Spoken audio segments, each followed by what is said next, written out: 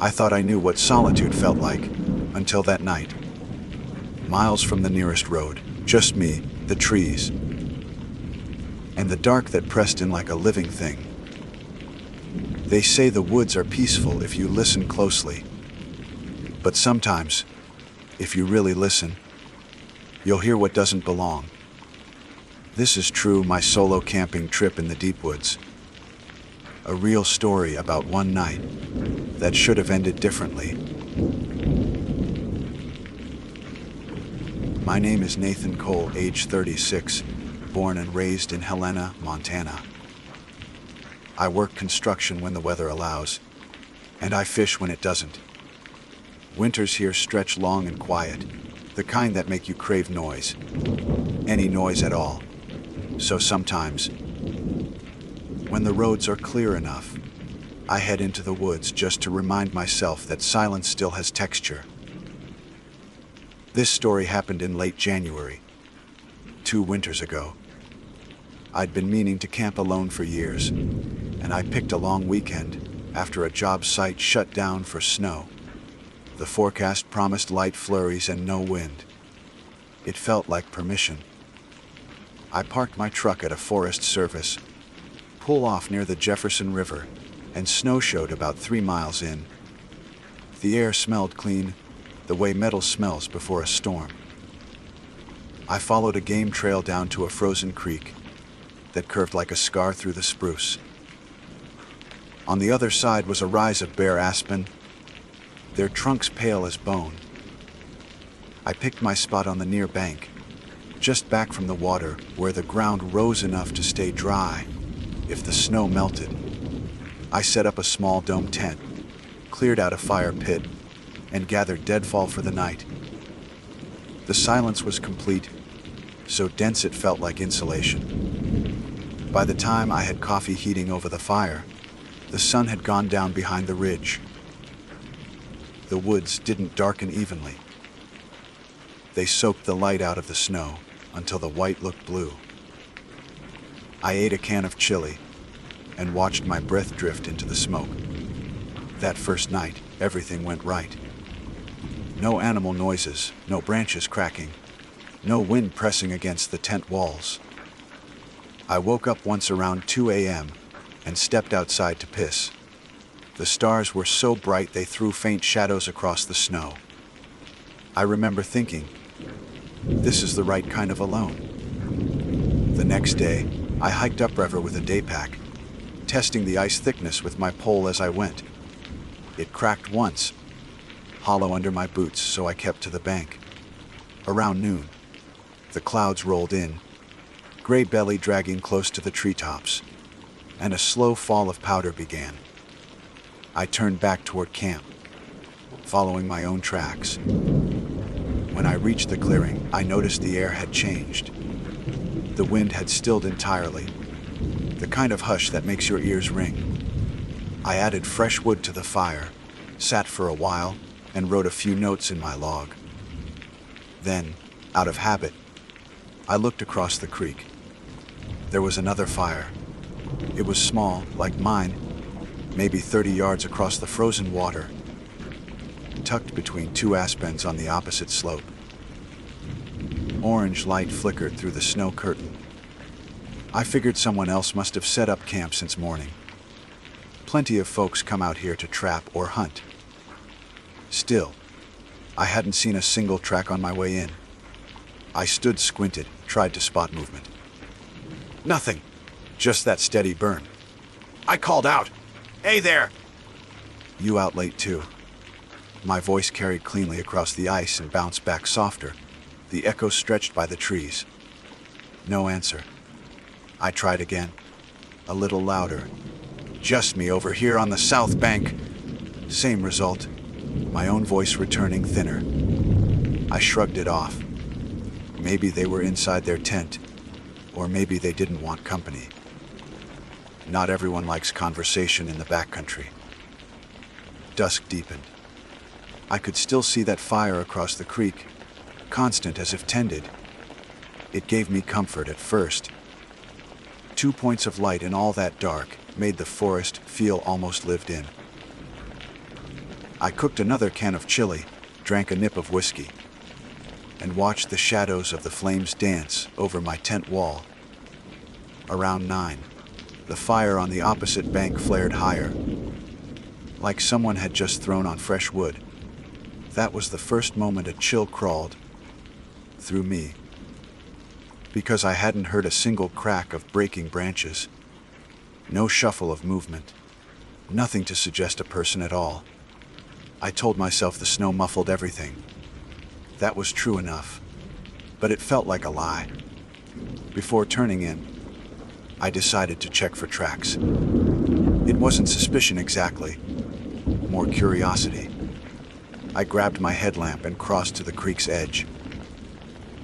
The ice reflected my light back in long strips. I could see the faint orange of the other fire through the mist. I scanned the snow along my side. My own prints, fresh and obvious. Across the water, though, the bank was smooth, untouched. No boot marks, no drag of sled or snowshoe. Just powder rising in little drifts around the tree trunks. I stood there for a long time, breath frosting my scarf, waiting for some sound from over there. Nothing. I finally turned away, telling myself maybe they'd walked in along the ridge from behind, where I couldn't see the trail.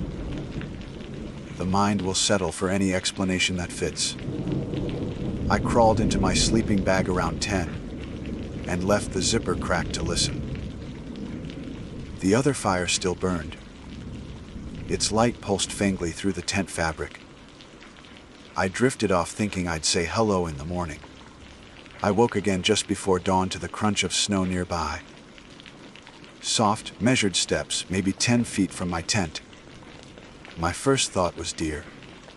Second thought, the other camper. I held still, listening. The steps stopped. Then came a single voice, faint but clear through the nylon. "Help! Hey, help!" It was my own voice. I froze so hard my teeth ached. I told myself instantly it was the echo again, sound bouncing off the creek wall. But it hadn't sounded distant. It had come from the trees right beside me. I unzipped the tent halfway, peered out. The pre-dawn light had that bluish tint, enough to see shapes but no color. No one stood there. My fire was dead to coals. Across the creek, the other campfire glowed stronger now, as if it never went out. I climbed out, boots crunching, breath quick. The air was cold enough to sting my throat. "Who's there?" I called. Silence. I cupped my hands. "You all right?" The only reply was the faint whistle of wind through the aspen. Then, like a delayed answer, I heard another. "Help." Same pitch, same tone, again exactly mine, coming from across the creek. This time I knew it was echo. Had to be. The terrain could do strange things with sound, especially with snow and ice. I told myself that over and over while I kicked snow onto the embers and lit a new fire for warmth. My gloves shook as I tied them. When daylight finally spread, I saw the far campfire had gone cold. Nothing but blackened snow and 2 half-burned logs. I still couldn't see footprints, even in that clear light. That unsettled me more than the voice had. Tracks should have been there. Mine would have looked identical on their side if I'd crossed. Unless they'd packed up before dawn. Swept the snow somehow. Or maybe the fire wasn't as close as it looked. Distance tricks you in winter air. It could have been further upriver. That made more sense.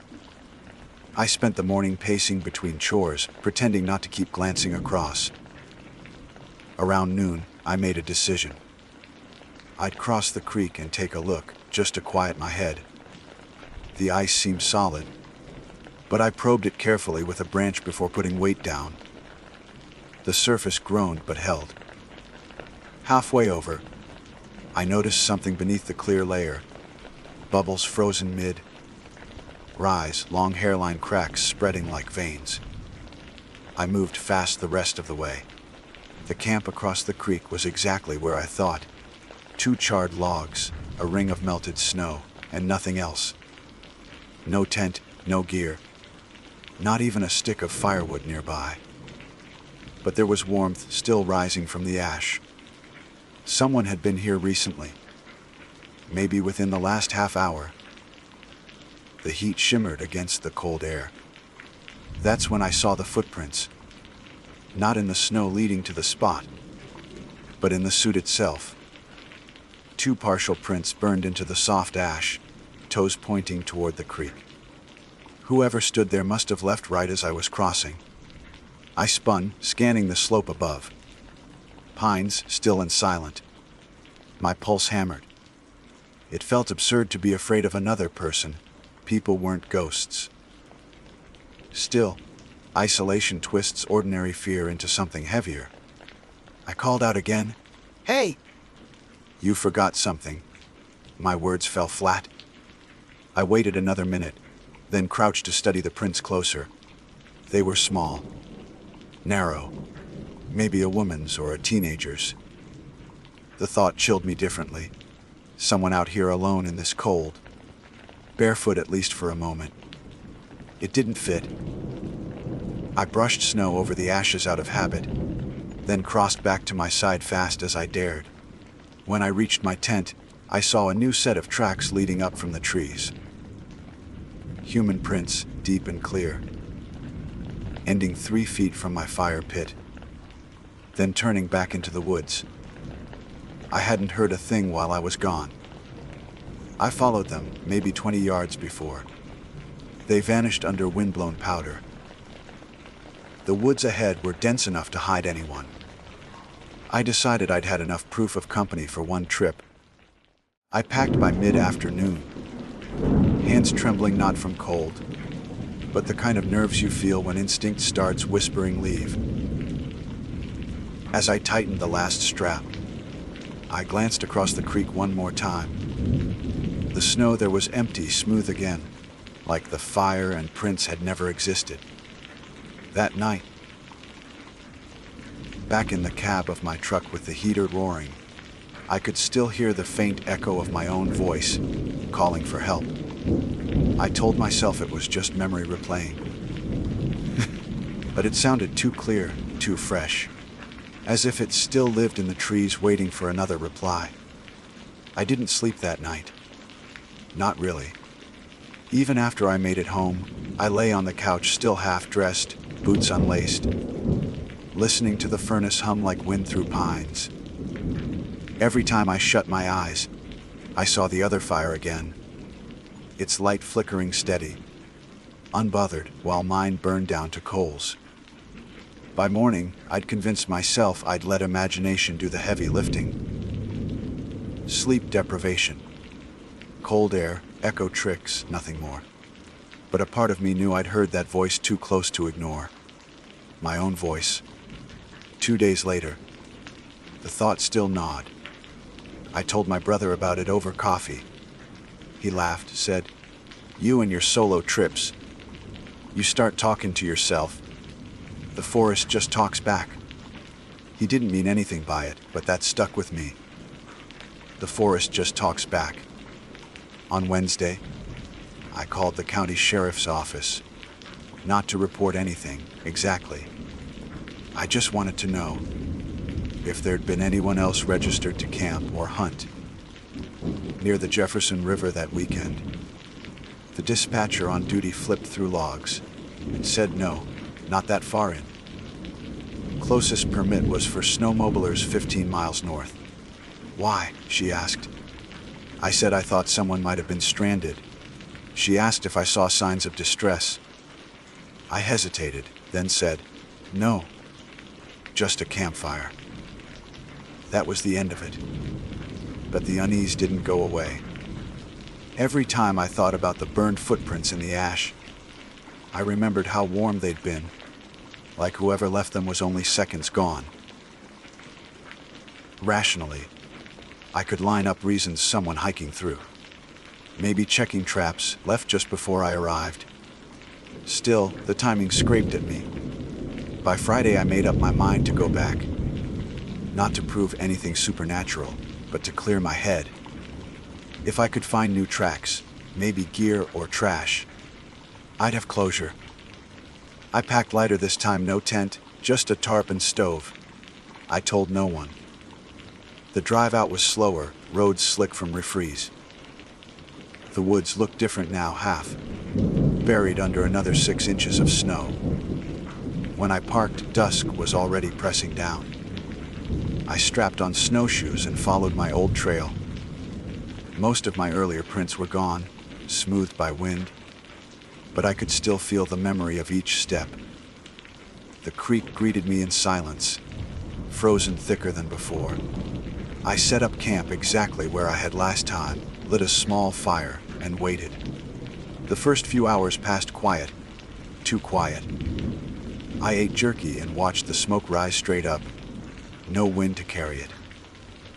I told myself this was all it was last time, just a man sitting by his fire, misjudging distance and sound. I even laughed once alone to cut the tension. Then, around 9, a faint glow pulsed beyond the creek again. Same place, same height.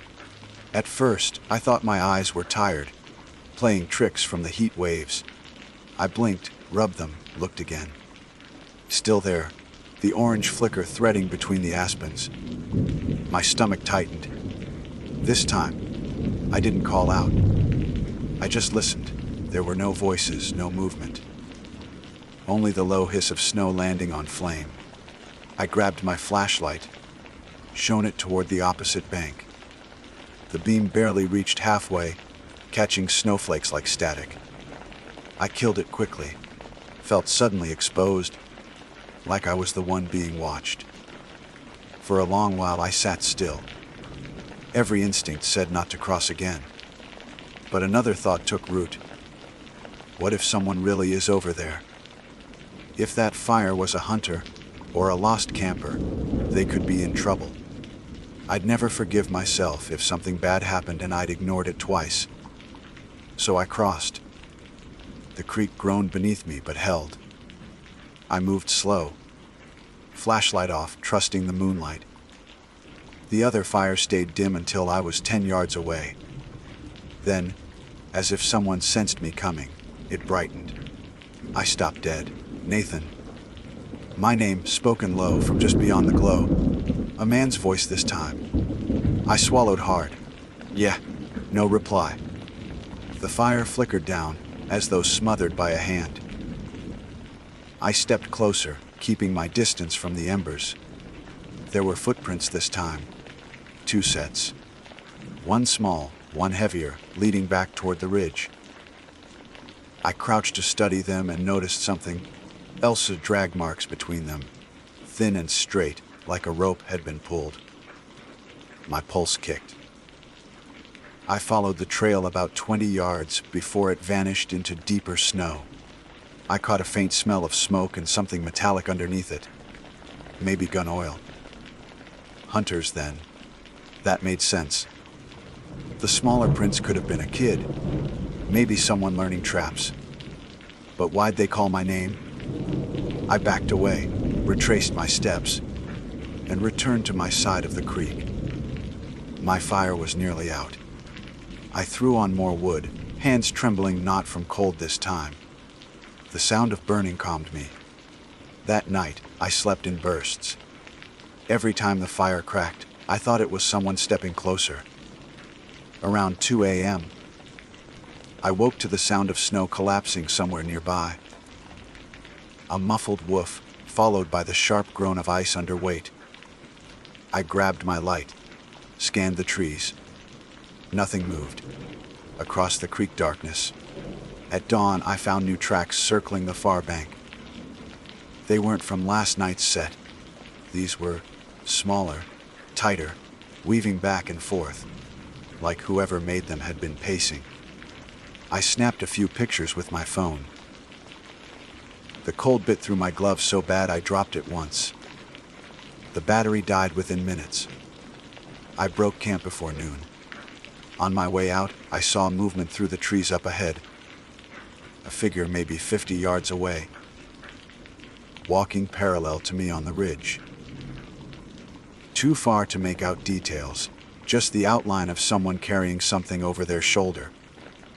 They never looked my way. I stopped at the sheriff's office again that afternoon. A different deputy this time, younger guy named Reynolds. I told him about the fire, the footprints, the voice. Left out the part about it sounding like mine. He listened without interrupting, then said, "Could be squatters, maybe trappers without a permit. Lot of folks use those woods off-season." I asked if anyone had reported missing persons nearby. He checked his screen, frowned. "We did get a call from a family down in Dillon. Teen boy, 16, gone since last week. Said he went camping with a friend and never came back." Something in me turned cold. "Near the Jefferson River?" Reynolds nodded slowly. "That area, yeah. You see anything? Gear, jacket, ID?" I showed him the photos on my phone, though most were too dark to see clearly. He squinted, said, "Could be his prints. We'll send someone out." I should have felt relief. Instead, I felt watched even there in that fluorescent, lit room. Like those woods had eyes still fixed on me, waiting for the next move. The following morning, a search team went out. I didn't plan to join, but by noon, curiosity got the better of me. I met them at the pull-off. 6 volunteers and 2 deputies. We moved in a staggered line through knee-deep snow.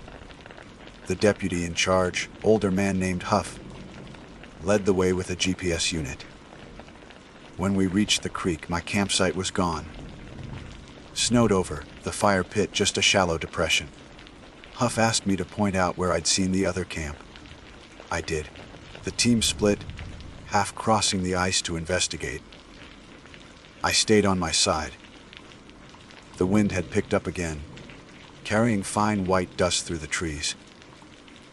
10 minutes later, one of the volunteers called out, "Got something." They'd found what looked a tarp half buried in snow. Beneath it was a backpack, frozen stiff. Inside were 2 sleeping bags, a small camping stove, and a torn piece of fabric, bright red like from a parka. Huff radioed it in. Possible link to missing juvenile. Continuing sweep. While they searched, I wandered a few paces upstream, drawn by some instinct I can't explain. The snow there looked uneven, like it had settled differently. I brushed it aside with my boot and saw a corner of metal, burned black. It was the rim of a fire ring. I knelt, cleared more snow. Beneath it, a scorched patch of ground end, just visible in the ash. The outline of another boot print. Smaller again, same shape as before. I felt a shiver that had nothing to do with cold. Huff came up behind me. "You all right, son?" I nodded, though my throat was dry. "Yeah." This was the spot. The fire. He studied it a moment, then said quietly, "Looks fresh for how cold it's been." We marked the site, took photos, and hiked out before dark. The sheriff promised they'd send a full team the next day. I drove home in silence, hands gripping the wheel too tight. That night around 9, I stepped outside to smoke. The moon was thin, barely a sliver.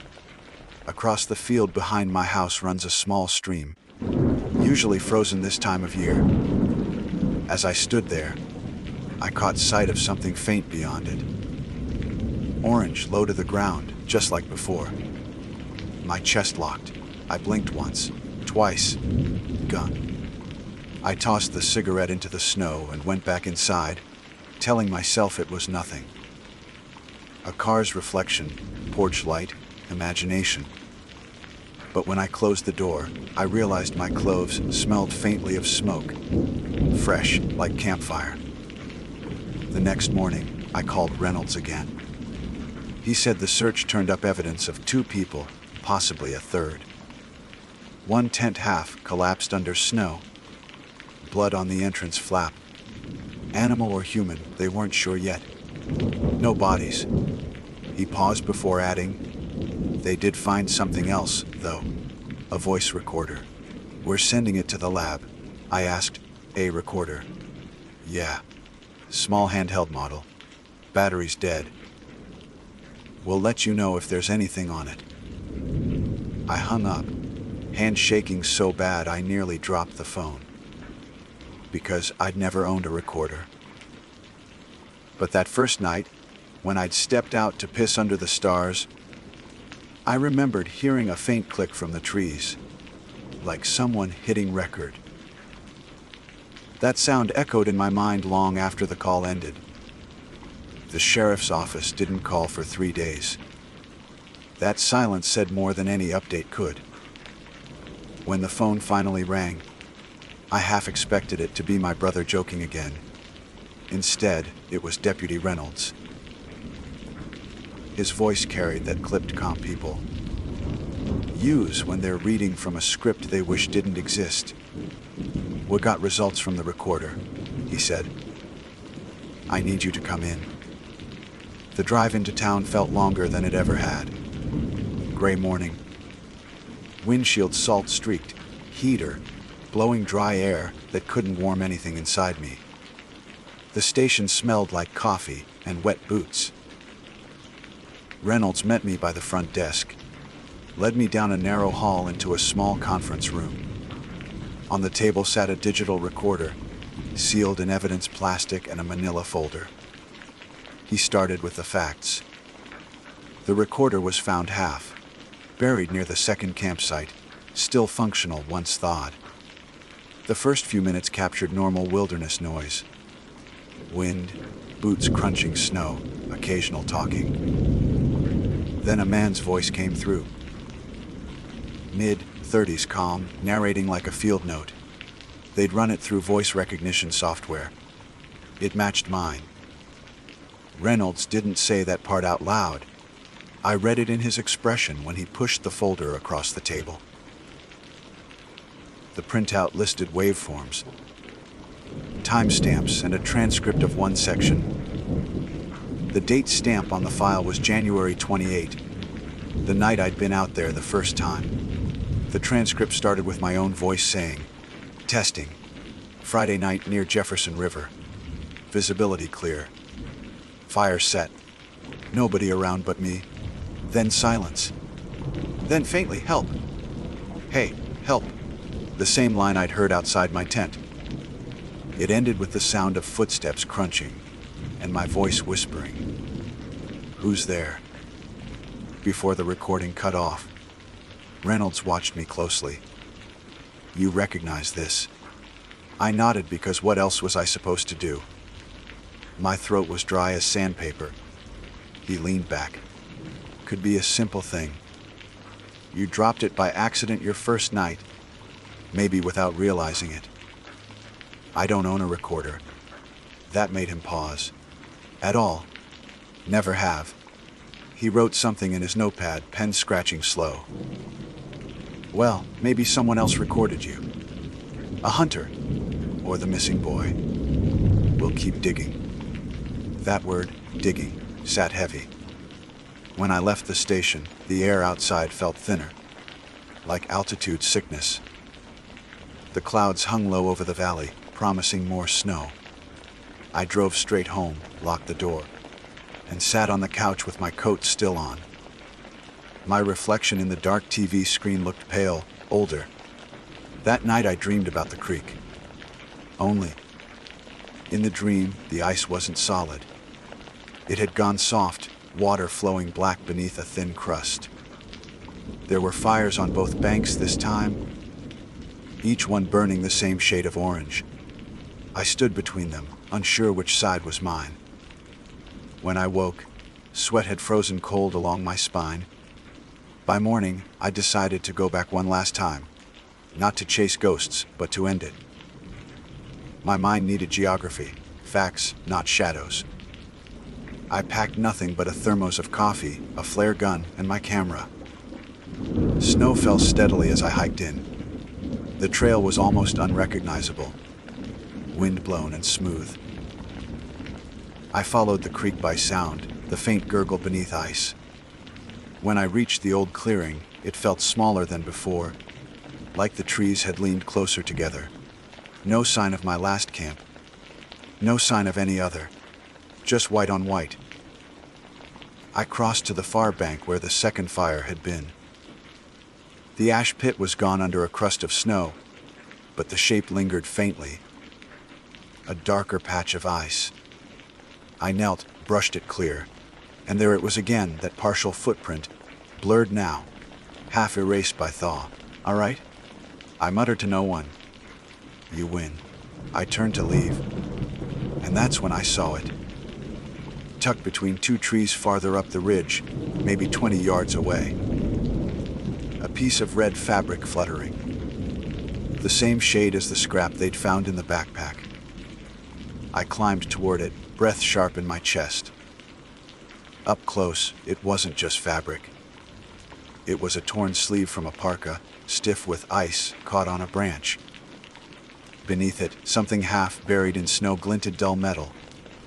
I crouched, brushed it off. A camera. Handheld cracked screen, lens rim blackened with soot. My pulse kicked.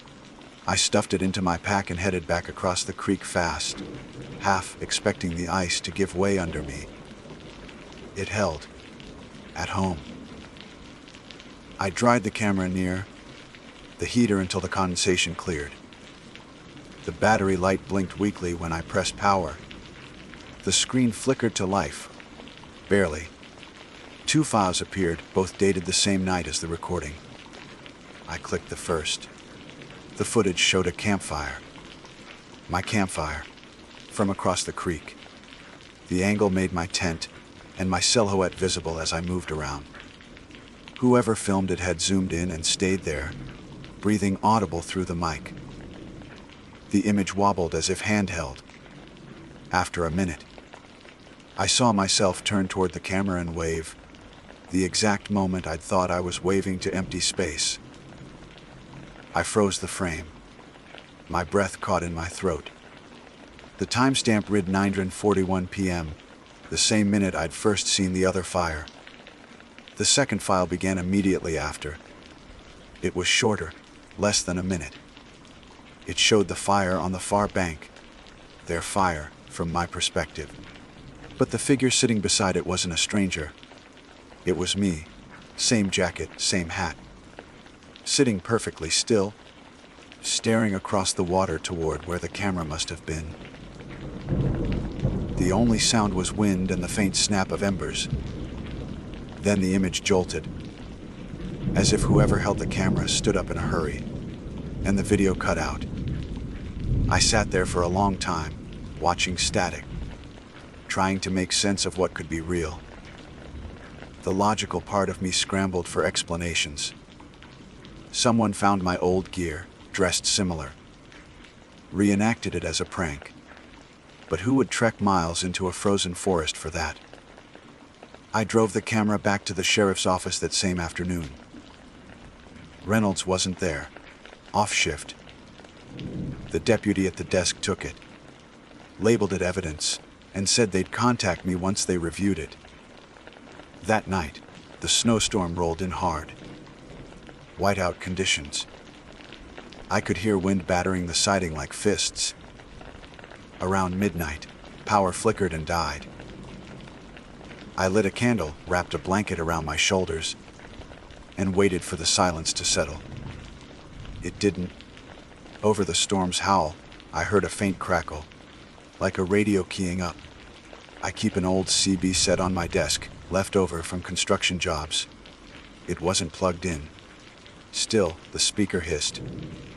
Then, through the static, a voice, "Help, hey, help," exact same tone, same rhythm, my own voice again. I went cold all over.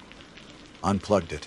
The static stopped, but the sound seemed to linger in the air anyway, muffled by the snow outside.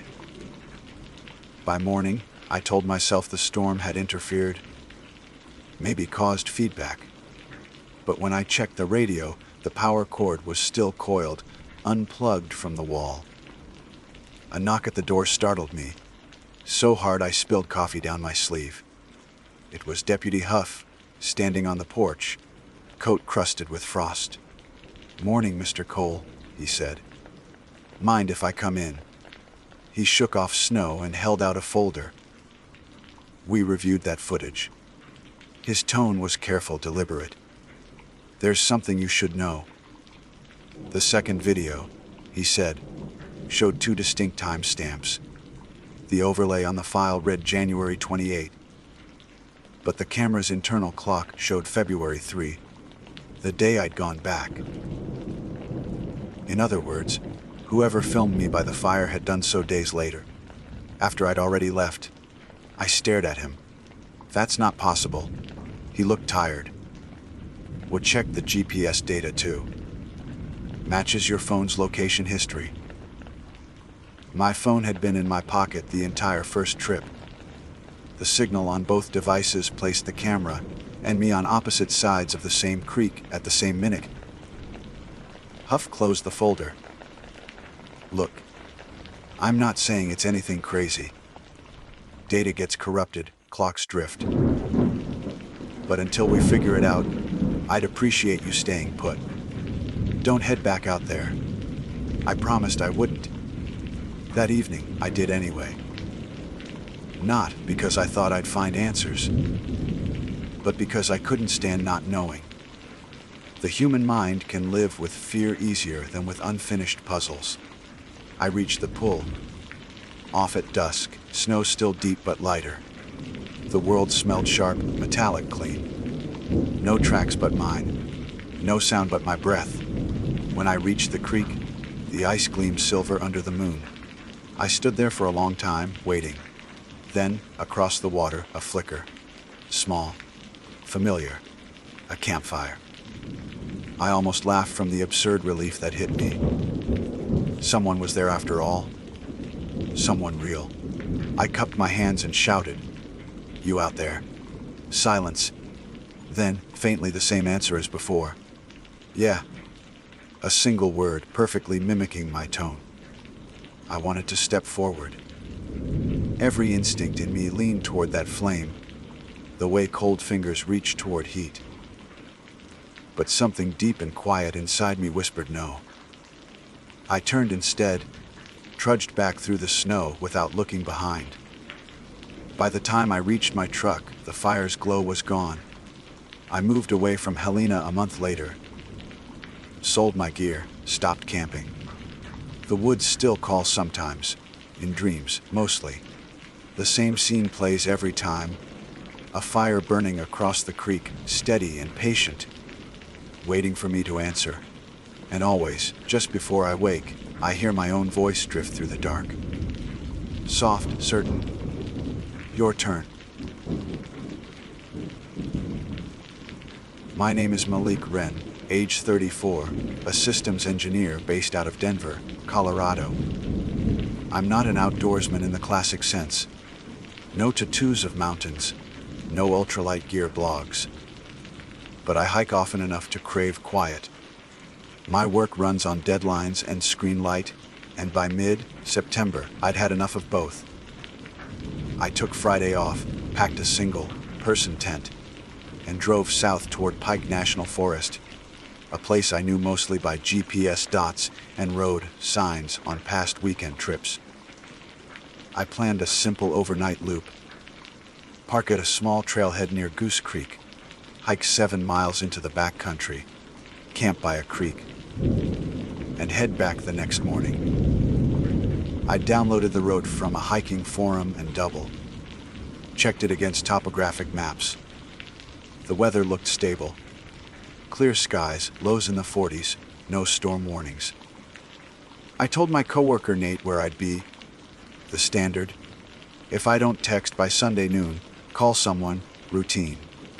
Nothing heroic, nothing reckless. The drive up was unremarkable. Aspens turning gold along Route 126, traffic thinning past Deckers.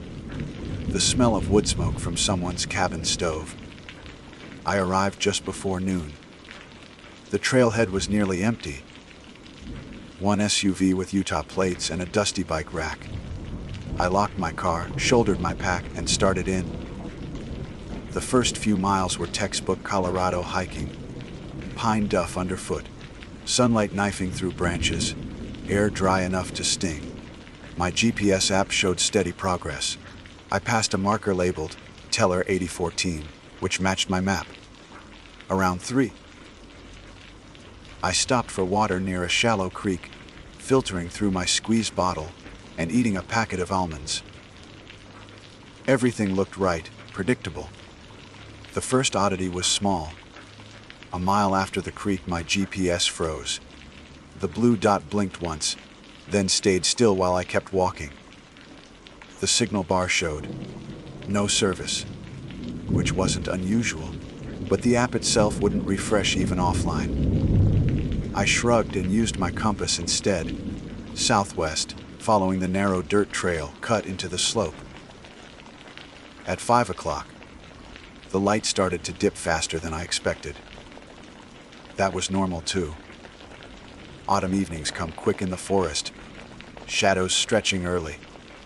I found a flat spot near a bend in the trail, about 20 yards from a dry wash, and set up camp. My tent went up fine.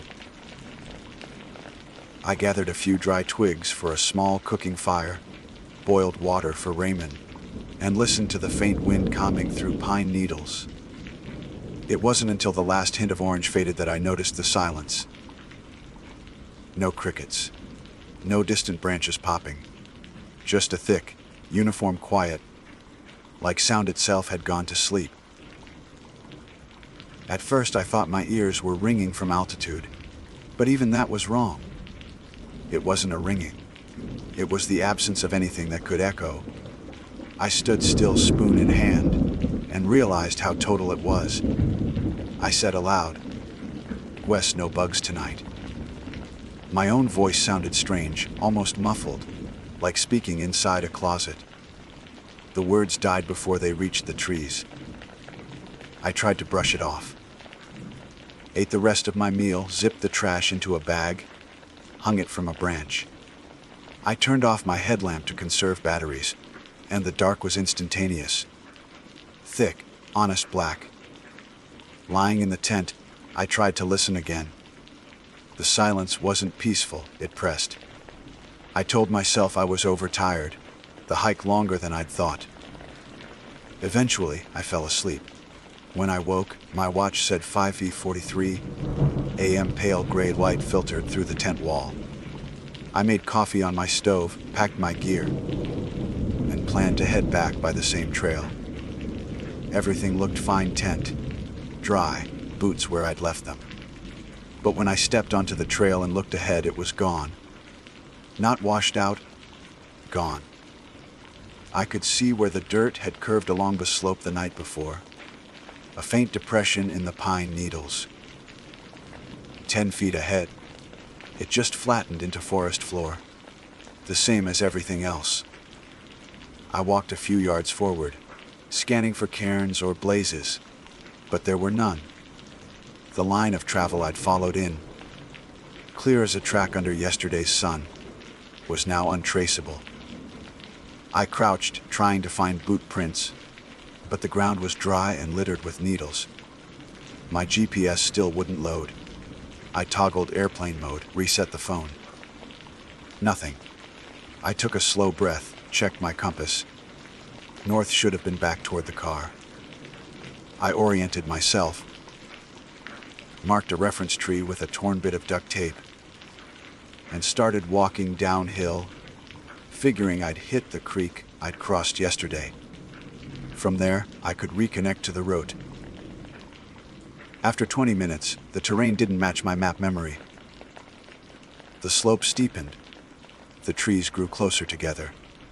Still no sound. Not a crow, not even wind through the branches. My boots crunched on dry soil, and that crunch was the only thing keeping me company. I stopped again, drank water, and told myself the forest had a way of looking different in reverse. Morning light cuts from a new angle. Shadows reframe the landscape. But even then, it didn't feel right. It wasn't just the silence. It was the sameness. Every tree, every patch of moss looked identical, as though I'd been walking in place. Around 9, I sat on a log to rest and noticed something half buried in the dirt nearby. It was a boot print. My boot print. The tread pattern matched mine exactly, down to the chipped heel. I should have been relieved. Proof I was near my outbound route. But the print faced the wrong direction. It was pointing the same way I was headed, deeper into the forest. I felt a small sting of panic, then forced myself to think logically. I must have circled, that was all. Terrain repetition plays tricks on orientation. So I stopped, pulled out my compass again, and decided to walk strictly north, ignoring every instinct to veer or adjust. North meant downhill. The slope guided me through thicker brush. And an hour later I found another mark. This time 2 parallel boot prints, again facing forward. I recognized a scrape on one toe, where I tripped yesterday over a root. That was the moment my stomach tightened. These weren't mirrored tracks. They were mine from earlier. I was walking the same direction I had before, as if retracing without realizing it. I backtracked 10 paces, studying the ground. My old prints vanished where the pine duff deepened, then reappeared again 5 feet over, like a faint echo of movement. It didn't make sense. I turned in a slow circle, heart beating harder now, and realized something more unnerving. The air felt heavier. There's no other word for it. Thicker, as if humidity had climbed overnight, though the sky was cloudless. I pulled out my map and compass again, double-checked my north bearing. It still aligned with the needle, yet the landscape refused to agree. I decided to stop moving and wait. The forest couldn't go on being this quiet forever. Light changes, animals wake. If I gave it time, something, bird calls, insects, would reappear, breaking the stillness. So I found a fallen log, sat down, and ate a protein bar. Minutes ticked by. The light brightened, but nothing stirred. Then, at exactly 10:16 according to my watch, a faint sound emerged. Not birds, not wind. A crunch, like a single step, somewhere behind me. I turned fast. Nothing. The trees stood motionless. I scanned the underbrush, expecting maybe a deer, but the forest floor was empty.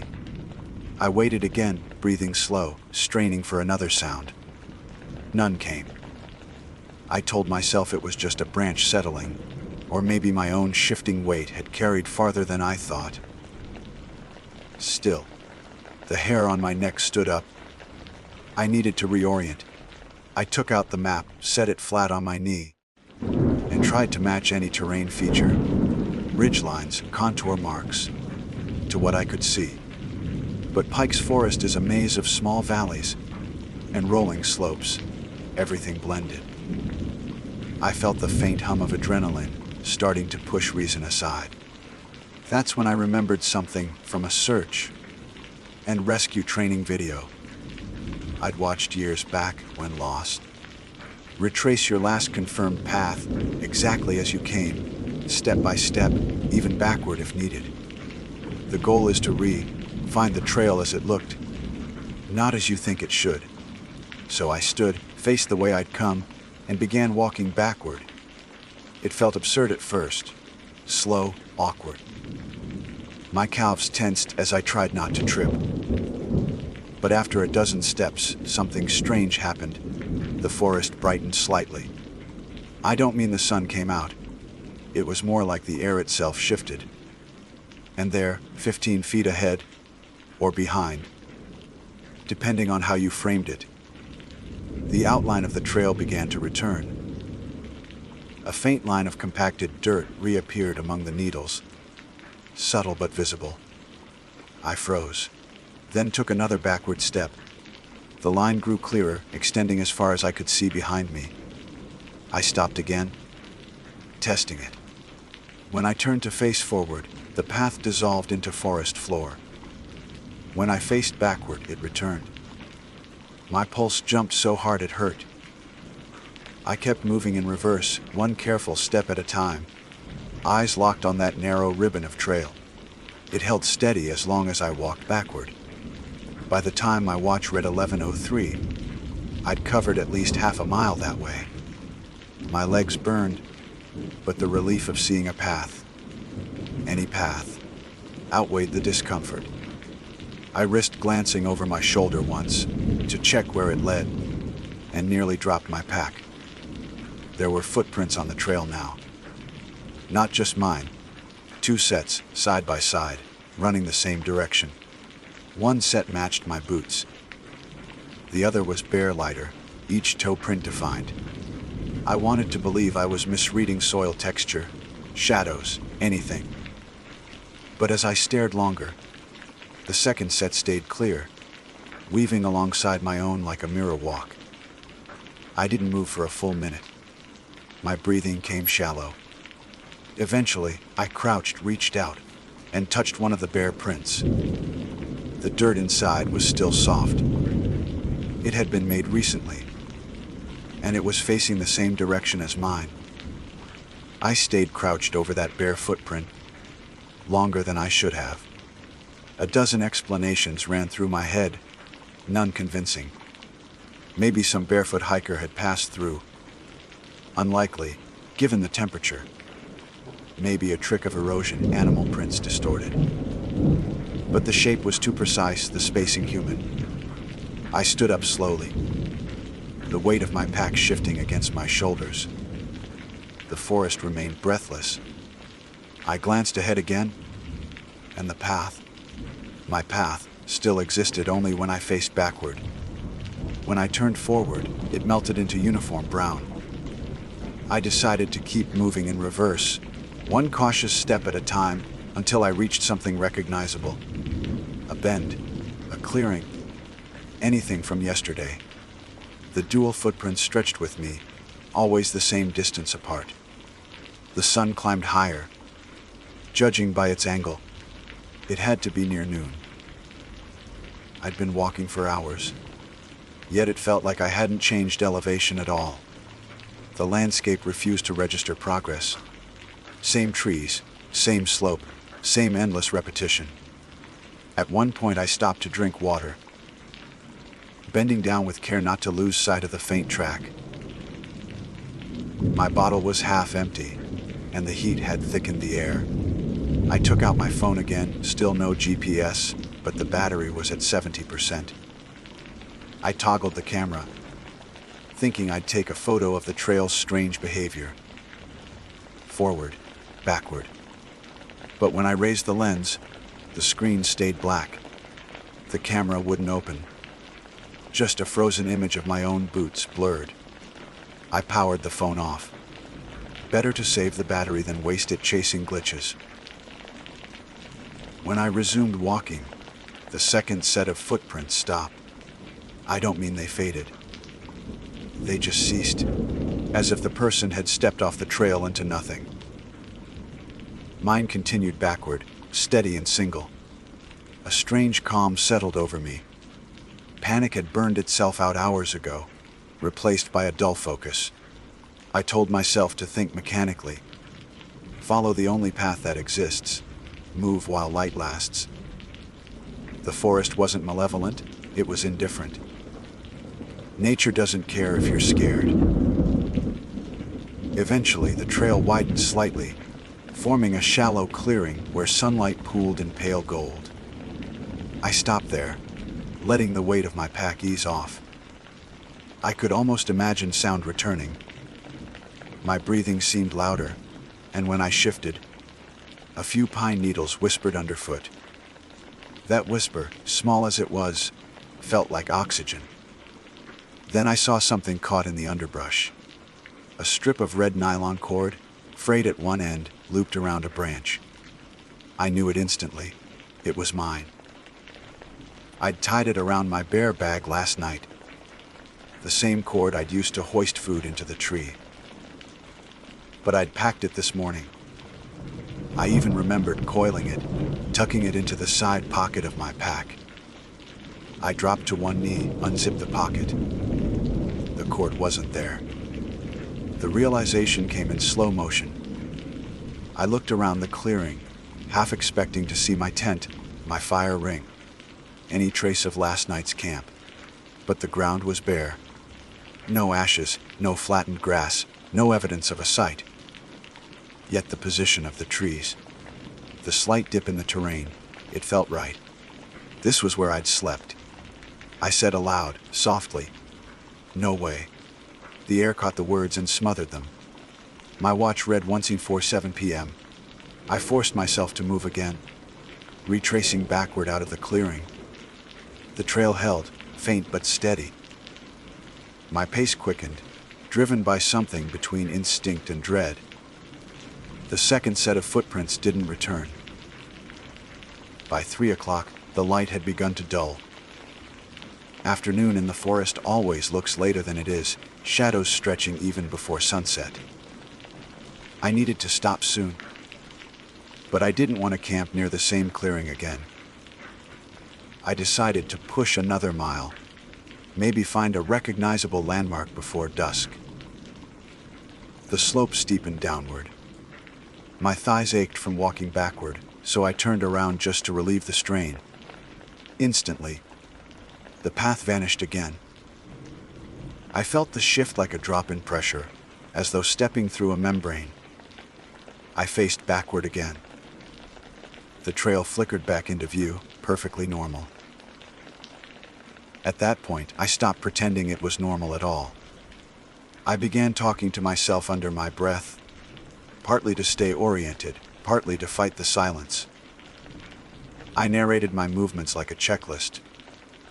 1 step, pause, check bearing. 1 step, breathe. It helped.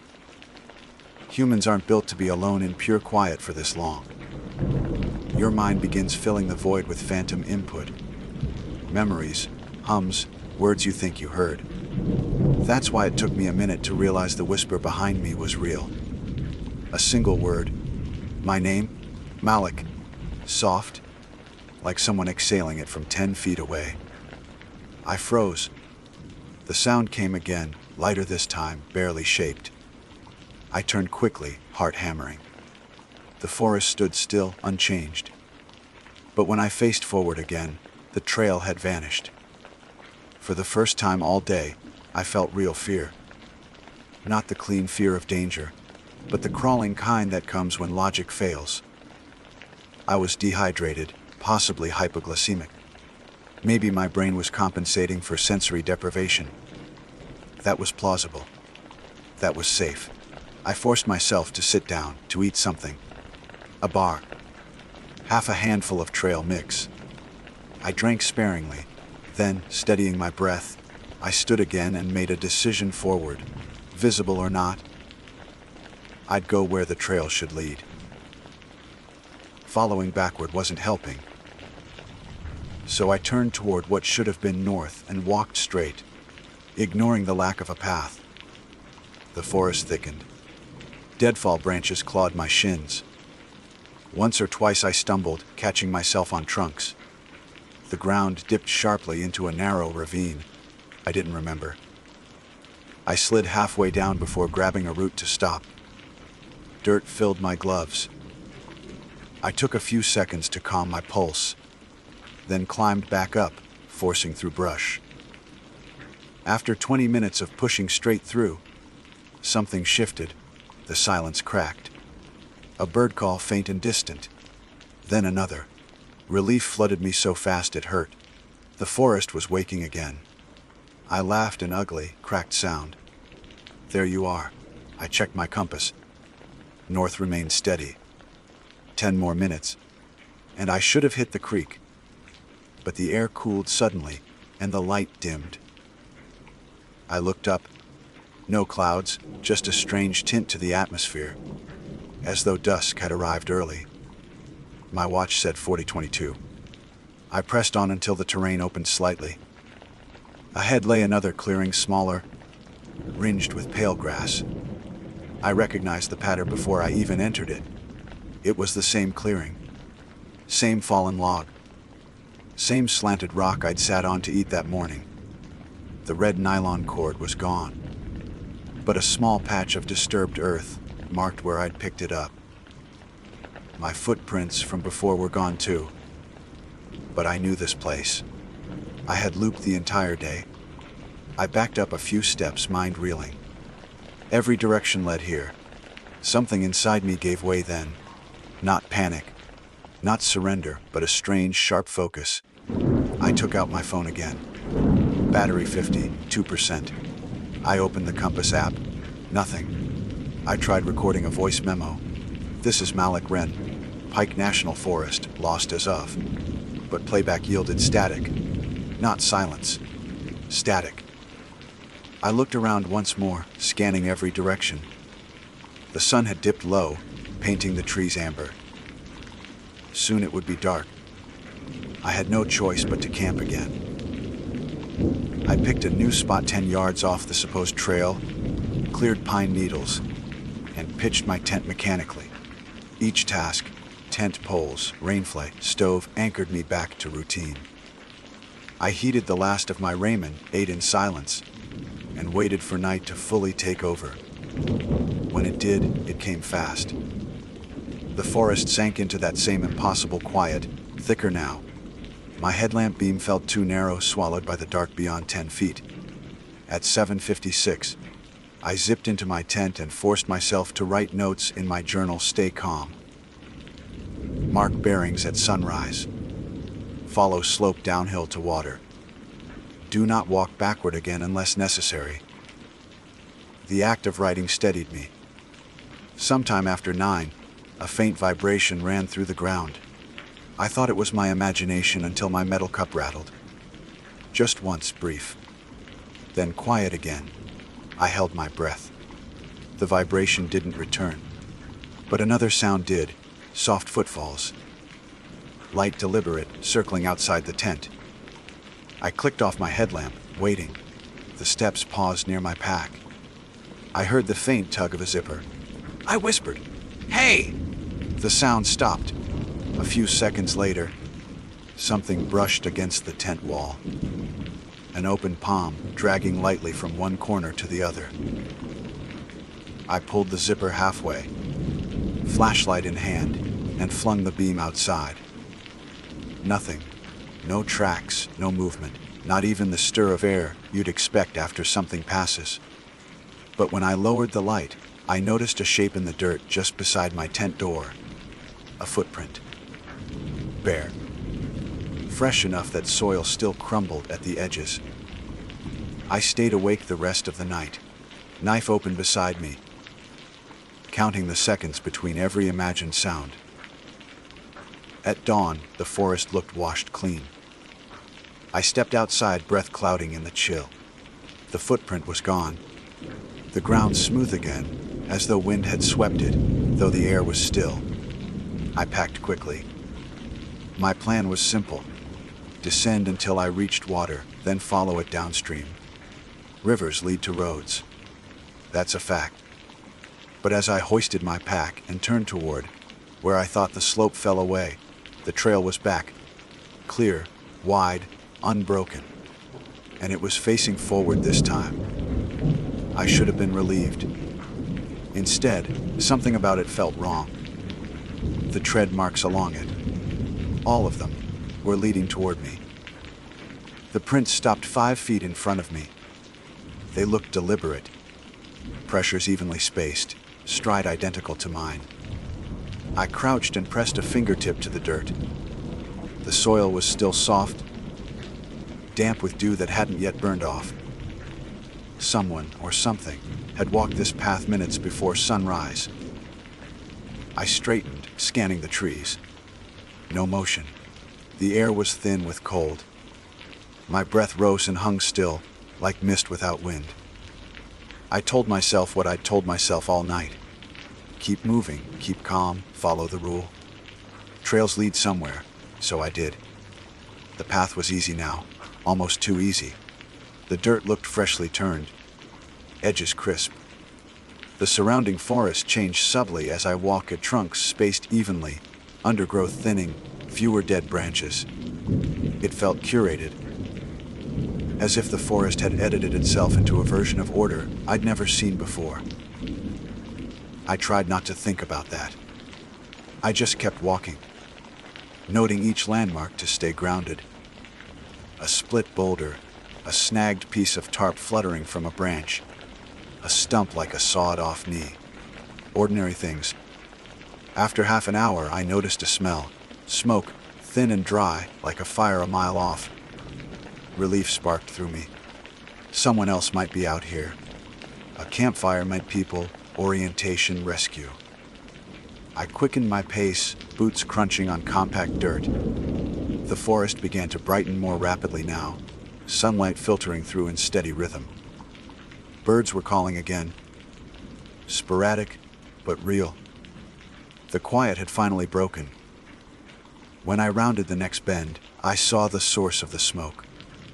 A small fire pit smoldered beside a creek, pale threads of smoke rising from blackened stones. Nearby sat a collapsed tent, gray nylon sagging onto itself. A hiking pole leaned against a log. No one in sight. I stopped 20 feet back, scanning for movement. Nothing. I called out, "Hello? Anyone there?" The sound of my voice returned to me this time, a faint echo off the trees. The relief was almost dizzying. I approached cautiously, stepping into the campsite's clearing. The ashes were fresh. Heat still shimmered faintly above them. Someone had been here within the hour.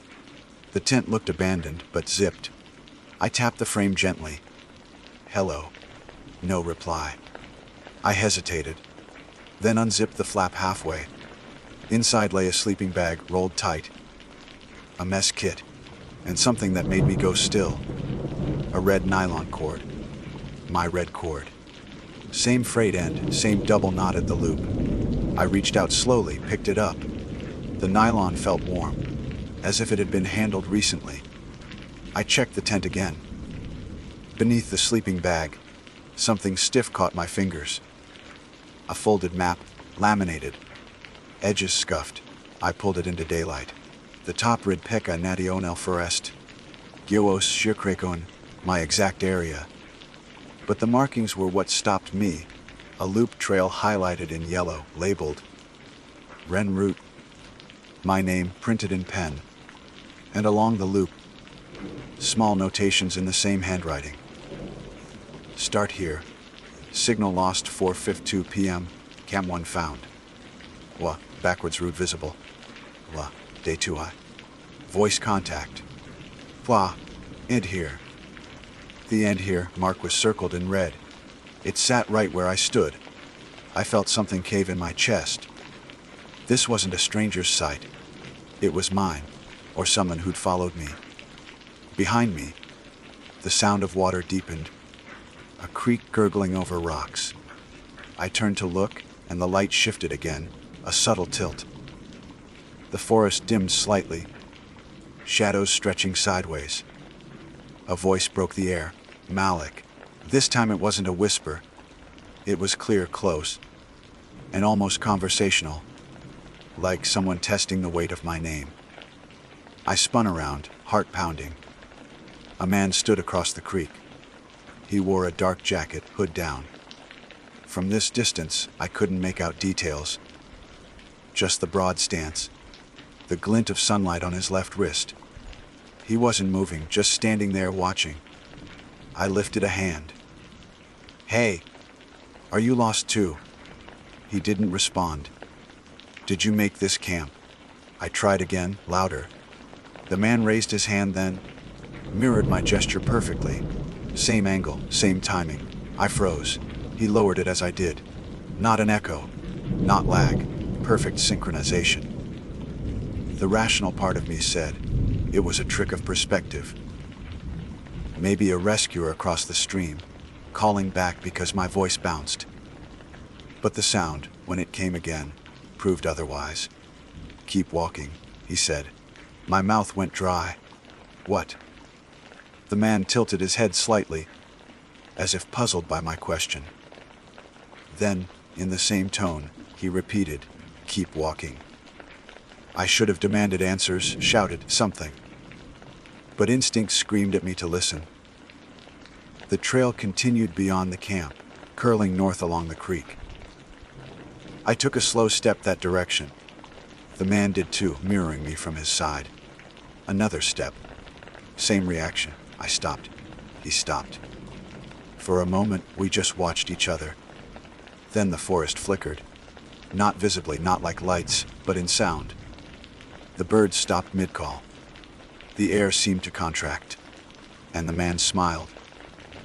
That's when I saw it. The line of dirt beneath his boots. There were no footprints. He wasn't standing on the ground so much as within it. The soil slightly indented around his legs, like water around a post. I stumbled back, breaking the rhythm. The reflection, if that's what he was, didn't follow this time. He only watched, smile fading. Then he turned and began walking upstream. My brain scrambled for logic: a rescuer, a local hiker, a trick of light. Anything. But the longer I stared, the more certain I was that he'd been standing exactly where I'd been hours ago. Across the same creek, facing me from the opposite bank. I grabbed my pack and ran. Branches whipped at my face. I followed the creek blindly, boots slapping wet stone. The map fluttered from my hand. Lost to the current. I didn't stop to retrieve it. After a few hundred yards, the terrain shifted again. Trees thinning, light brightening. Ahead, I spotted the trailhead sign. My heart lurched. Gyoskarak Lo, TRAL 8014. My car should have been beyond that rise. I ran the last stretch, lungs burning. When I broke through the tree line, I stopped dead. The parking area was empty. My car was gone. Only a single set of tire tracks remained in the dust. I dropped my pack, yelling just to hear sound. My voice came back distorted, stretched. I ran my hands through my hair, forcing myself to breathe. The sky was wrong too. Flat gray, sun muted behind haze. Not cloud, not fog. I scanned the edges of the lot. That's when I saw it. A footprint trail leading away, toward the tree line opposite the one I'd emerged from. Bare feet. Fresh. They led straight to the tree line, then vanished into the same brown floor where all this began. I followed, slowly. Each step made my pulse heavier. 10 feet in, I saw movement. A figure crouched near a stump, facing away. The same jacket, same dark hair. He was kneeling, doing something with his hands. I stepped closer. "Hey!" He didn't move. "Hey!" "Stop." I reached him in 3 long strides, heart hammering, and froze when I saw what he was holding. A phone. My phone. Its screen glowed dimly, camera open. The live view showed the back of my head, in real time. I lunged forward, grabbing at his shoulder. My hand met air. No resistance, just cold. My phone clattered to the dirt, screen flickering. Then the forest folded in on itself. That's the only way to describe it. Sound warped, light bent. Everything seemed to pull inward, as if the trees were inhaling. My stomach flipped. I hit the ground, palms digging into soil. The air went sharp with static. When it cleared, I was alone again. My phone lay on the ground, dead. My pack was gone. My watch had stopped at 7:03 a.m. The forest around me was different. Lighter, thinner trees, less slope. I stood, disoriented, and began walking. After what felt like half an hour, I broke into another clearing. A small parking lot. A single car. Mine. I don't remember unlocking it or driving. Only the sound of gravel under tires, and the sight of my own reflection in the rearview mirror. Pale. Hollow-eyed, streaked with dirt. When I reached the main road, my phone restarted on its own. No service, but one new file appeared in the gallery. A video, time-stamped for the same morning. I pressed play. The footage showed a tent, half collapsed, filmed from the outside. Wind hissed faintly through the mic. The camera panned, slowly, to the forest beyond. Then a voice, mine, spoke from behind the lens. I found the trail again. It's clearer now. I think it's leading back. The video ended there. I tried deleting it, but it reappeared. Each attempt added another copy, slightly shorter, like an echo fading down a hall. I don't hike alone anymore. I don't even drive that direction. Sometimes, though, when I'm scrolling through my photos at night, one of the copies plays on its own. No prompt, no tap, just that same scene. A tent, the forest, my voice saying I think it's leading back. And in the reflection of the phone screen, just behind my shoulder, a man standing still across the creek, waiting for me to notice him again. My name is Claire Dunning, and I've camped alone in more states than I can count. I've hiked through Montana snowfields and the red dust of Utah's canyons, but I've never felt more uneasy than I did that afternoon in Piatt National Forest, Idaho. A place I'd chosen for its quiet, for its promise of solitude. The kind of silence that's supposed to clear your head. I'd left Boise early that morning, the trunk of my Subaru packed with my usual gear too, person tent, a small propane stove, and a canvas food bag filled with groceries I'd picked up at a local co-op in McCall. Fresh bread, apples, instant coffee packets, and a small jar of honey. Nothing remarkable. I even remember the cashier joking about how Solo Camper buys the same breakfast kit. The drive north was crisp and bright. The highway wound through the pines, sunlight spilling in patches across the windshield. The air smelled like sap and cold stone. The kind of clean, sharp scent you only get in places far from cities. My GPS led me toward a dispersed camping zone along Bergdorf Road, where the trailheads web out into the forest like veins. I planned to pick a quiet pull-off, hike a short distance in, and set up by the creek. I remember noting the time when I parked, 3:47 p.m. I'm particular about things like that. I even scribbled it in my small field notebook. Something I do out of habit, not superstition. Weather conditions, time, coordinates. I'd written partly cloudy, 58 WFF, light wind. The forest there wasn't hostile. It was hushed, steady, alive in a slow rhythm.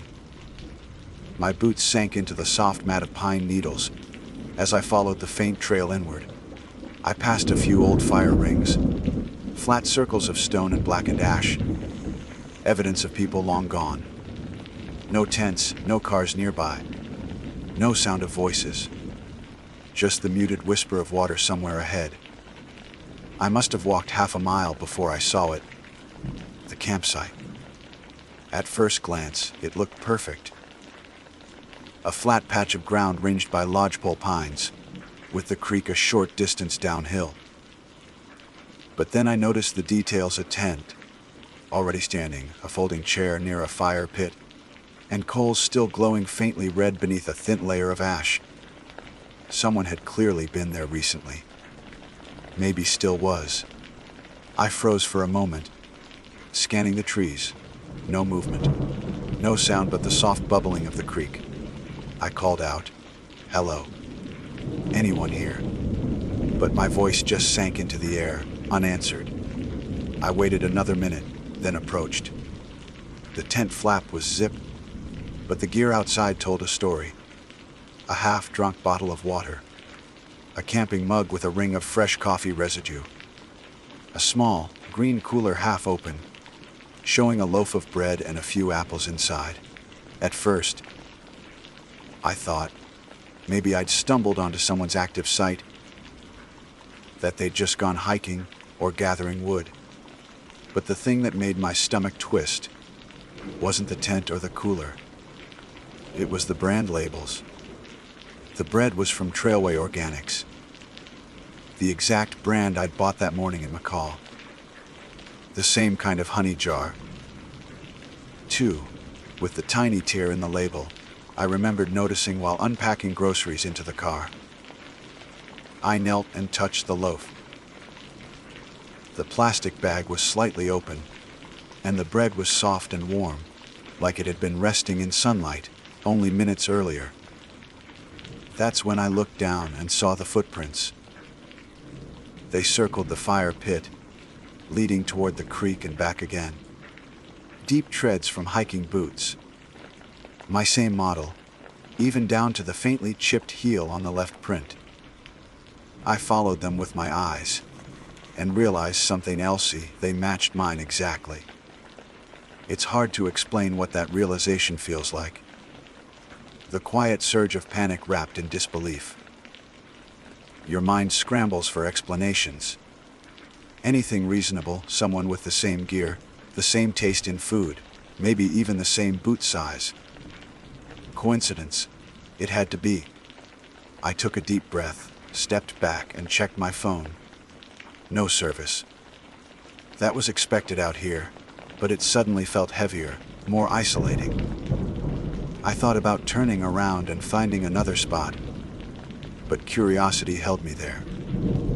I wanted to understand what I was seeing before I let fear write the story for me. I crouched near the fire ring again. The coals were warm to the touch. I could feel the faint heat through my glove. Someone had left less than an hour ago, maybe even minutes. I called out again, louder this time. "Hey, I think you left some stuff." No response. Not even the usual forest noises. No birds. No rustle of wind through the trees. The woods had gone unnaturally still. Something primal in me stirred. That old animal awareness that says you're not alone, even when you can't see anyone. I scanned the tree line slowly, letting my eyes adjust. The trunks stood motionless, shadows long and gray in the late afternoon light. After a minute that felt like 5, I decided to check the tent. The zipper slid easily, quiet except for a faint metallic rasp. Inside were a sleeping bag, a rolled fleece blanket, and a small black notebook. I recognized the blanket instantly. Same faded pattern as mine, the one folded in the back of my car. I even lifted the corner to check the small tear near the edge. It was there. The same. I remember whispering, "No way," under my breath, like saying it might make it untrue. The notebook lay near the pillow. I picked it up carefully, flipping through the first few pages. They were blank, except for the first, where a single line was written in pen, neat and deliberate. "You're late, Claire." I dropped it before I even realized I had. My brain stuttered, trying to process how that could exist before I'd arrived. I hadn't told anyone where I was going. Not even my sister. Just that I needed a weekend offline. That was the first moment I considered, maybe this wasn't random. Maybe someone was watching. I stepped back from the tent, heart hammering, scanning the trees again. Still nothing. I half expected someone to step out. A prankster, a stranger, anyone who could make sense of it. But the forest stayed blank, silent, waiting. I started talking to myself out loud. It's fine. Someone just... But I didn't finish. The words didn't fit. There was no someone. That's when I noticed something else. Subtle but wrong. The footprints around the fire weren't just walking in circles. There were 2 sets at first glance, but when I looked closer, I realized one set was slightly older. The edges softened. The newer ones, the ones leading from the creek back to the fire, were fresh, and they stopped right where I stood. The air felt heavier then, thicker. I could hear my own breathing echo in the quiet. I turned and walked quickly back toward where I'd come from, retracing the faint trail to my car. I told myself I'd just drive to another clearing, maybe even back toward McCall. This was too strange, too specific to be random. The woods pressed close on both sides of the trail. I counted my steps, the way I always do when I'm trying not to panic. But after maybe 2 minutes, I realized I should have reached the bend by then.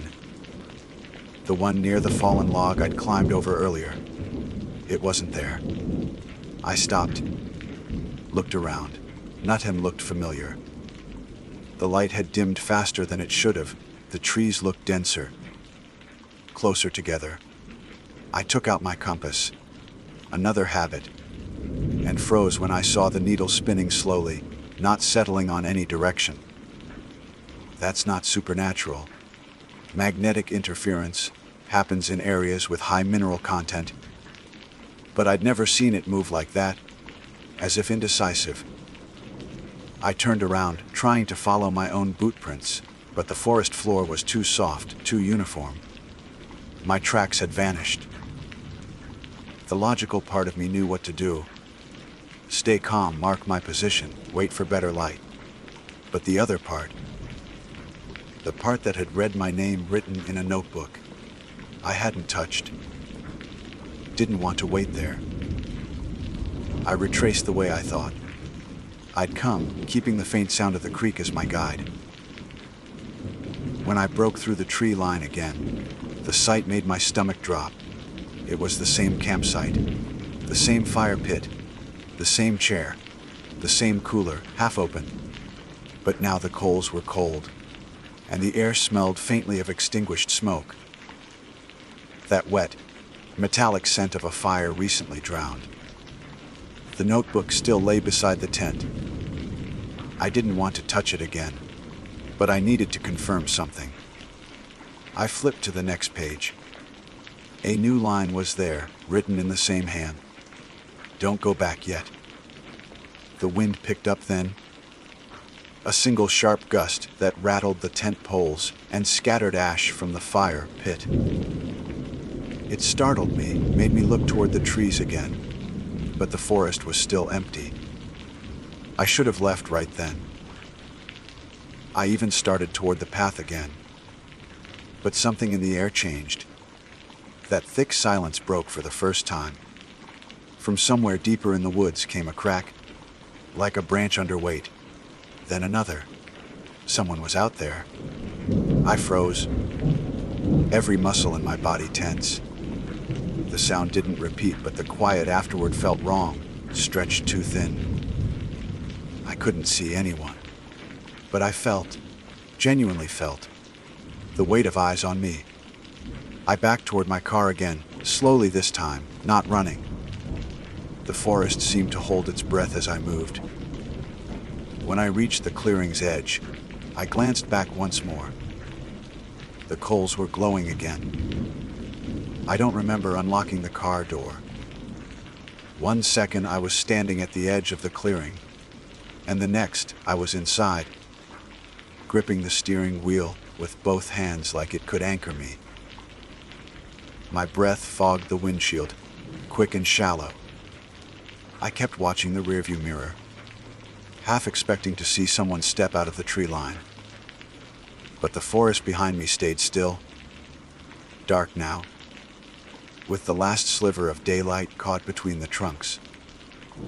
I told myself again that I'd leave, drive back down the dirt road, find a pull off closer to town, maybe even splurge on a motel.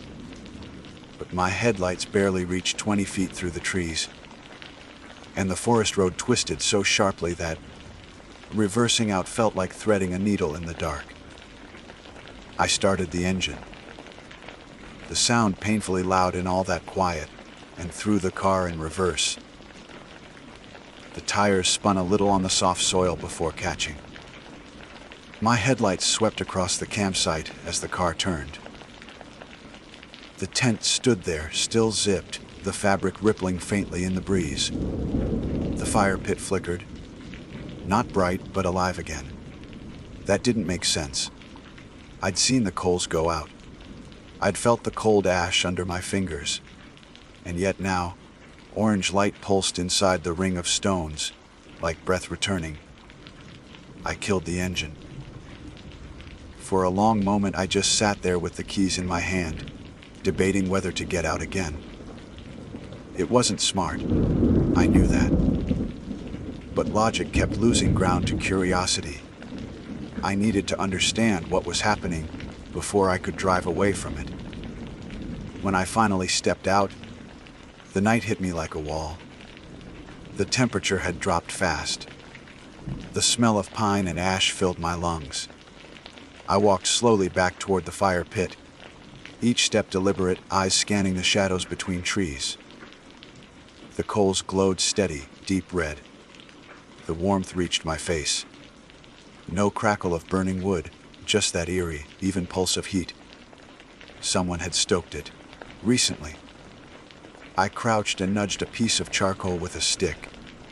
It shifted, revealing a faint blue flame that hissed and died as air touched it. Underneath, buried in the ash, I saw something silver, the edge of a small metal object. I fished it out with the stick and let it cool before touching it. It was a spoon. My spoon. The one from my cook kit with the dent near the handle I'd gotten back in Yosemite last year. I checked my pack in the car later. Its twin was gone. I stared at the spoon in my palm until I realized I was shaking. I should have gotten in the car right then. But a thought slipped and that didn't feel entirely my own. You need to look inside the tent again. I unzipped it, slow this time, expecting something. I don't know what, to be waiting. But the tent was empty. The sleeping bag still lay flat, the same black notebook beside it. I hesitated before picking it up again, like it might bite.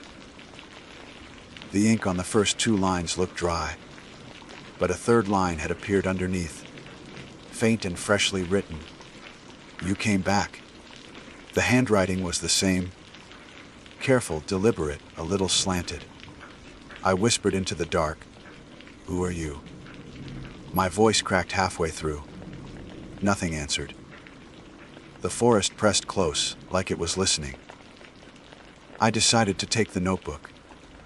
Maybe it would tell me something if I studied it later, under real light. I slipped it into my jacket pocket and zipped the tent closed behind me. Then I walked back toward the car, spoon still clutched in my hand. The moment I reached the driver's side, a sound broke the silence, the faint click of a zipper. I froze. It had come from the tent.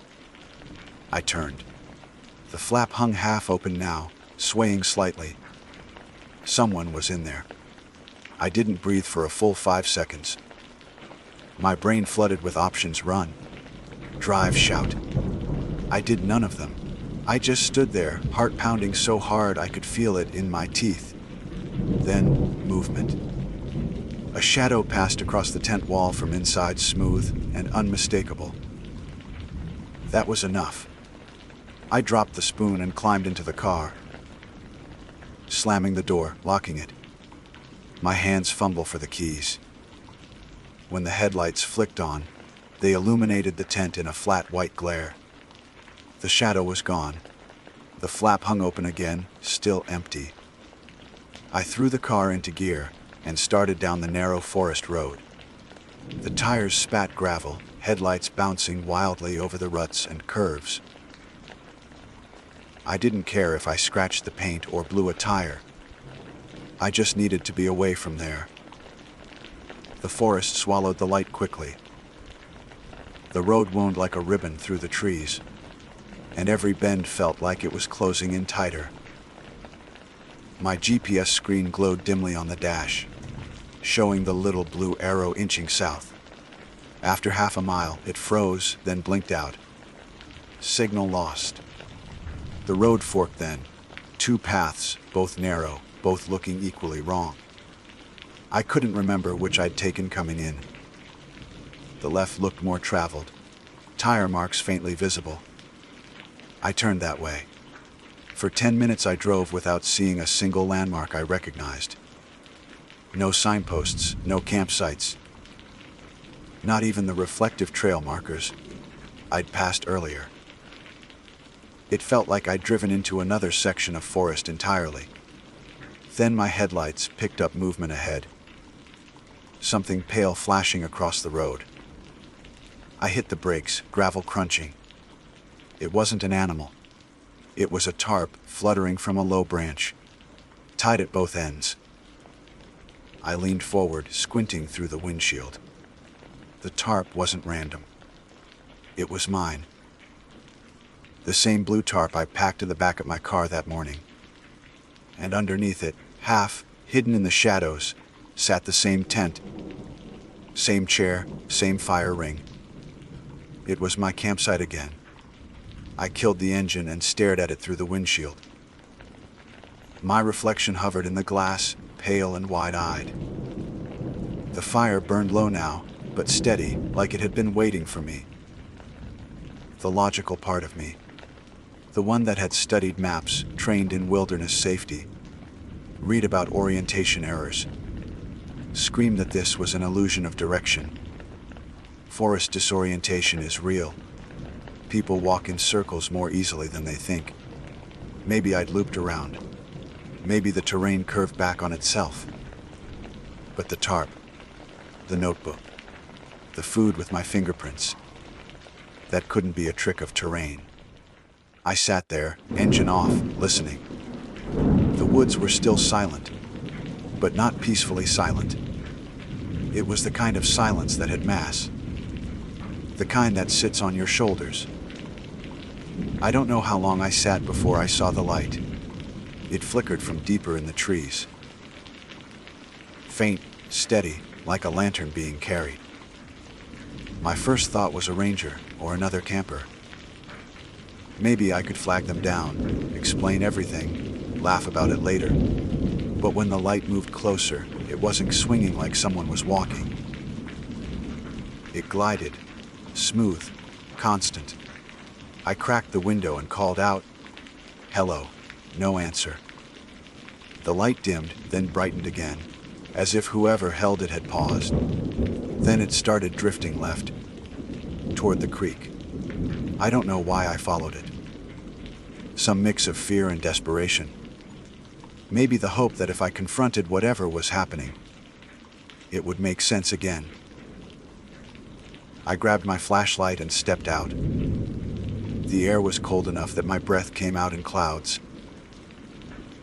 The ground sloped down toward the creek, slick with pine needles.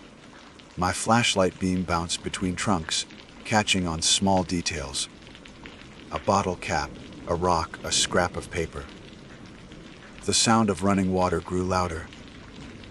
The light ahead stayed just out of range, pale yellow against the black. When I reached the creek bed, I stopped. The light hung over the opposite bank, maybe 10 feet away. The water shimmered with its reflection. "Who are you?" I shouted. My voice came back to me softer, warped by distance. The light didn't move. Then it dimmed, slowly, until it vanished. Darkness swallowed everything. For a second, I thought I'd lost my sense of direction completely. Then my flashlight caught movement at the water's edge. A glint of metal. I stepped closer, squatting down. It was my thermos, half buried in mud. The lid was unscrewed, and inside was something folded, a piece of paper. I pulled it out and opened it carefully. My hands shook, written in the same careful handwriting as before. "Stay here this time." The words blurred as the paper soaked up moisture from my fingers. I looked around, my light sweeping over the opposite bank, the tree line, the creek. No one. Not a single footprint but mine. I stood there for maybe a minute, torn between two impossible options. Stay and face whatever this was, or run and risk looping back again. The air shifted. A faint breeze rippled through the branches above me, carrying the smell of smoke. I turned toward it instinctively, toward the direction of my camp. A faint orange glow filtered through the trees. I climbed the bank fast, heart pounding. When I reached the clearing again, the fire was burning higher than before, full flames licking the air. The tent flap was wide open now, snapping in the wind. On the folding chair by the fire sat the black notebook, open to a new page. I could read the writing even from where I stood, the ink shining wet in the firelight. You can't keep leaving yourself. I felt my body lock, like every muscle had been drained of heat. The trees around me loomed taller, black silhouettes against the firelight. Somewhere far off, something echoed. Not words, just the faint rhythm of footsteps. They were coming from my direction. The footsteps didn't sound rushed. They came slow, steady, crunching pine needles in a rhythm that made my heart stumble trying to match it. I aimed my flashlight toward the sound, but the beam caught only trunks and branches, silver bark glinting in the dark. I said, louder than I meant to, "I have a gun." It wasn't true, but fear doesn't wait for accuracy. The footsteps paused, then resumed, closer. The firelight flickered across the clearing, painting everything in motion. My car sat 20 yards away, too far for comfort, too close to feel safe. I started moving toward it, sideways, keeping the beam aimed at the woods.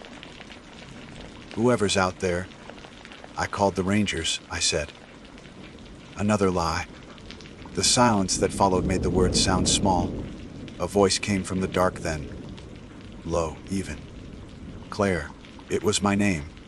Just that. Said the way I say it, I froze. My throat went dry. "Who is that?" No answer. The woods pressed closer. The fire cracked sharply behind me, and the sound startled me into motion. I turned and ran for the car. My boots skidded on loose dirt, and I fumbled with the handle. The door stuck for half a second that felt like a minute. When it finally opened, I dove inside, slammed it, locked everything, hit the headlights. The trees lit up in white. No one stood there. The fire burned steady in the rearview mirror. I stayed like that, engine idling, breath shaking, trying to steady my thoughts. It was possible someone was out here. Maybe a local, a hiker. Someone who'd found my abandoned site earlier and thought it was fair game. Maybe they'd gone through my gear. Maybe they were playing some sick joke. Every part of me wanted to believe that, because it meant there was a boundary that could be crossed, and I could get out. I put the car in gear and drove. The forest road was a narrow, twisting mess. Branches scraped the sides as I pushed through the dark. The GPS stayed dead, and the odometer's slow tick was the only way I could tell I was moving forward at all. After about 15 minutes, I saw a sign up ahead, wooden, nailed crook to a post. I felt a jolt of relief, thinking it might be a trail marker or a road number. But when the headlights hit it, the letters were burned in, blackened and cracked. Campsite 14. That number hadn't been there when I came in. There were no numbered sites here. It was dispersed wilderness, free, roam camping only. My brain started pulling at logic again, desperate for a foothold. Maybe a private lot, an old campground. Maybe the sign belonged to an area I hadn't noticed before. Still, the unease crawled up my spine. I pressed harder on the gas. The road bent left, then right, and my headlights spilled out into a clearing. Same creek. Same fire ring. Same tent. I don't know what sound came out of me then. Something between a laugh and a sob. My pulse hammered so hard it made the steering wheel shake under my hands. I stopped the car right there in the middle of the clearing. My brain split in two.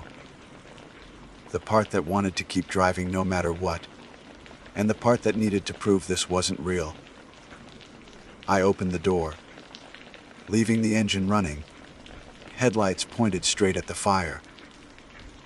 It burned strong and healthy, flames throwing heat into the night. The black notebook still sat open on the chair beside it. I picked it up. The last line stared back at me in neat, familiar handwriting. "Stop running." I flipped through the pages, every one before it blank, until I reached the back cover. There, pressed into the paper, faint but unmistakable, was the indent of my own handwriting. The loops, the slant, mine. I checked the pen clipped inside my jacket pocket. Same black ink, same model. I'd written something in this book before. My legs went weak. I sank onto the chair, the heat from the fire biting my shins. I don't know how long I sat like that, the notebook heavy in my lap. My mind kept circling the same thoughts. Maybe I'd been here before and forgotten. Maybe I'd left this setup myself. That would explain the footprints, the gear, the food. Maybe the voice was a trick of echo, my own voice bouncing off the valley walls. Except I'd never been to this part of Paya before, and I hadn't brought 2 tents, or 2 jars of honey. The fire popped, sending sparks upward. I felt a sudden shift, not in the air, but in my head, like something had just slotted into place. A memory, faint and fragmentary, pulling into a clearing that looked exactly like this one. Unzipping my tent, feeling a rush of relief at the quiet. I'd been here before. But when? I stood and turned toward the creek. The water glimmered under moonlight, calm and shallow. I crossed it, the cold biting through my boots, and followed the opposite bank where the trees thickened again. The air grew damper, the ground muddier. That's where I found the other car. Half buried in leaves, rust creeping up the sides, a Subaru. My same model, same color. The plates were gone, but the dent on the rear bumper was identical to mine. The driver's door hung open. Inside, the seat was torn, and on the passenger floor sat an empty Trailway Organics bread bag. My throat closed. I stepped closer, half expecting to see someone inside, but the car was empty. The windshield was cracked from the inside out, spider-webbed like something had slammed it hard. I backed away, heart hammering so fast it blurred my vision. The forest pressed in around me, too still, too close. A voice came again, soft this time, from behind. "You never left, Claire." I spun around, flashlight trembling in my grip. No one there, just the trees. The sound came again. Closer, and this time I knew. It wasn't coming through air. It was inside my head. I stumbled backward toward the creek, breathing hard. The cold hit my calves as I splashed through. My flashlight slipped and went out. For a moment I stood in total darkness, firelight flickering weakly across the water. Back in the clearing, something moved. A figure stood beside the fire. Same build as mine, same jacket, same hair catching orange light. She turned her head toward me. I froze. The reflection of the flames in her eyes wasn't orange. It was dull, metallic, like the color of old coins. She raised the notebook slowly, showing the open page. Even from across the creek, I could read the words. "Now you remember." Then she stepped into the fire. Not burning, not flinching, just disappearing into it, like smoke drawn inward. The flames roared high, and then collapsed in on themselves, leaving only glowing ash. The light blinked out. Silence swallowed the forest again. I don't remember driving out that night. My next clear memory is dawn breaking through the windshield. My car parked on the shoulder of the highway near McCall. My hands were gripping the steering wheel, nails embedded in the leather. The clock read 6:22 a.m. The passenger seat held the black notebook. Closed, clean. The pages were blank. Every single one. I thought about taking it to the sheriff, or maybe to the ranger station. But what could I say? That I found my own campsite before I made it there. That someone, maybe me, had written messages in my handwriting. It didn't sound like a police report. It sounded like a breakdown. Instead, I drove straight to the gas station outside town. I bought coffee, filled the tank, and sat in the car for nearly an hour, trying to feel normal again. When I finally pulled out of the lot, something caught my eye in the rearview mirror. A green cooler, half visible under a tarp in the trunk. I hadn't packed it. I pulled over fast, climbed out, lifted the tarp. The cooler was identical to mine, same make and color. Inside were the remains of half-eaten food. Bread, apples, a small honey jar. All my brands. The air inside still smelled faintly sweet. I shut the lid and left it there.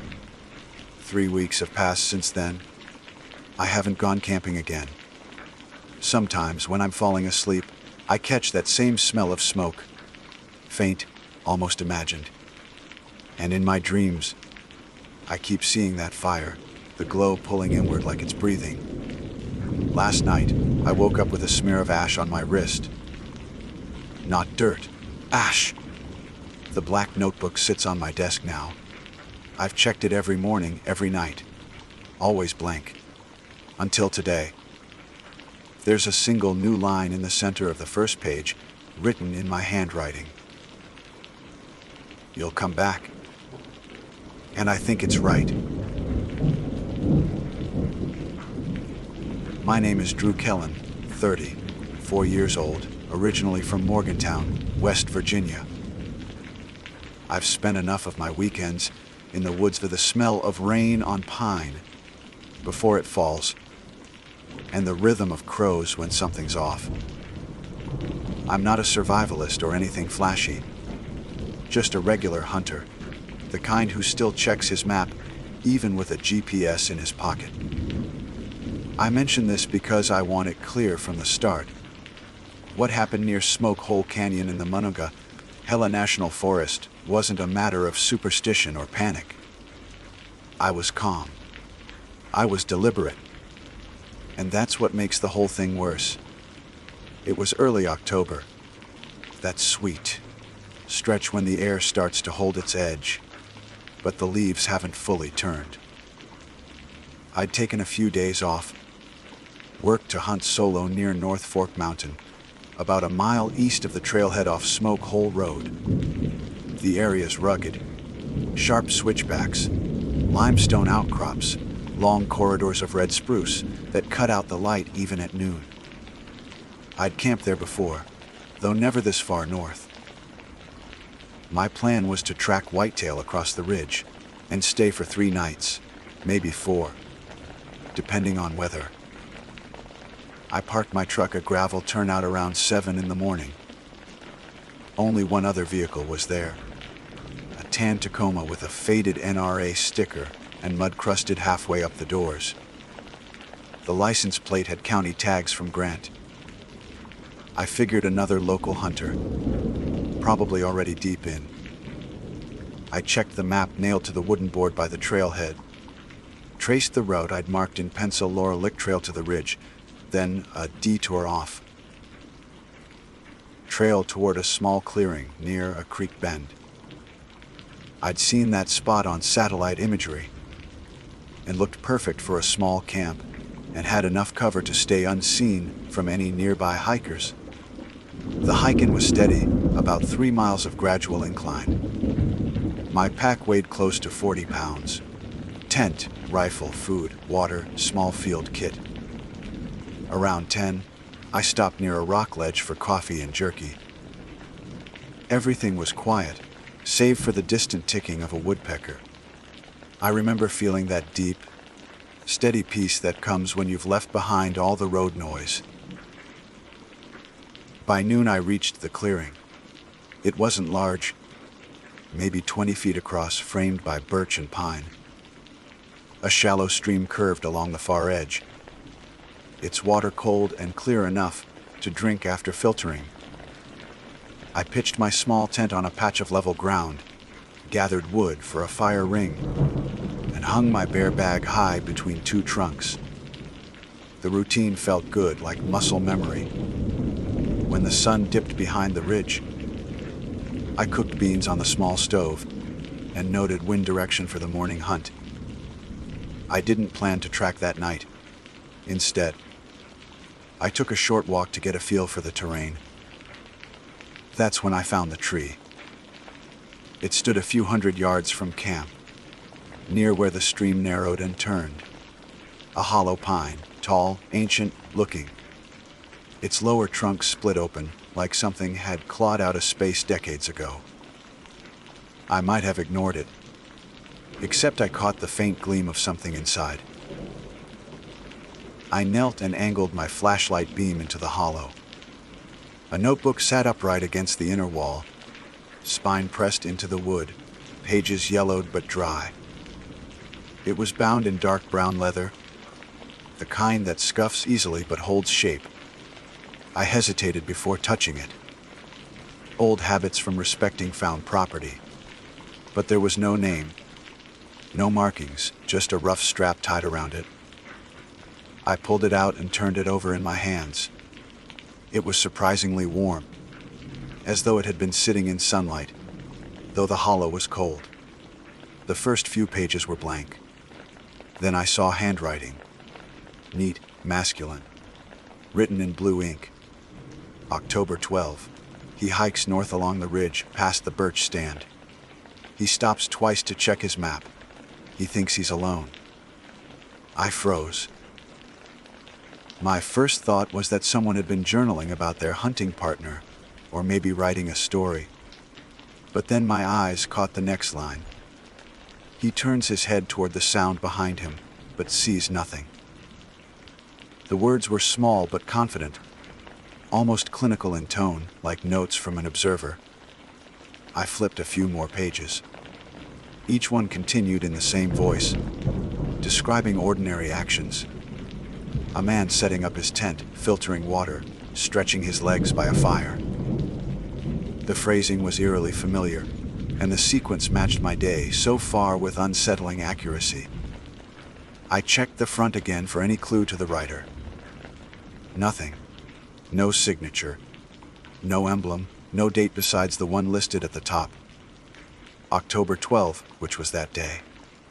I felt something tighten in my chest, not fear exactly, but that creeping sensation when the logical part of your mind starts searching for a reasonable cause and keeps coming up empty.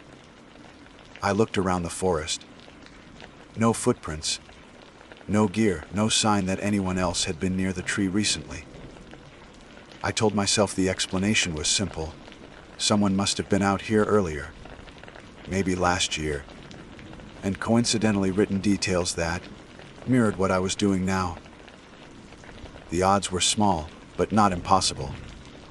I decided I'd take the notebook back to camp, flip through it under better light, and leave it with the ranger station when I exited.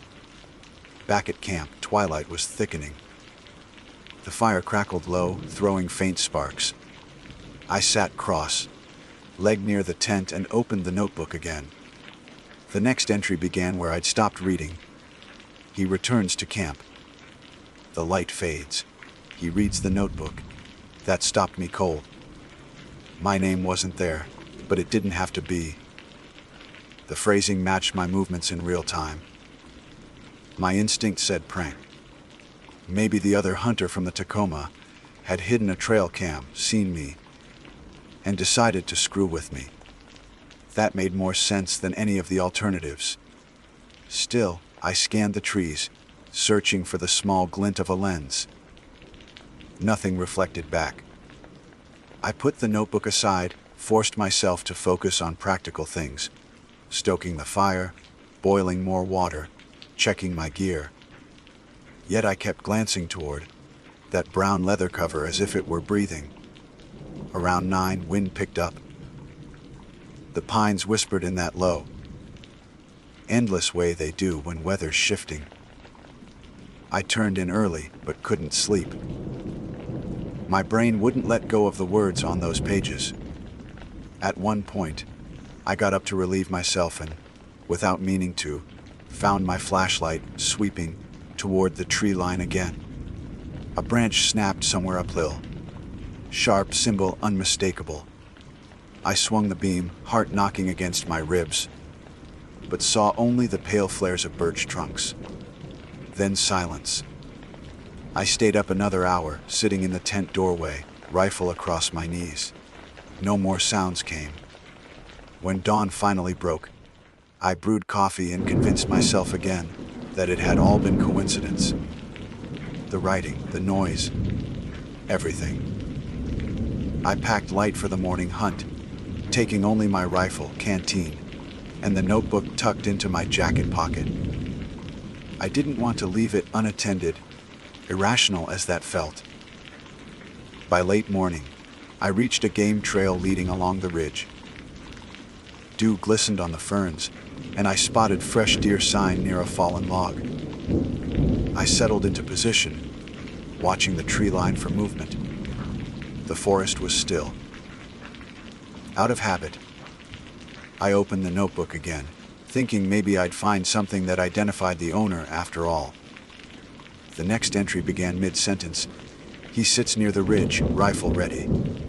He opens the notebook, expecting something to change. It doesn't. I read it twice, then looked up. The exact moment it described was happening as I sat there. I checked behind me, across the ridge. Through the trees, nothing. My breath clouded faintly in the cool air. At this point, logic turned slippery. The rational explanations, coincidence, trick, delayed writing, started to sound thin even to my own ears. I tried tearing out a page, but the binding held fast. The thread had been stitched tight and waxed over. Then something else caught my eye. A faint indentation on the next blank page. As though the pen had pressed hard enough to leave an impression, I shaded over it lightly with the side of a pencil. Words emerged. He looks up and sees me. I froze mid-breath. The forest around me seemed to contract, as if the air itself had pulled closer. My first thought wasn't fear. It was anger. Some jackass was out here, watching, writing this as a twisted joke. I stood, scanning the ridges, cupping my hands to my mouth. "Hey!" I shouted. "You want to come out?" The sound scattered through the trees and came back broken. No reply. I waited 5 minutes, then 10. Nothing. I finally pocketed the notebook, slung my rifle, and started back toward camp. I told myself I'd pack up and head out early. Maybe report it at the ranger station. The whole thing had crossed from odd to unnerving, and I wasn't about to play part in someone's weird performance art in the woods.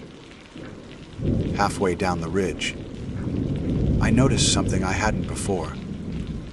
A second hollow tree, smaller, but shaped the same way, maybe 40 yards from the first.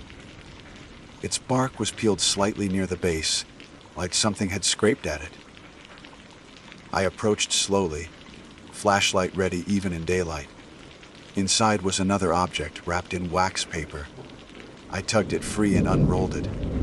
It wasn't another notebook. It was a photo, grainy, printed on glossy paper, showing a campsite from above. Mine. The tent, the fire ring, the bear bag between the trees. Exactly as I'd set them up. And standing just beyond the fire's edge was a figure, blurred by distance. The timestamp in the corner reads 04:23 a.m. I hadn't even been awake then. I stared at that photo until the edges curled in my grip. It wasn't printed from a phone. Too grainy for that, too washed in a faint, yelled it like it came from an old trail camera. But it was definitely my site, my tent, my stove, even the coffee mug sitting by the fire ring.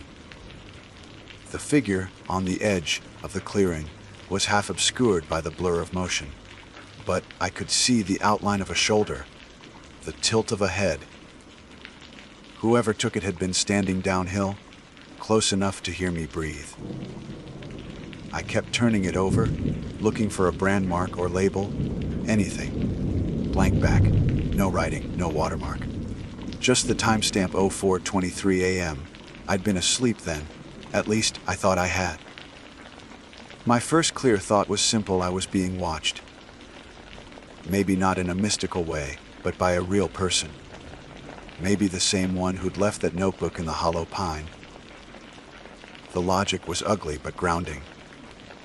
Someone wanted to scare me, and they were good at it. I folded the photo, suited into the notebook, and forced myself to walk back to camp at a steady pace. No sprinting, no panicking, just methodical, deliberate steps. I kept the rifle angled low but ready. Every sound, the groan of branches, the tick of falling leaves, felt sharpened, intrusive. By the time I reached the clearing, the fire pit was cold. My tent looked exactly as I'd left it, though that meant nothing. I circled the perimeter twice, checking for footprints or disturbed ground. Nothing obvious. Still, I couldn't shake the feeling that someone had been here while I was up on the ridge. I opened my tent flap carefully. Inside, everything was in place. Sleeping bag rolled halfway, stove beside the mat, pack zipped shut. But my food bag, the one I'd hoisted the night before, was now hanging lower. The rope had been untied and re-looped. I hadn't touched it since yesterday. That detail did something to me. A person could explain coincidences, even trick photography. But the bare bag rope had my specific knot. An old habit from scouting days, a double half hitch with a twist. Whoever had undone it knew what they were doing. I sat by the fire ring and thought about my options. Smoke Hole Canyon wasn't exactly remote, by West Virginia standards, still. I was 6 miles from the nearest paved road, and maybe 12 from the ranger substation. The safe move was obvious: pack up, hike out, report it. But part of me, stupid, stubborn, wanted to know who was messing with me. I decided to stay one more night. It wasn't bravado. It was calculation. I'd mark any new disturbances. Maybe catch whoever it was on camera, or at least track footprints by morning. I'd hunted enough to know that patience pays more than panic. By late afternoon, I'd reset the site, tidied the rope, added small sticks across the path to see if any were moved later, and aimed my own trail cam from my pack toward the tent. I'd planned to use it for deer photos, but it would work fine for this.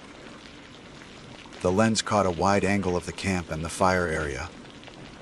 Then, around dusk, I opened the notebook again. Partly to confront it, partly to prove to myself that it was nothing but paper and ink. The last entry I'd seen still ended with "He looks up and sees me." The following page had been blank yesterday. Now, faintly, there were words, still in that same steady handwriting. He finds the picture. He tells himself it's rational. He decides to stay one more night. I felt my throat tighten. The handwriting looked fresh, the ink still slightly darker than the previous lines, as though it had dried recently. I snapped the book shut. At that point, I didn't care who was behind it. I just needed to make it through the night and leave in daylight. I loaded the rifle, double, checked the 10 zippers, and stoked a small fire. Around 8, a drizzle started. The sound of rain on nylon can play tricks on your head. It makes you think you hear movement that isn't there. But this wasn't imagination. Somewhere uphill, maybe 100 feet away, a stick cracked. Then another, deliberate, heavy. I grabbed my flashlight, thumbed off the safety on the rifle, and aimed toward the ridge. The beam sliced through wet air, but hit nothing. Just dripping ferns and mist. "Hey!" I shouted again. "You out there?" Silence. I turned off the light, stood perfectly still, and listened. My pulse thudded in my ears. Then I heard it. A faint rustle, not moving closer but circling. Whoever it was, they were keeping distance, skirting the clearing in a slow, wide loop. I stayed like that for maybe 10 minutes. Then, as quietly as it began, the noise faded. I waited another half hour before retreating into the tent. The rain thickened, masking everything beyond a few feet. My watch said 11:52 when I finally laid the rifle beside my sleeping bag and closed my eyes. Sleep came in ragged waves. I remember half dreaming of the notebook, of pages turning by themselves. Sometime later, how much later I don't know, I woke to the faint click of my trail cam going off outside. One photo, then another, then another. The camera was motion triggered. I didn't move. I just lay there, eyes open, counting the seconds between each click. They came in uneven bursts. Too fast, then a pause, then one more. The last shutter sounded closer, like someone had stepped right in front of the lens. Then silence again. I waited until dawn before leaving the tent. The forest was dripping in gray. I went straight to the camera. The battery light was still on, the SD card intact. I popped it out and slid it into my handheld viewer. The first few shots were ordinary me setting camp, stoking the fire. Then came the night sequence. The timestamp read 20:59, then 03:07. At 03:07, a shape stood on the far edge of the frame. Broad shoulders, hooded jacket, face shadowed. The figure wasn't looking at the tent. It was looking directly into the camera. The next shot, taken seconds later, was empty. I scanned through the rest. At 04:23, the same timestamp as the printed photo from the hollow tree. The tent flap was visible in the frame. A faint handprint was pressed against the nylon. Open palm, clear as day. I looked down at the tent. The rain had erased anything left on the fabric, but the thought of that handprint being real made my stomach twist. I packed fast. Tent, stove, everything shoved into the pack in minutes. The notebook, though, I hesitated. Part of me wanted to drop it right there in the ashes, let it burn. But if I brought it back, I could show the rangers. Maybe it would prove someone was camping illegally or stalking hunters. So I stuffed it into the top pocket and started downhill toward the trailhead. The forest felt heavier than before, as if the air itself had thickened. The light stayed dim long past sunrise, mist curling low through the hollows. Every 30 yards or so, I glanced behind me. Once, I swore I saw movement, just a flicker of darker gray through the trees. But when I stopped, the silence pressed in again. By the time I reached the main trail junction, my legs ached, and the pack straps had carved deep into my shoulders. I figured I had about 2 miles left to the truck. That's when I noticed something new on the ground. Footprints. They weren't mine. I could see my own tread. Distinct, Vibram lugged, worn at the heel. These were smoother, maybe from older boots, heading the same direction I was coming from. Fresh enough to still hold shape in the damp soil. Whoever had made them was moving fast. I followed them for maybe 100 yards before realizing the pattern. They matched my path exactly, step for step, same pacing, same stops. I crouched to inspect closer. The soil was compacted evenly, as if whoever walked there had mirrored my stride almost perfectly. That was when the unease tipped over into real fear. I stopped following and forced myself back toward the trailhead without looking again. It took another hour to reach the gravel lot. The tan Tacoma was gone. My truck was the only vehicle left. Relief washed through me, followed by dread, because if whoever it was had a truck, they could have left long before me. I got in, locked the doors, and sat there for a while before turning the key. My hands were shaking hard enough that the metal of the key rattled against the ignition. Before driving out, I pulled the notebook from my pack. I needed to see if there was any new writing. Maybe it explained something, anything. The last line I'd seen still ended with "He decides to stay one more night." I flipped to the next page. Fresh ink, slightly smeared. He leaves before dawn. He doesn't check the back seat. My head snapped around so fast I hit it against the window frame. The truck was empty. Of course it was empty. I leaned over, threw open the rear door, checked under the seat. Nothing but the usual clutter of gear and mud mats. Still, I sat there another full minute, heart hammering, before slamming it shut again. I started the engine, put the truck in gear, and drove. The road wound downhill in tight switchbacks. Twice, I thought I saw movement in the side mirror, but it was probably just the reflection of passing trees. By the time I hit Route 220, cell service flickered back. I pulled over near the first signal bar and called the Smoke Hole Ranger station.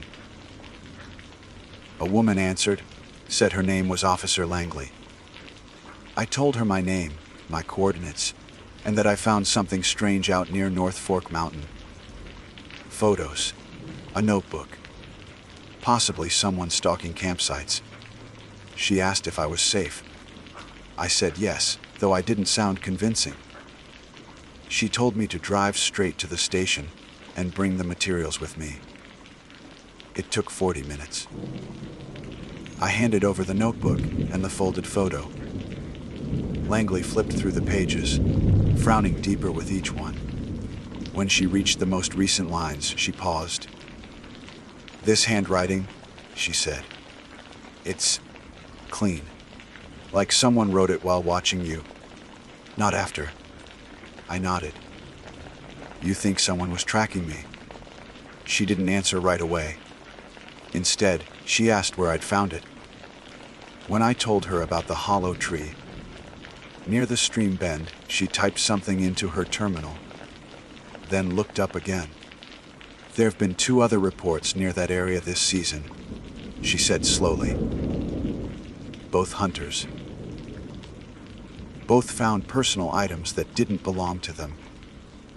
One a map marked with their route, another a Polaroid of their own camp.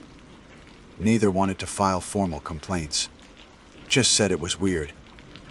She flipped another page, eyes narrowing. "This line," she said softly, pointing to the last sentence. "You're sure this wasn't here before you left camp?" I nodded. She shut the notebook, slid it into an evidence bag, and leaned back. "Mr. Kellen, I'd suggest you stay local tonight. Don't drive home just yet. We'll need to talk again after we review the trail camera data." Something in her tone wasn't just procedure. It was concern. Guarded. Deliberate. I asked why. She hesitated. "Because," she said finally, "the last photo on your SD card was time-stamped after you left camp." Officer Langley didn't speak again for a while. The sound of rain on the station's tin roof filled the pause, soft but relentless, like fingers drumming on a desk. She slid the SD card from its reader, labeled the plastic sleeve, and tucked it into a metal evidence box. "Your footage stops at 0423, she said finally. "That's the same time stamped on the printed photo you found. But there's one additional file after that. It's not a still, it's video." I leaned forward. "My camera doesn't record video." "It shouldn't," she agreed. But it did. She swiveled the monitor toward me. The frame showed my empty campsite, pale gray under pre-dawn mist. The fire pit was a dark circle, the tent closed. A moment later, movement at the edge of the screen, a figure stepping into view from the tree line. The quality was grainy, but there was no mistaking the jacket. The gait. It was me. I watched my own image crouch by the ashes, pick up the notebook, and look straight into the camera. The copy of me smiled, small, almost embarrassed, then reached out and switched the camera off. When the screen went black, the office felt suddenly too small. "That's impossible," I said. "I was asleep until dawn." "You saw the timestamp." Langley didn't argue. She just studied the frame frozen on her monitor, then exhaled slowly through her nose. "Could be tampering," she said. But it sounded like a wish, not a belief. I told her everything in sequence, careful to keep it factual: the hollow tree, the handwriting, the photograph, the footprints. She typed notes as I talked, her fingers moving with quiet precision. When I finished, she asked one question that stuck. "Mr. Kellen, when you first opened that notebook, did you notice if any of the pages were missing?" I shook my head. "Didn't count them." "Why?" She closed her notebook. "Because whoever's been doing this might have been writing ahead, leaving gaps to fill once they knew what you'd do next." That landed harder than I expected. The idea that someone could plan a stranger's behavior minute by minute felt worse than any ghost story. Langley told me she'd keep the notebook for now, send the footage to the regional office for digital analysis, and log my statement. She offered me a cot in the back room. I didn't argue. That night, the rain deepened into a hard downpour. The station's generator clicked once, twice before holding steady. I lay on the narrow cot, staring at the ceiling, listening to the rain slide off the gutters. Around 2 a.m., I heard a sound, paper shifting, faint but distinct, from the adjoining office. Then the slow creak of the evidence locker door. "Officer Langley." No answer. I slid out of the cot, pulled on my boots, and stepped into the hall. The office light was on. Langley sat at her desk, head bent over the evidence box, the notebook open in front of her. She looked up when I entered, eyes a little too wide. "I didn't mean to wake you," she said. "Something's off about this ink." She turned the book toward me. The words on the most recent page were fading, the blue leaching into the paper until it looked years old. In the center of the page, faint new indentations were forming, letters pressing up from underneath, as if someone were writing on the next sheet down. Langley grabbed a pencil and lightly shaded the surface. The words emerged, ghost gray. "He wakes to the sound of rain. He walks down the hall." Her hand froze halfway through shading. We both looked up at the same time. "Okay," I said quietly. "We're done with this." I closed the notebook, slipped it back into the bag, and set the latch on the evidence box myself. Langley didn't argue. She rubbed her temples, muttering something about driving it to Elkins, first thing in the morning. Neither of us slept after that. At sunrise, the rain tapered off to fog. We loaded the box into her patrol SUV, the kind with steel mesh behind the front seats. and pulled onto Route 33 toward the district office. The road wound through miles of damp pine. Halfway there, my phone buzzed with a voice notification. No number, just unknown. Langley glanced over. "Play it," she said. I put it on speaker. Static at first, then a man's voice, low, calm, unmistakably mine. "Don't bother. I already dropped it off." The message ended. Langley pulled onto the shoulder hard enough to rattle the dash. We both looked at the evidence box between us. The latch was still sealed. The notebook was inside. She said nothing for a long time. Finally, either someone cloned your voice from the recording, or she trailed off. Or what?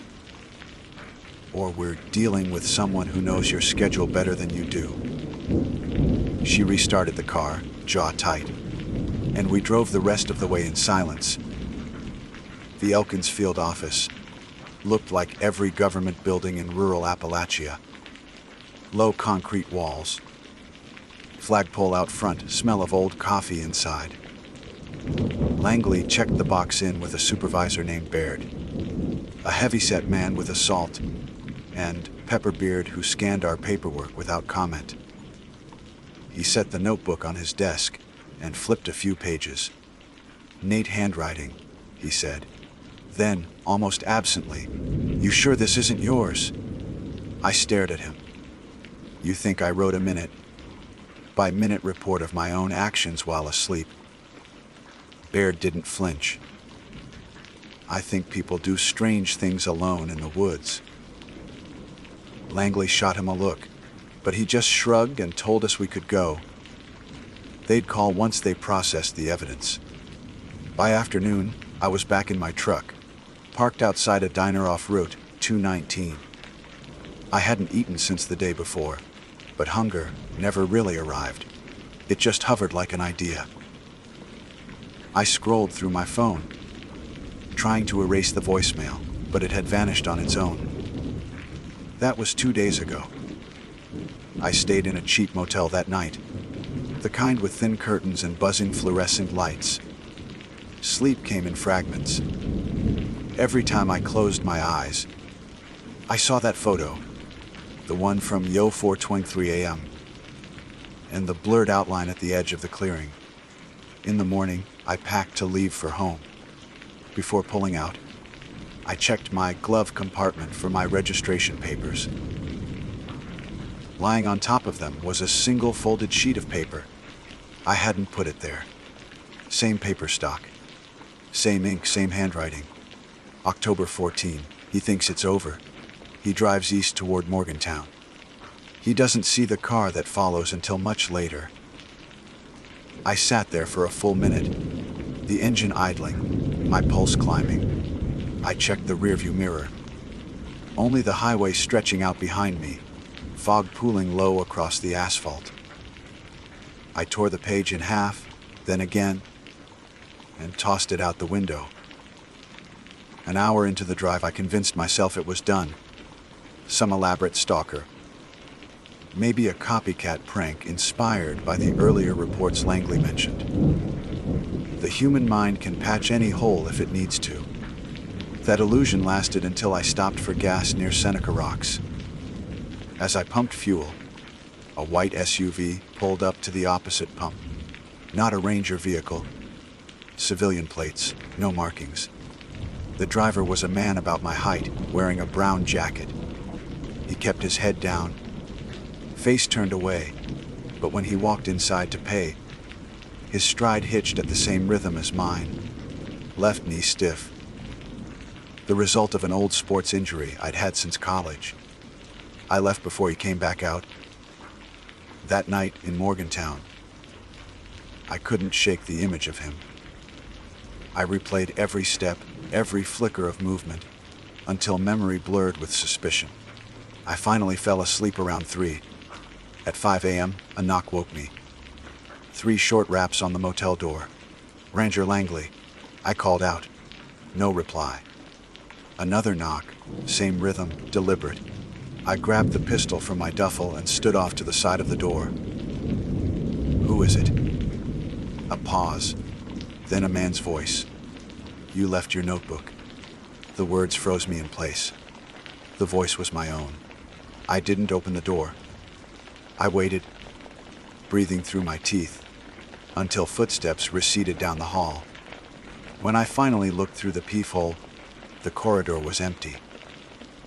At daylight, I packed again, left the key on the counter, and started driving north toward my sister's place in Pennsylvania.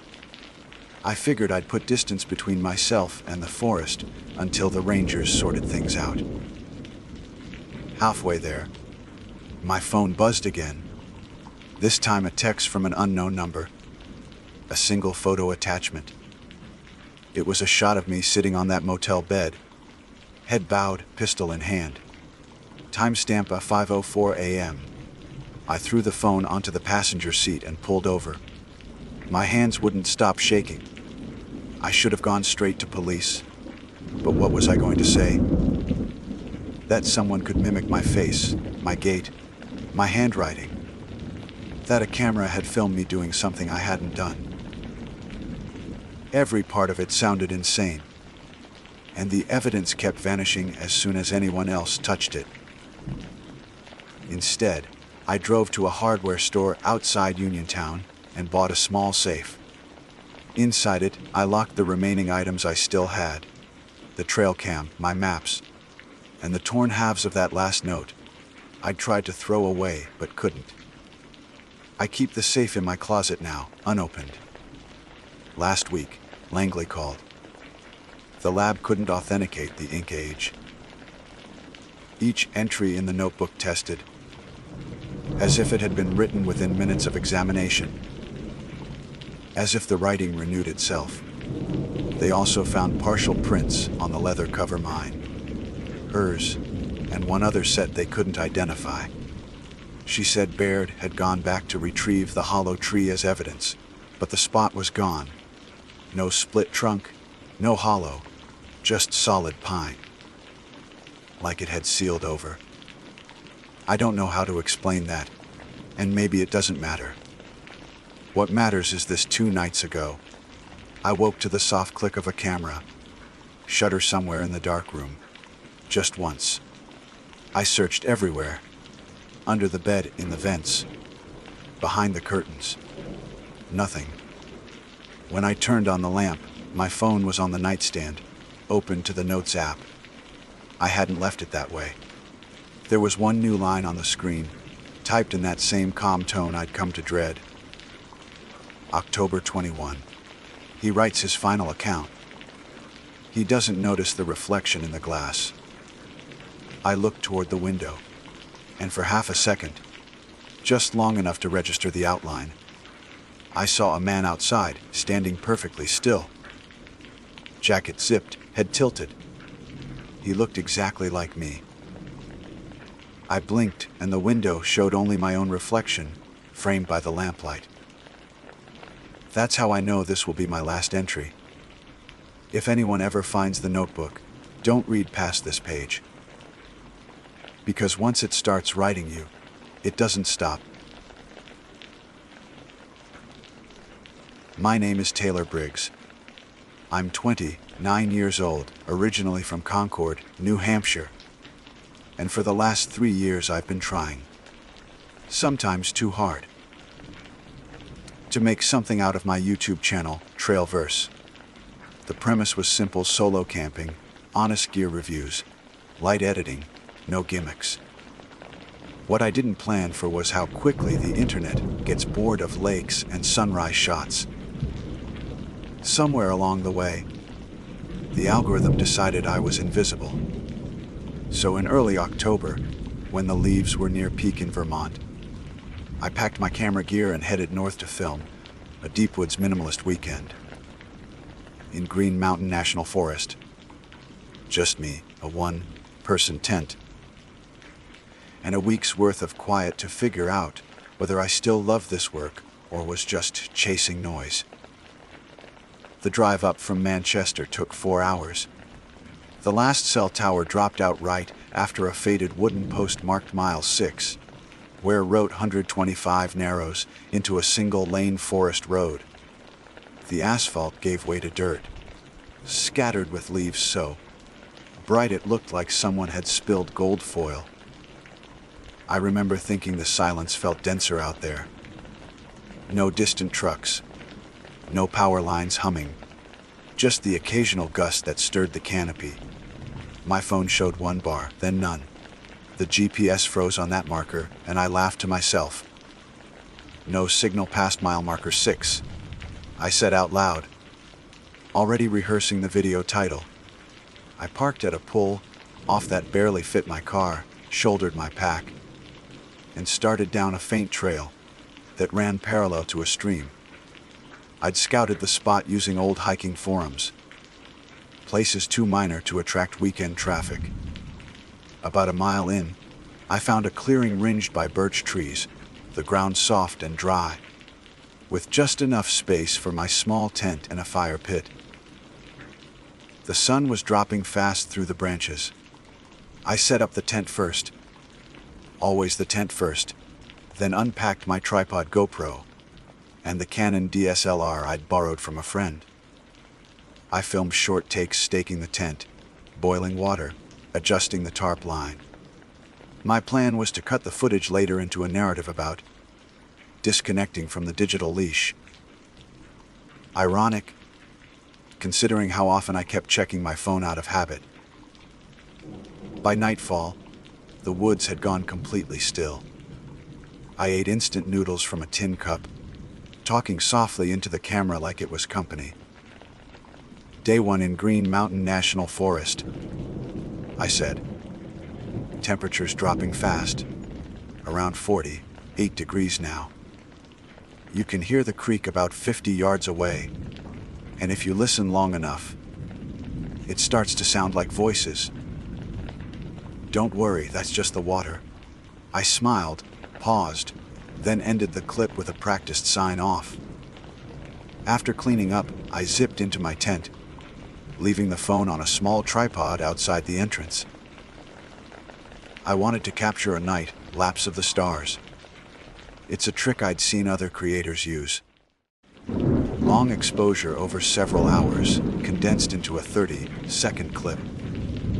My power bank showed 2 lights left. That should have been plenty till morning. I scrolled through the shots from earlier. Everything looked fine. Around 10:30 p.m., I set the phone to record. Double-checked that airplane mode was off, just in case I picked up a bar for weather updates, and crawled into my sleeping bag. Sometime in the middle of the night, I woke up to a faint buzz. Not a bug, my phone. I could see its glow through the tent fabric. At first, I thought maybe the timer had finished the recording. But when I reached out through the flap and pulled it inside, the screen was lit with a live video feed. My tent, from a few feet away, angled slightly downward as if someone had placed a second phone outside. I was watching myself sleep. The feed showed me curled on my side, one hand near my face, the orange nylon gently shifting with my breath. My first thought was that I'd somehow set the front and back cameras to record simultaneously. Some new software update glitch, maybe. But when I turned the phone around, the live feed didn't match the movement. I waved my hand in front of the lens. On screen, nothing changed. It was still showing me sleeping soundly. I tapped the signal icon. No bars, no wheat fee. The word Livey pulsed red at the top corner. Below it was a viewer count 1. My chest tightened. I turned on the flashlight and unzipped the tent. The night air slapped cold across my face. The clearing looked exactly the same, but my phone camera wasn't pointing at anything. Just trees, darkness, and my tripod standing empty. I walked in a slow circle, light sweeping over every bush and stump. Nothing moved. When I looked back at the phone, the live feed had stopped. It showed a connection lost message. My recording app had closed itself out. I sat there in the dark, trying to reason it through. Maybe some cached footage from earlier had played itself back, as if it were live. Some glitch. I told myself that twice, then 3 times, till it started to sound almost plausible. Still, I couldn't shake the sense that something had been out there holding a camera. I tried to restart my phone, but it froze on the boot screen and stayed that way until I pulled the battery pack. I didn't have service to Google what might cause that, so I left it off, crawled back into the tent, and stayed awake listening for any hint of movement. None came. Morning light made it easier to dismiss the whole thing. The tripod was right where I'd left it. My tracks from the night before circled the tent, nothing else crossing them. I brewed instant coffee and talked to the camera again, forcing my voice to sound normal. "Slept rough last night," I said. "Had a weird glitch on the phone. Probably something with the app. Lesson learned. Don't rely on cheap live stream software when you're this far out." I almost convinced myself. After breakfast, I hiked along the creek, filming mossy stones, a fallen bridge, anything to fill the episode. Around noon, I checked the phone again. Still no signal. I reviewed the stored files. Nothing unusual until the last clip. The timestamp read 02:43 a.m. It was only 30 seconds long. When I played it, the video showed my tent from the outside again. The same angle, the same light shifting inside, my sleeping bag barely visible. Then, the camera jolted as if someone was walking with it, backing slowly into the woods. The tent shrank in the frame. I could hear breathing. Not mine, too shallow, too quick. The clip ended mid-step. My first instinct was to look for footprints. The soil was soft enough to keep impressions, and sure enough, I found faint depressions heading toward the stream. Barefoot. Each one smaller than mine. I followed them for about 20 yards, before they disappeared into the leaves. I filmed everything. Part of me already scripting how I'd explain it online. Found signs of another camper nearby. Maybe. Some local exploring at night. Anything but what it looked like. By the time I returned, clouds had rolled in, dulling the forest light. I packed my gear tighter, moved the tripod inside the tent, and set the camera to motion detect mode. If someone was wandering around, I'd catch them. I'd post the evidence later. Content gold, I thought, even while my stomach nodded. As evening settled, the forest grew damp and hushed again. I made dinner under the tarp, every rustle sharpening my nerves. Around 9:00 p.m., a faint thump came from somewhere down the trail, maybe a branch falling. I turned off my lantern to listen better. Nothing followed. When I checked the camera an hour later, the screen showed motion detected 21/17. I opened the file. The frame was almost identical to the night before, my tent lit from inside, the orange fabric flickering with movement.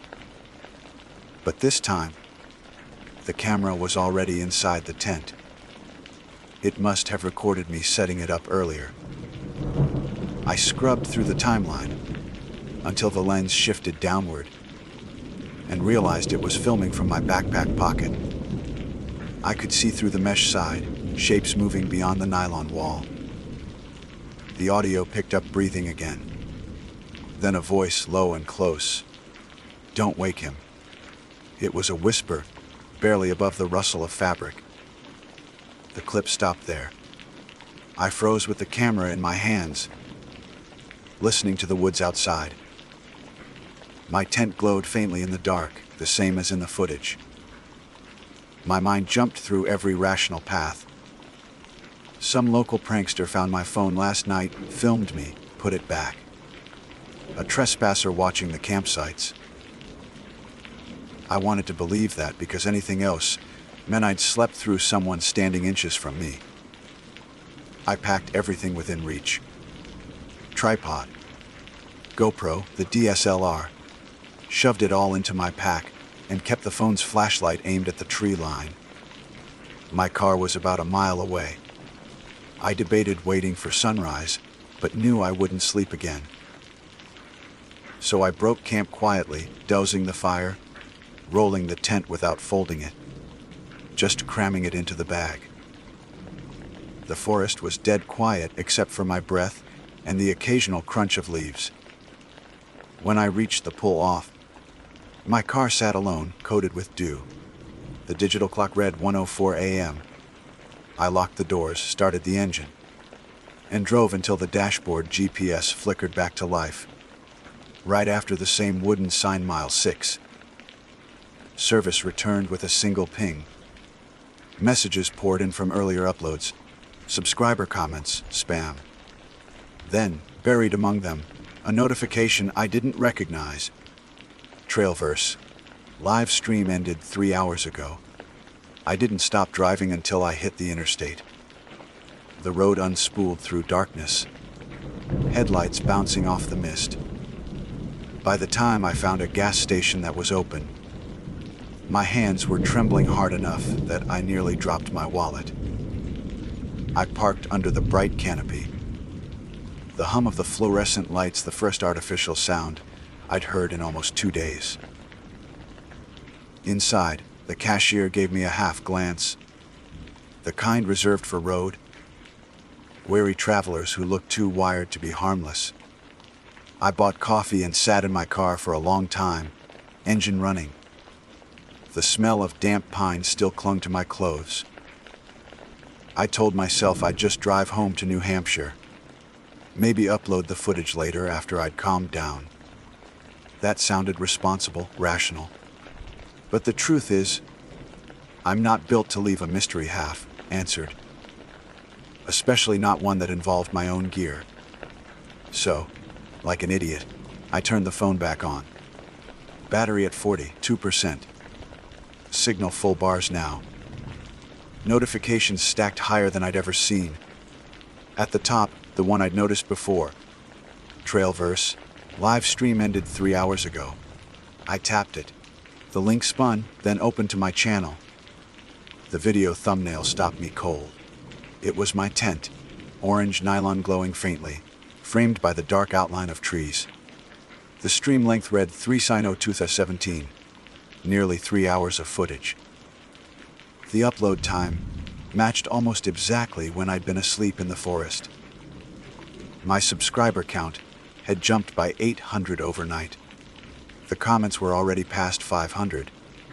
I scrolled down, pulse pounding. User. Pinknothead84. Dude, this is the creepiest thing I've ever watched. Who was filming you? User. NatureGrill95. I swear I saw someone walk behind your tent around Were 40 mark. User. Kevin wants answers. This better not be staged, man. You need to go to the police. User. Autumn Signal. Can anyone else hear the whisper at 2C4310? Sounds like. Turn off the light. I didn't want to watch it, but I did. The feed began with static. Then the image stabilized on my tent. The camera panned slowly left to right, as though the person behind it was deciding where to stand.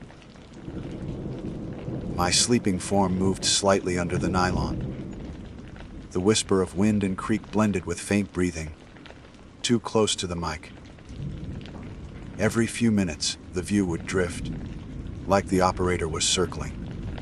Sometimes a shadow cut across the lens, thin, upright, human. I scrubbed forward to the 2-hour mark. The image had grown grainier, probably from low light. That's when I saw it, a figure standing just outside the tent, motionless. No face visible. Just the shape of a headlamp turned off. The person leaned forward slowly, until their silhouette merged with mine through the fabric. Then the camera jerked downward and cut to black. I felt my stomach drop. The timestamp ended right before the moment I'd woken to the buzzing phone. Whoever had streamed it stopped when I did. For a few minutes, I couldn't think. I kept glancing at the gas station doors, expecting someone to appear. A watcher, maybe. Finally, I forced myself to call 911. The dispatcher transferred me to a Vermont Tate police post out of Rutland. I told them my name, what happened, where I'd camped, as precisely as I could describe. They told me to stay put. An officer named Keller arrived about 40 minutes later. Middle-aged. Gray at the temples, the kind of calm that comes from years of dull rural patrols. I explained again the live stream, the footprints, the whispers, everything. He listened without interrupting, then asked to see the video. We played the first 20 minutes together. His face didn't move much, though his jaw set tighter the longer it ran. When it reached the part where the figure hovered near my tent, he paused it and said, "You sure this wasn't scheduled ahead of time? Maybe someone with access to your account." "No one else has my password," I said. "Everything's two-factor." He nodded slowly. "You're certain of the location?" "About a mile past where you parked. Maybe a mile, maybe less. Right by the creek." He took notes, said he'd send a unit in daylight to check it out. Then he asked something that caught me off guard. "When you left, did you notice anyone else's vehicle parked near mile marker 6? I thought about it. No. Just mine. Any signage. No camping warnings. There was a small wooden post. Faded. Might have said maintenance road." Keller frowned. "That area's been closed most of the season. Old Forest Service route. We don't patrol past it often. Spotty reception. No permanent campsites." That word, closed, hit harder than I expected. I'd assumed it was just another overgrown trail. So whoever was there.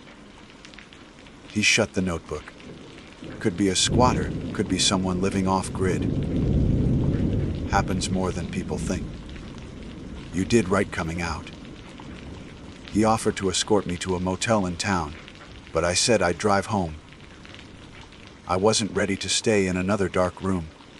He handed me his card anyway, told me to email the footage.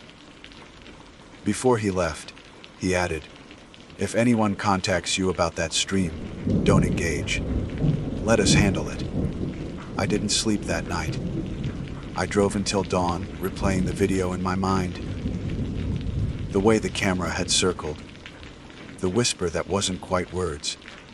When I finally stopped at a rest area near Lebanon, my inbox was filling with messages. Journalists, podcast hosts, random viewers. The title, "No Signal Past Mile Marker 6, LIV, had already started trending. Someone ripped the stream and uploaded it to Reddit's Unexplained Outdoors. By noon, my subscriber count had doubled. I didn't feel flattered. I felt exposed. 2 days later, I got an email from Officer Keller. They'd visited the site, found my camp debris, the fire ring, and, his words, minor evidence of a second presence. A few broken twigs, faint shoe prints near the stream. Shoes.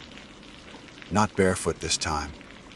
They also found a piece of equipment, a small, weatherproof trail camera nailed to a tree, about 20 yards from where my tent had been. The SD card slot was empty. Keller asked if it belonged to me. I said no. He told me they'd file it as a trespass investigation and keep me updated. That night, curiosity got the better of me. I logged into my analytics page. The livestream had been broadcast through my account from a device labeled Trailverse Camo 2. I only owned one, Camo 1. Somehow, a second device had linked itself to my channel while I'd been asleep, streamed from the woods, then disconnected. The IP trace showed a rural network pinging somewhere outside Middlebury. That was what pushed me over the edge. Not the fear, but the violation. I drove back to Vermont the next morning. I told myself it was to get closure, to retrieve the rest of my gear. But that wasn't the real reason.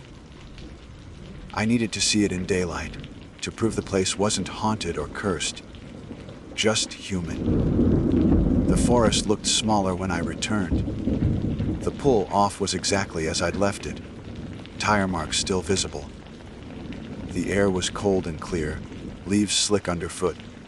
I hiked in with my camera rolling, narrating like I always did, though my voice came out thinner. About a half-mile in, I found the clearing. My tent stake was still in the ground. The fire pit held a ring of blackened stones, untouched since I'd left. I filmed slow pans of everything. For a few minutes, I even started to believe Keller was right. Some drifter, maybe, curious about my setup, using my own phone to freak me out. Then I saw the second tripod. It was half hidden behind a fallen log, identical to mine, same aluminum make, same worn rubber feet. But I'd only ever bought one. Mounted on it was a small camera, the same model I used for my night lapses. A GoPro Hero 9, black casing. A crack on the corner. I recognized it instantly. It was my old unit, the one I'd lost 6 months ago on a hike in Maine. I'd written it off as gone forever. Somehow, here it was, staring at me from a patch of damp moss. When I picked it up, the lens was caked with dirt, but the battery light blinked faintly. It still had power. I slid the memory card out and pocketed it. I didn't check it there. Not yet. Something about that forest made me want to get back to pavement first. As I turned to leave, movement caught the corner of my eye. Up the slope, maybe 30 yards away, a man was standing among the trees.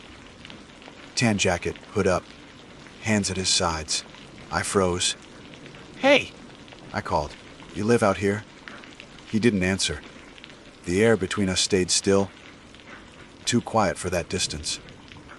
I raised a hand in what I hoped looked casual. "I'm with the Park Service follow-up team." I lied. "Just checking old campsites." Nothing. Then he turned. Not away, but slightly, as if angling his head to look past me rather than at me.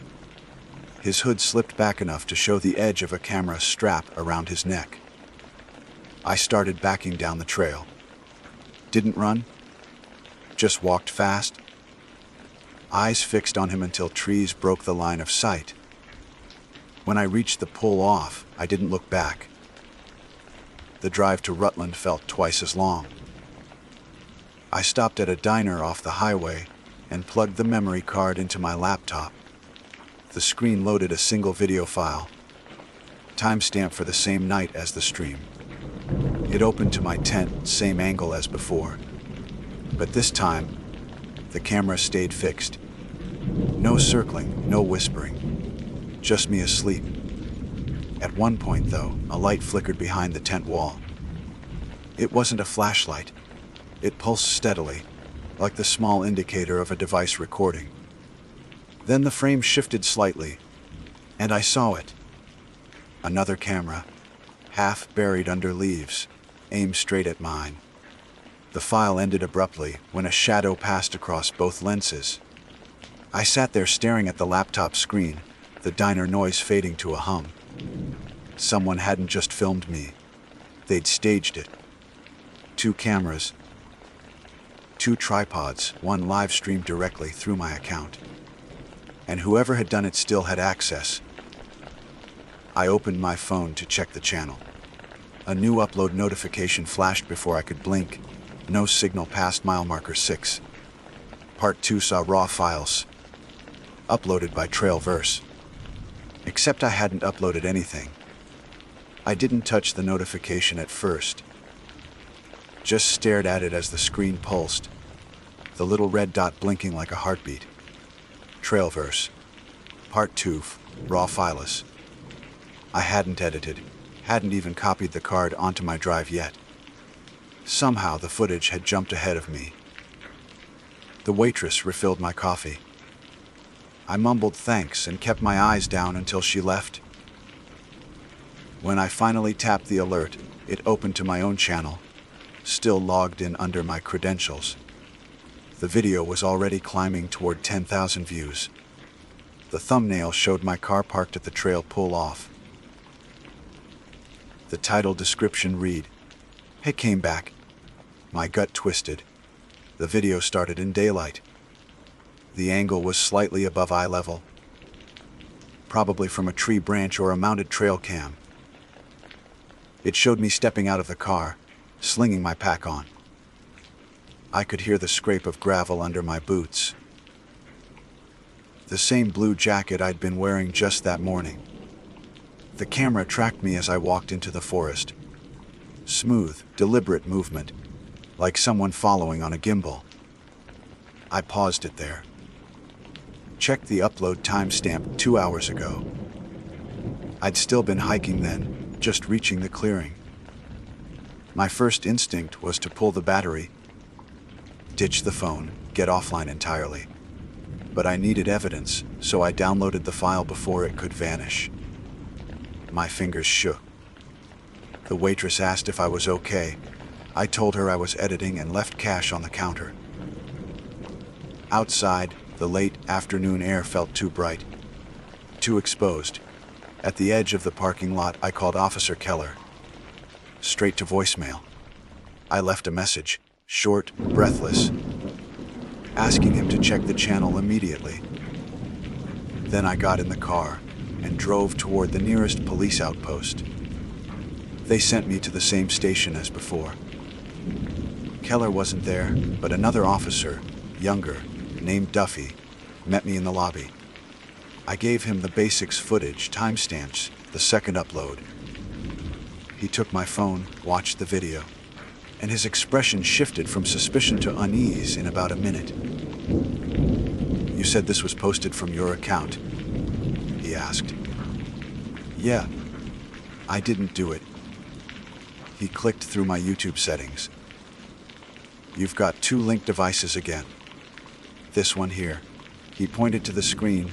Trailverse, Cano 2, same phantom ID as before. "It's pinging right now.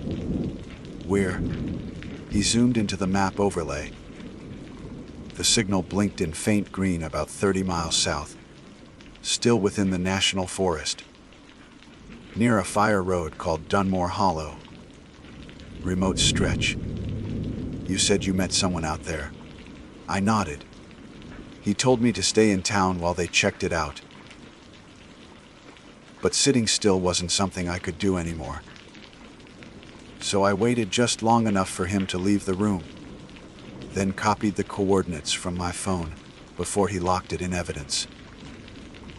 I told myself I only wanted to drive nearby, see if there were any signs of a house or a camper, something that could explain who was feeding video through my channel.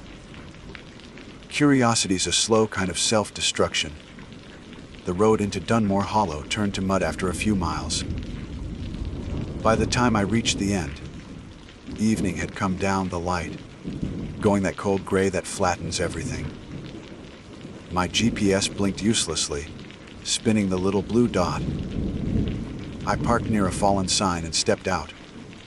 The air smelled like wet cedar and something metallic, faint but sharp, old batteries or rust. I followed the sound of running water until I found a narrow creek cutting through the ravine. Half submerged in the bank was a shape that stopped me dead, a tripod. Same model, same wear marks. And at the top, another GoPro. It faced upstream toward a patch of flat ground. I could see boot impressions around it, fresh, deep enough to show tread. 2 pairs at least.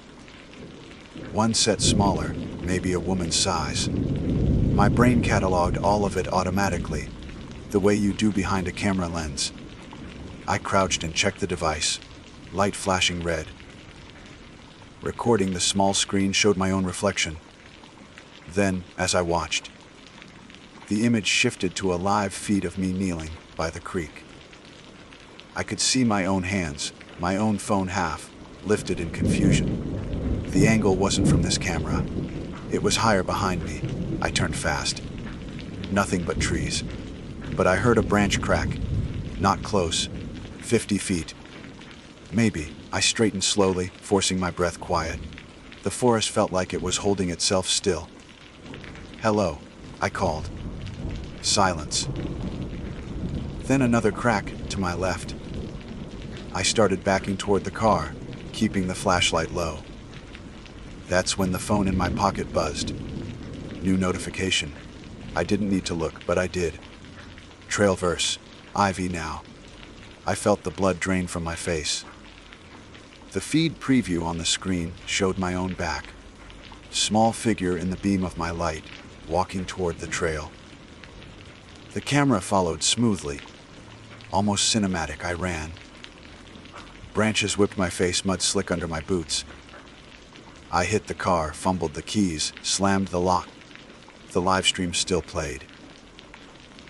Whoever was holding the camera, or cameras, was close enough to pick up my engine as it turned over. The video lagged, pixelated, then froze on one frame, me staring straight into the lens. Except I hadn't looked back. I drove to the nearest town, heart hammering, until I hit a motel near Middlebury. I parked under the brightest floodlight and didn't unload a thing.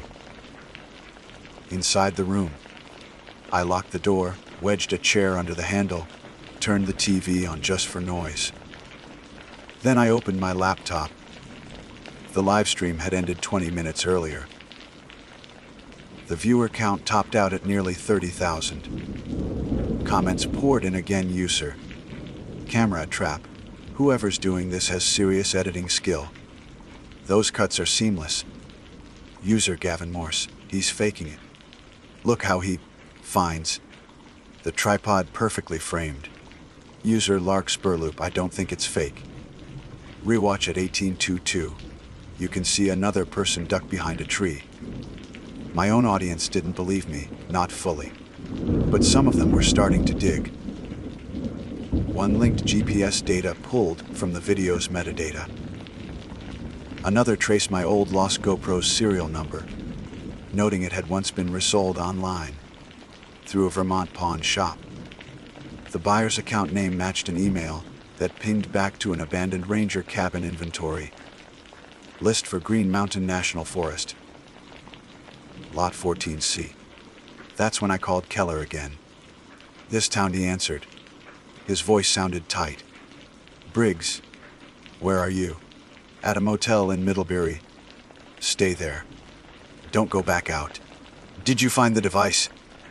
"Camo 2, he exhaled. "Why sent a team down near Dunmore Hollow about 2 hours ago. They found the coordinates. There was a campsite, empty. But they also found something else. You might want to sit down." "I'm sitting." "Your name, carved into a piece of wood nailed to a tree. Same handwriting as what we found near your first site." "What handwriting?" He hesitated. "We didn't mention it before. There was a plank near the creek where you camped. Someone had written signal found.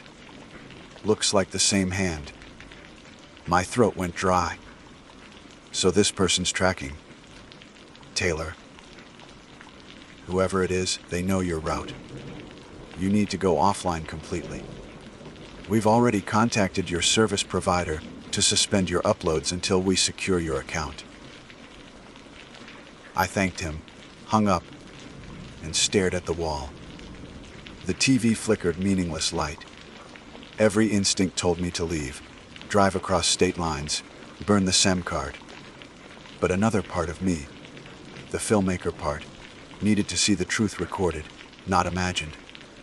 So, against every rational thought, I opened the raw file from the card I'd pocketed earlier. The one from the creek tripod. The footage started with water running softly, Then a figure stepped into frame. Hood up, back to the camera. They carried something under one arm. When they turned slightly, I froze. It was a cardboard sign. My logo printed across it, cut from an old sticker sheet. Trailverse.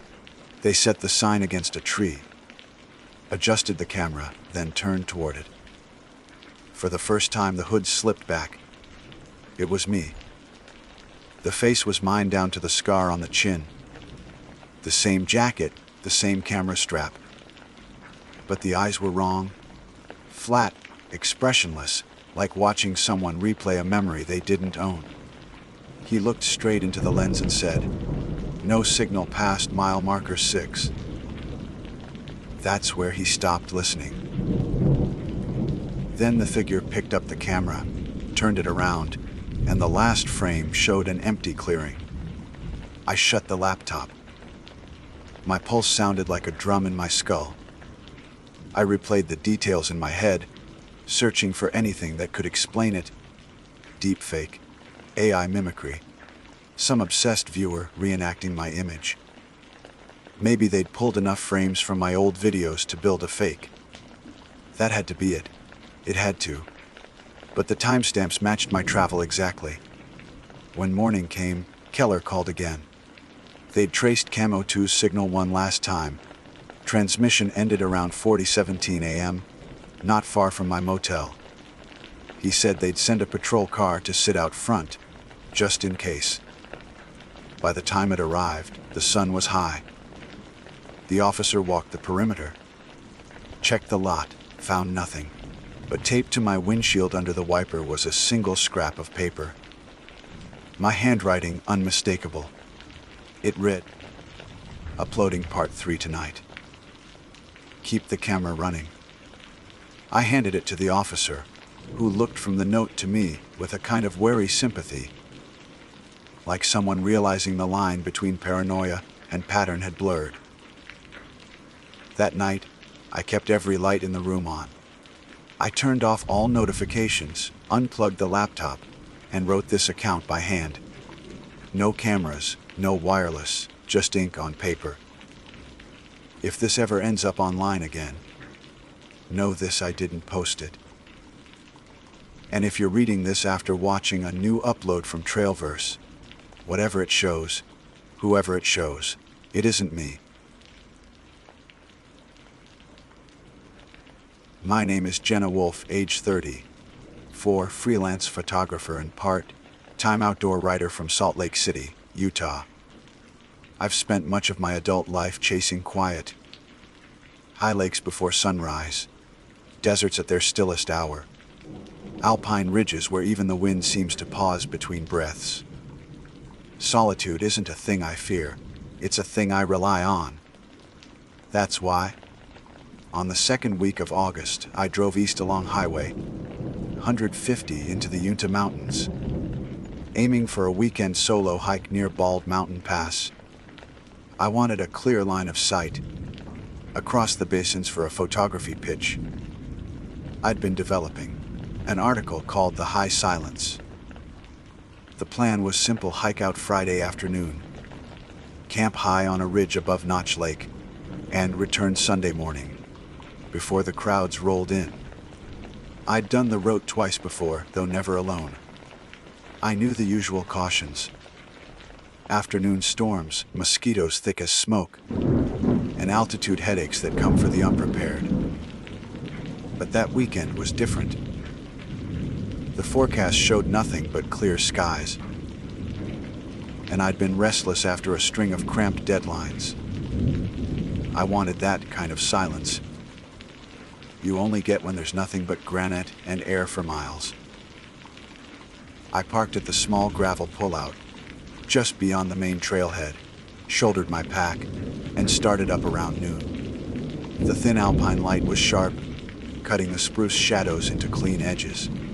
I moved slow, not for the weight, but because I didn't want to miss the small things.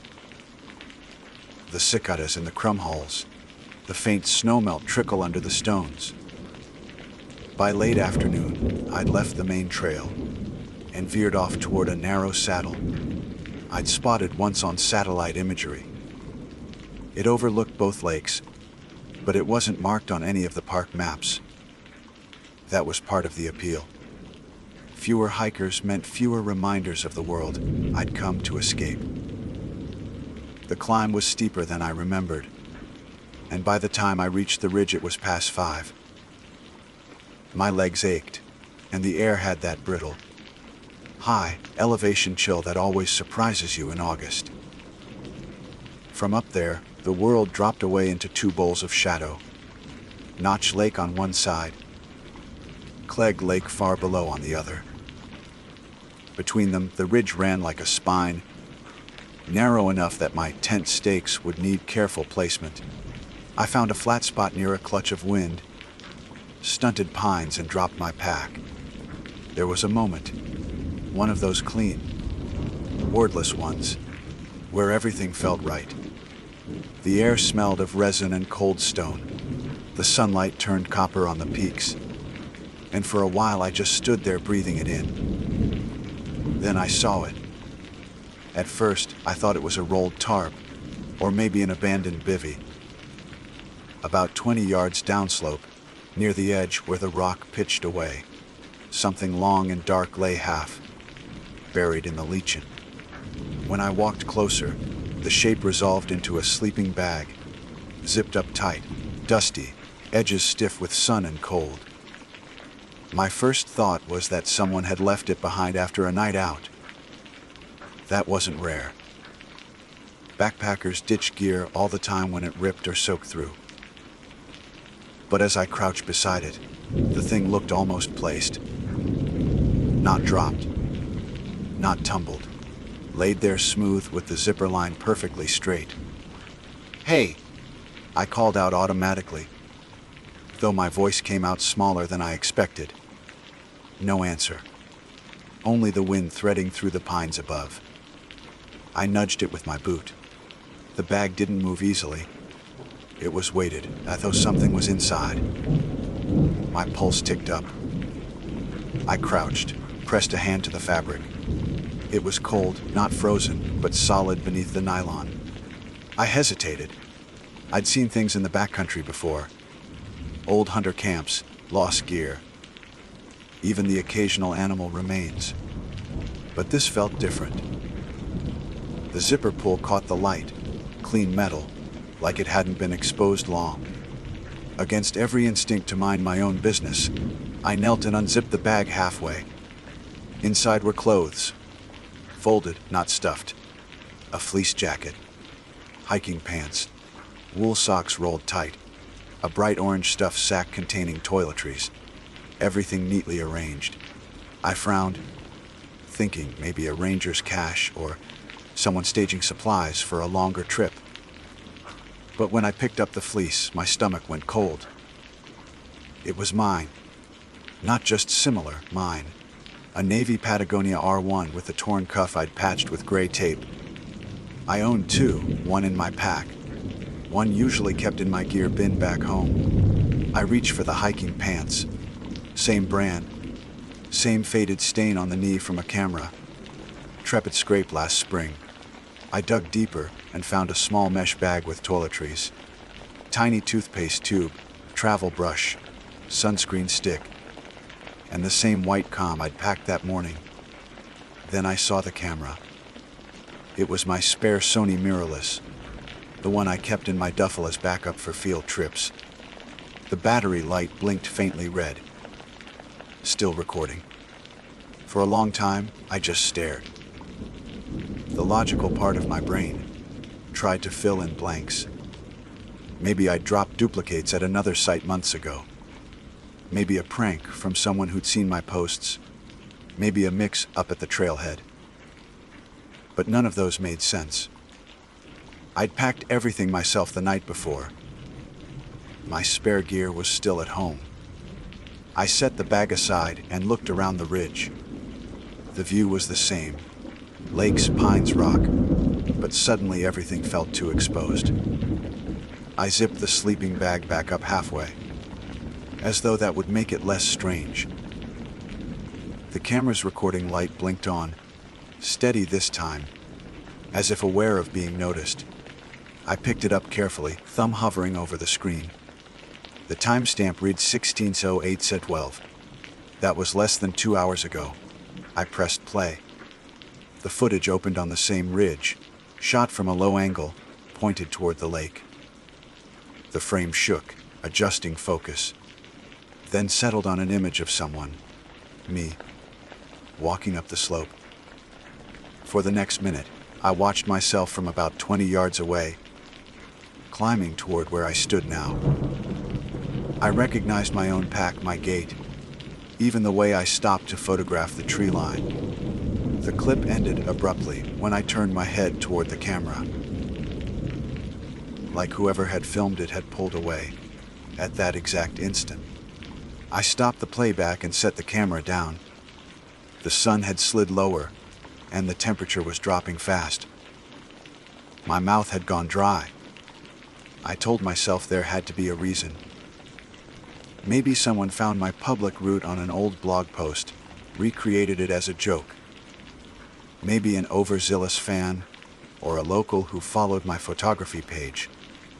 The Yuntas were popular, not some hidden backcountry mystery. But still, my clothes, my gear, and that footage. I forced myself to move, to act. I set up my tent uphill from the ridge, keeping the sleeping bag in sight. I didn't touch it again. By dusk, I had my stove going and tried to eat, though the food tasted like cardboard. The wind had shifted cold, scraping through the branches with a sound like dry paper. As darkness came, the ridge became a line of shadow against the starlit basin. No campfires anywhere, no other lights. Just that one shape down the slope, faintly visible in the moonrise. I debated hiking back to the car right then. It was only 6 miles, mostly downhill. But night hiking over that terrain meant broken ankles or worse. So I decided to wait till morning, when the light would make everything smaller, easier to explain. I checked my phone. No signal, as expected, and crawled into my tent. Every sound outside seemed amplified. The shift of the nylon, the scrape of grit under the rainfly, the creak of the trees in the wind. Sometime around midnight, I woke to a faint rustling. It wasn't wind. It was lower, softer, a dragging sound, fabric over stone. I lay perfectly still. Heart beat hard in my throat.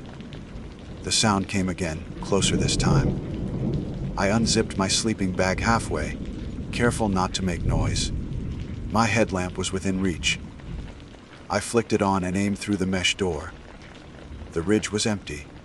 My stove pack and bear bag all where I'd left them. But the dark shape of the sleeping bag was gone. I crawled out fast, light sweeping the slope. The nylon bag had been dragged. There was a faint trail in the dust leading toward the drop, off. I followed it 20 feet until the beam-con fabric, hanging over the edge. It had slid partway down the rock face, snagged on a branch. The zipper was still shut. I crouched, breathing hard, debating whether to pull it back up or leave it. My fingers brushed the fabric. It was warm. Not sun warm. Bodhi warm. That was enough. I backed away fast, and didn't stop till I was inside the tent again, zipper drawn, light off. I stayed awake till dawn, listening to the wind rise over the ridge, wondering who, or what, was watching the same sunrise from just below. I left as soon as there was light. As I packed, I checked the slope one last time. The sleeping bag was gone. So was the branch it had snagged on, broken clean away. When I reached my car hours later, I checked my duffel in the trunk. The fleece, pants, and spare camera were all still there, untouched. That night, back home, I connected the recording camera to my laptop. The single file, timestamp 16:08, was still there. Only now, when I played it, the footage showed something different. It started the same me walking up the ridge. But this time, at the end of the clip, when I turned toward the camera, my reflection in the lens smiled. I didn't. And then the recording stopped. I didn't sleep the night after I got home. The footage looped in my head every time I shut my eyes. That smile, my face, my clothes, my pack, but the expression off by a few degrees. Like an echo that had practiced and almost got it right. By morning, I'd convinced myself it had to be some kind of camera glitch, a corrupted frame. I even Googled it: mirrorless ghosting artifacts, sensor lag, rolling shutter distortion. Plenty of technical answers that made me feel sane again, at least for a few minutes. But none of them explained the clothes. I kept replaying the tactile details. The cold fabric under my hand, the zipper smooth and new, the way everything had been folded. I'd left the ridge at dawn without telling a soul. Now, sitting in my kitchen with the blinds still drawn, I felt like that decision, leaving quietly, had somehow made things worse.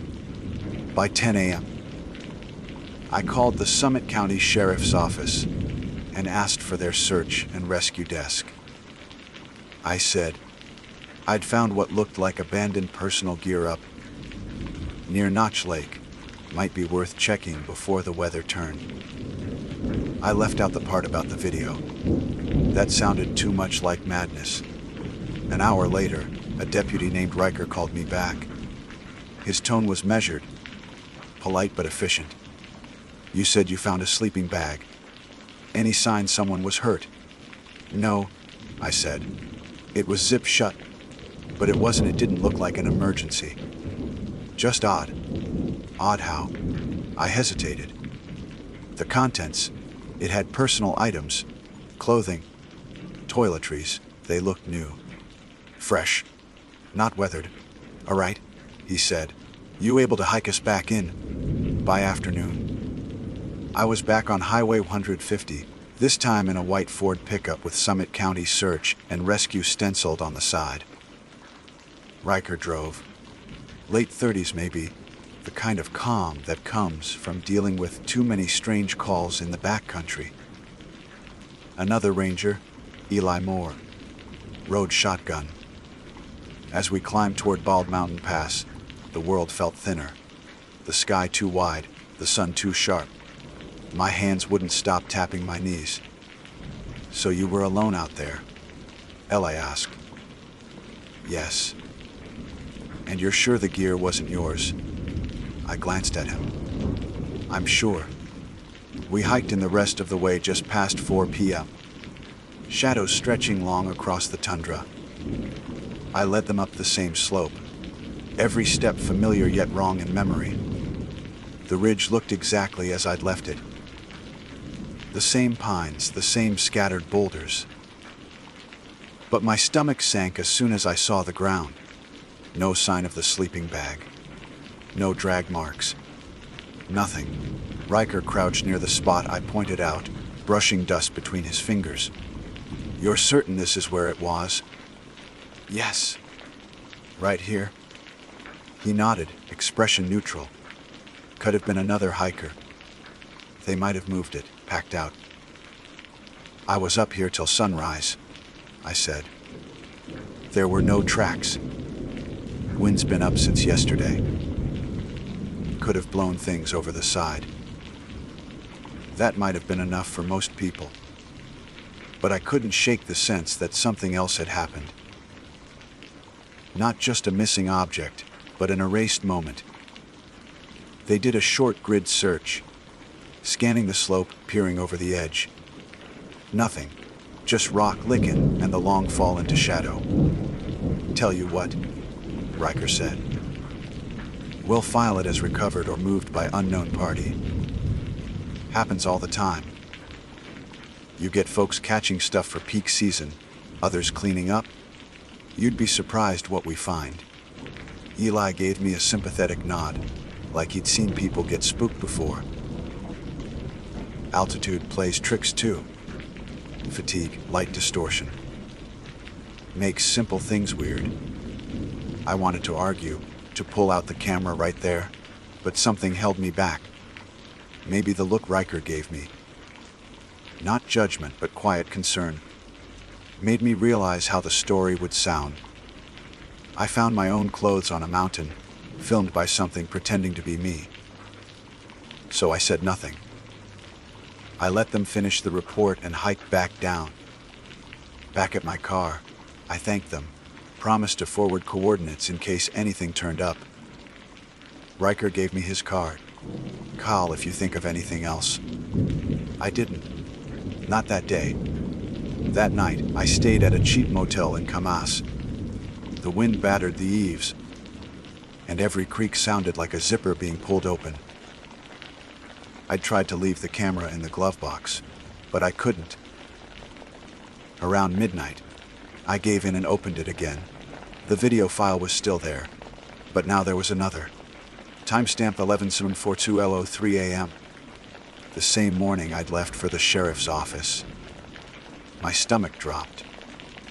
I'd been home at that time, in my kitchen, calling dispatch. The camera had been zipped in my pack since dawn. I pressed play. The footage opened on the ridge, daylight clear, same angle as before. A new sleeping bag lay in the center of the frame. Mine, the one I'd used that night. The zipper was closed. For 30 seconds, the camera didn't move. Then the sleeping bag rustled, slow and deliberate, like something shifting inside. The clip ended. I shut the laptop and sat there until the clock hit 3. There's a point when reason stops trying to help. You don't think about probabilities anymore. You just move. By morning, I drove back up to Bald Mountain Pass alone. No rangers this time. I parked at the same pullout, threw my pack over my shoulder, and started up again. The weather had changed. Thin clouds, wind biting harder. By the time I reached the ridge, my hands were shaking, both from cold and from what I expected to find. At first, there was nothing. Then, near the pines where I'd camped, I saw it. A sleeping bag, dark blue, unzipped halfway. I knew it instantly. My bag. The same brand, same small burn mark on the corner from a stove mishap last spring. Inside lay a camera. Mine. The primary one. The one I'd used to film landscapes that morning weeks before. It sat upright, pointed toward the slope. And it was recording. I felt myself go still. Every part of my brain screamed to back away, but I walked forward anyway, slow, cautious, half believing I'd find a mirror there instead of a lens. I reached for the camera. The timer ticked at Hodersauersund 28, live feed running.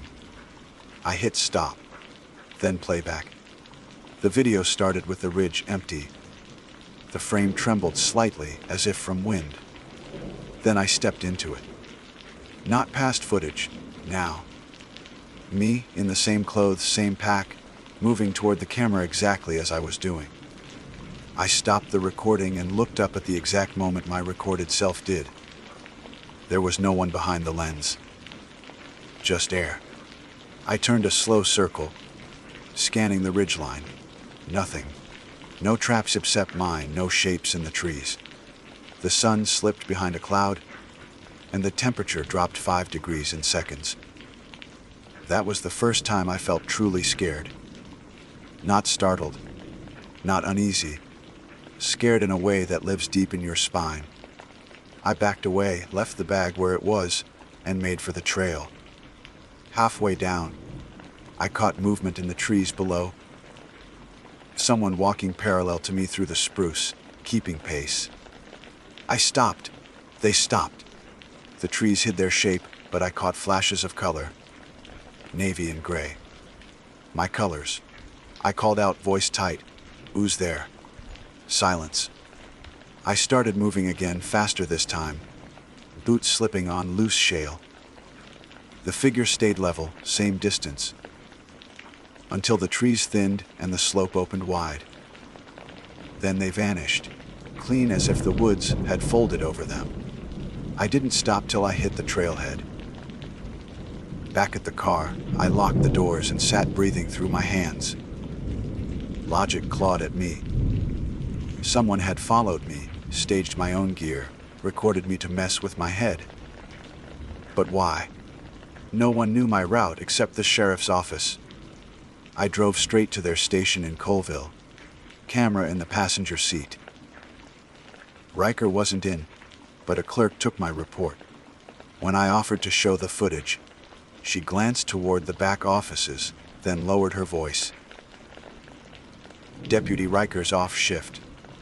You can leave it with us or wait till tomorrow." "I'll wait," I said. She smiled politely, but her eyes shifted. That guarded look people get when they think you've seen too much of something that shouldn't exist. I left without filing. By dusk, I was back home again. The camera sat on the counter, lens still capped. I should have smashed it, or at least checked the memory card. Instead, I poured a drink, sat on the floor, and stared at it like a venomous animal. When the light outside dimmed, the camera's power light blinked on by itself. One slow pulse, then another. I picked it up. The display said, REC, Odor 0103. I hadn't pressed record. I turned the lens toward the dark kitchen window.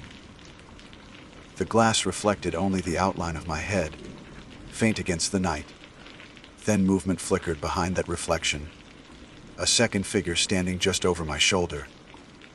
I turned fast. Empty kitchen. I checked the footage. The recording showed me, same scene, same motion.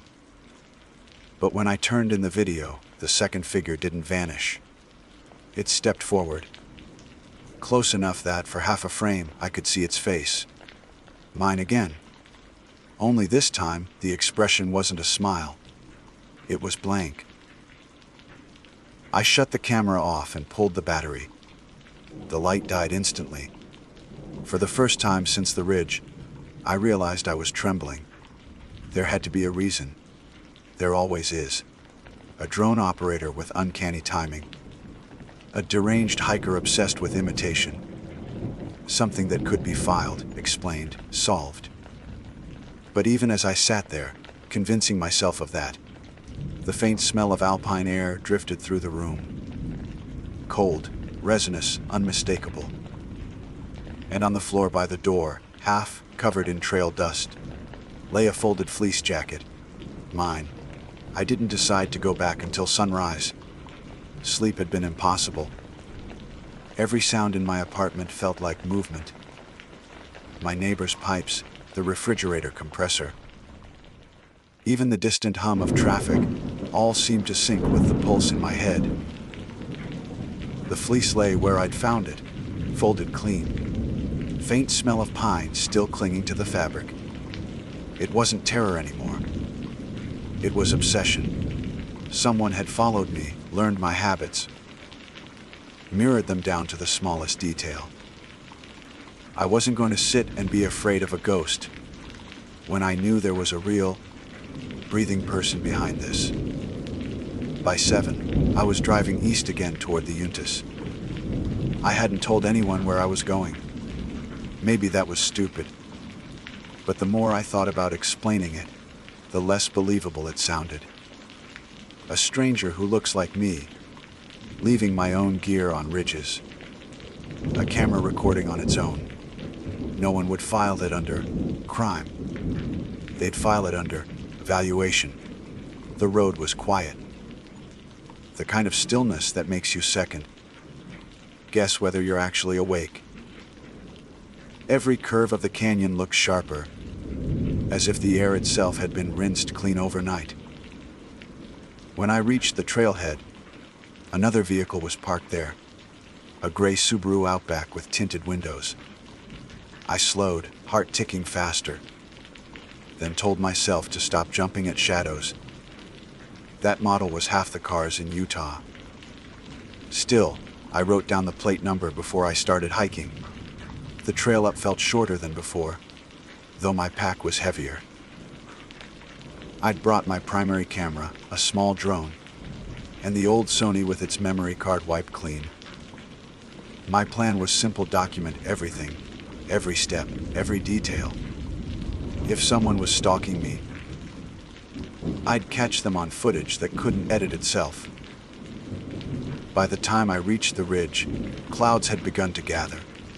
The wind hissed steady through the grass, flattening it in waves. I scanned every angle. No sleeping bag, no tracks, no sign of anyone. But when I set the drone on the ground and powered it up, the feed flickered. For a moment, the live screen showed not the ridge around me, but a different view. My apartment living room, from waist height, like the drone had been there hours ago. The image blinked once, then reverted to normal. I froze, staring at the controller. The memory card was empty. No cached video, no explanation. I launched it anyway. The drone rose, climbed high above the ridge. From that height, I could see everything. The basin to the west, the tree line, the trail. I rotated the camera slowly, scanning. Nothing moved except the grass. Then, at the edge of the slope, I saw color dark blue against stone. The sleeping bag. It hadn't been there 5 minutes ago. I turned, scanning the ridge with my naked eyes, but saw nothing. When I looked back to the controller, the drone feed had gone to static. Then the signal dropped completely. My phone showed no connection either. I walked toward the slope, pulse rising in my throat. The bag lay exactly as before, half unzipped, edges fluttering in the wind. I knelt, keeping my hands steady. "Whoever you are," I said out loud, "you need to stop." No answer. I unzipped it fully. Inside were photos. Hundreds of 4x6 prints stacked in neat rows. Every single one was of me, sleeping, hiking, cooking at camp. Sometimes just sitting at my desk at home. Most were recent, within the last week. Some were older, photos I'd taken myself years ago, but from new angles, like someone had stood behind me while I'd shot them. At the bottom of the pile was a flash drive wrapped in tape. Written on it, in thick black marker, "Radi Fodi Female." I slipped it into my jacket pocket, hands trembling. The air felt heavy, like the sky was waiting to split open. I stood, backing away, scanning for movement. That's when I saw the figure. Down the trail, maybe 100 yards, standing still half behind a tree. The same build as me, same jacket, same dark hair pulled back in a low braid. I lifted my camera and zoomed. The lens trembled. She was smiling. Not a cruel smile. Calm, like someone greeting a friend. Then she turned and walked into the trees. I followed. Branches slapped my arms, the air colder now. I caught glimpses of her through the trunks, always just far enough ahead to keep me moving. I called out once, voice cracking, but she didn't stop. The forest dipped, then opened into a clearing I didn't remember from any map.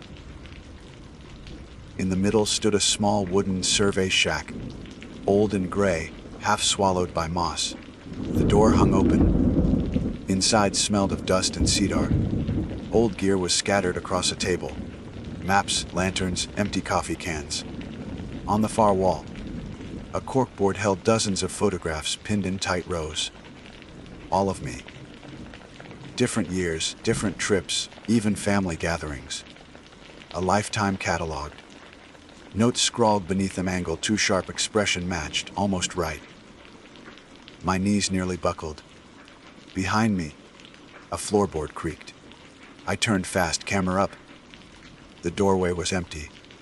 But then a voice came from behind the wall, soft, measured, female. My own. "You finally came back." I stepped closer. "Who are you?" Silence. Then, "I wanted to see how far I could follow before you noticed." I gripped the camera tighter. You've been watching me. Not watching. A pause. Becoming. Something in her tone froze the blood in me. It wasn't a threat. Not exactly. More like confession. I edged toward the doorway. Stay where you are. The voice sighed. You'll tell them I'm real. But they'll believe you less if they think we look the same. I bolted out the door and down the trail. Branches tore at my sleeves. I didn't look back. When I reached the ridge, the sky had turned gray and swollen with storm. The sleeping bag was gone again. I kept running until I saw the highway through the trees. At the ranger station, I must have looked half feral, mud-streaked, hair tangled, eyes wild. A young officer tried to take my statement, but the words kept spilling wrong. I handed him the flash drive. Everything's on here. You'll see. He nodded slowly. We'll log it and review. That night I stayed in town. Didn't go home. Didn't sleep. Just waited for the call. It came the next afternoon. The officer sounded confused. M's Wolf, we checked the drive you turned in. There's nothing on it. Blank media. I told him that wasn't possible, but he insisted. If you'd like, you can pick it up. I never did. A week passed. I tried to return to routine. Editing work, deadlines, pretending to care about the color balance of mountain skylines. But the stillness never left. I'd catch movement in reflections, a shoulder, turning just as I did, a shape behind me in shop windows. Once, I walked past a pawn shop downtown and saw a camera in the display identical to mine, right down to the dent in the corner. The tag read, found near Bald Mountain Pass. Seller unknown. I didn't go inside. Then, 2 nights ago, a parcel arrived. No return label. Inside was a single photograph. It was me sitting in my apartment, looking straight at the camera. My hands were on the keyboard, mid-typing. The timestamp in the corner was 2 hours ahead of the current time. I waited. When the clock reached that mark, I sat at my desk exactly as in the picture, hands poised the same way. I looked up, knowing what I'd see. Through the window reflection, another Jenna stood in the dark outside, camera raised. She didn't smile this time. She mouthed the words, "Now you're me." And then the flash went off. Afterward, there was nothing outside, no figure, no sound. Just the smell of cold mountain air drifting through the open window. I closed the blinds, shut the laptop, and started writing this. Not for proof, not for explanation. Just to pin it somewhere before it erases itself. If you ever hike above Notch Lake and find a sleeping bag, zipped tight with someone's clothes inside, don't open it. Whoever's on the ridge is still learning how to wear new faces. My name is Oliver Ray, and I have always believed that solitude in nature reveals a person's truest self. I'm 30, 5 years old, born and raised in Tacoma, Washington, and I work as a surveyor for the state's Department of Natural Resources.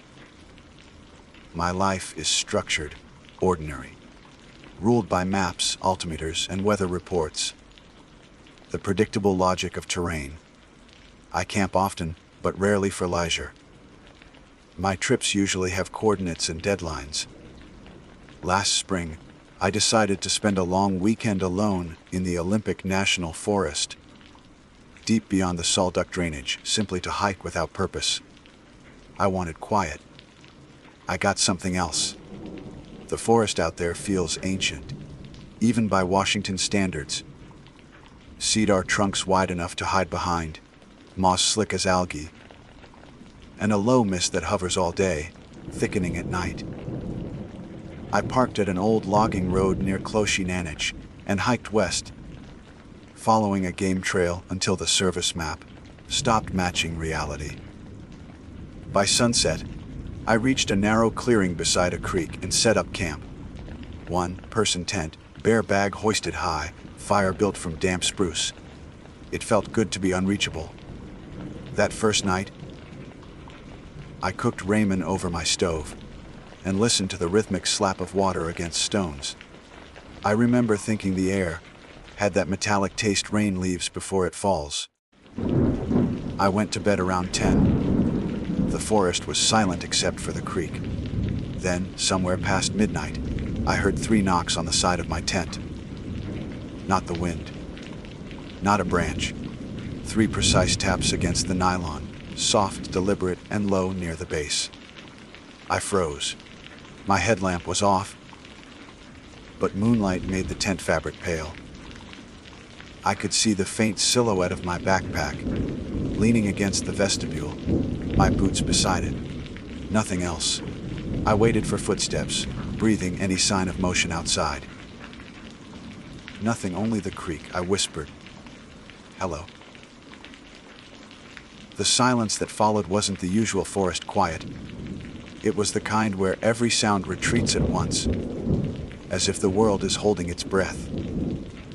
I stayed that way for minutes, hand on my knife, pulse shaking in my fingertips.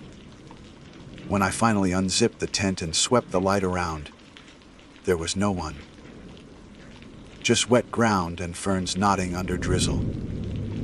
I told myself it had to be a branch or small animal. Raccoons, maybe. I'd smelled food, and even with the bare bag high up, scraps could have drawn them close.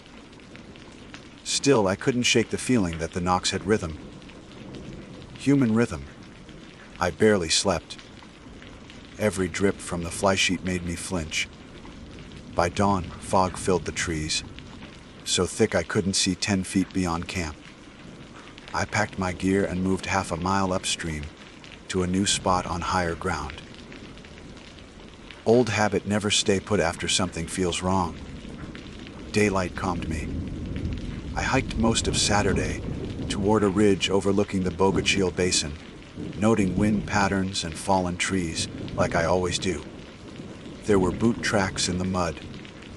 Not mine, maybe a few days old, heading roughly the same direction. Could have been hunters. The Olympics have plenty this time of year. But I hadn't seen another car at the trailhead. By late afternoon, clouds dropped again. I set up my tent in a small grove of hemlocks and started a low fire. The sound of rain on the tarp became a kind of hypnosis. For a few hours, I felt safe again. That night, around 11, I woke up to another sound. 2 knocks, same deliberate rhythm, but on the opposite side of the tent this time, near my head. I sat upright instantly. My flashlight was in my hand before my mind even caught up. 2 knocks. Then nothing. I waited, counting breaths. 5 minutes. 10. Then I whispered again, "Who's there?" No response. This time I didn't freeze. I unzipped the flyaway and flashed the beam through the mist.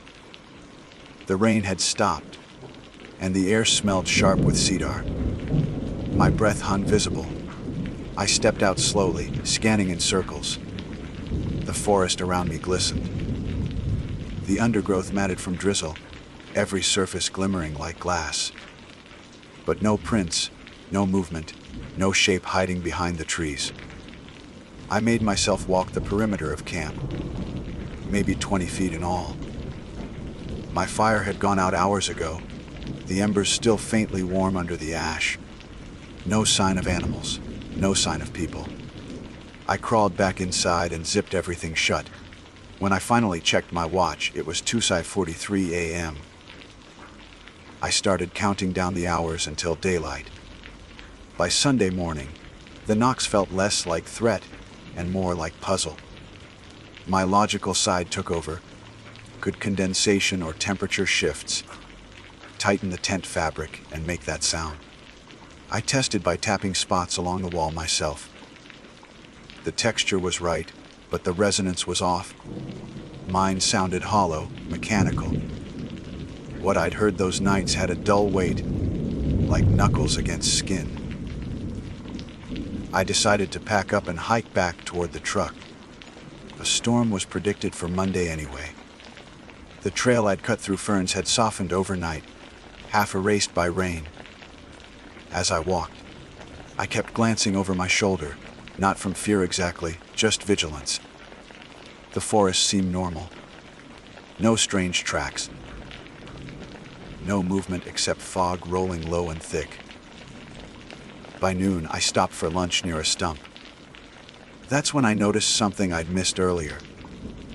On the side of my pack, right where it had leaned against the tent wall, there were 3 small smudges, each about the size of a fingertip. Mud, not mine. I brushed them, smelled earth and pine, nothing else. That discovery burned through any calm I'd rebuilt.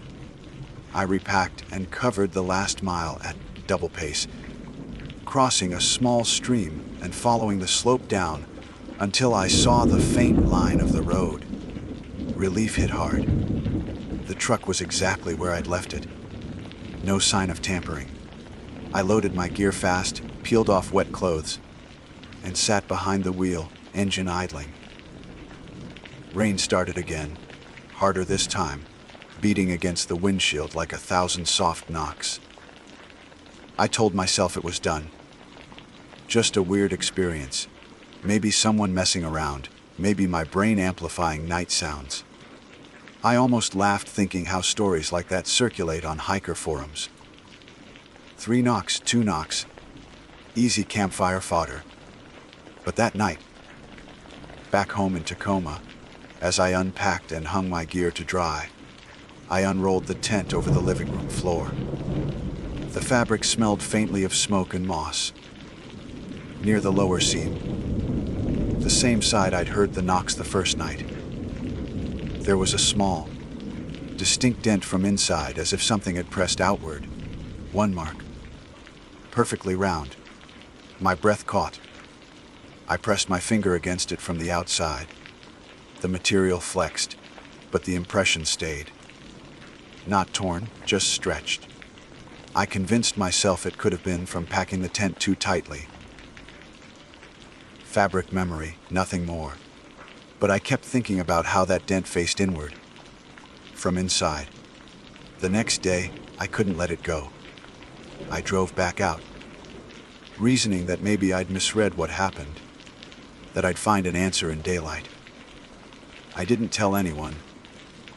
Not my brother, not the guys at work. I just loaded up the truck again and returned to the same road by the Salt Duck.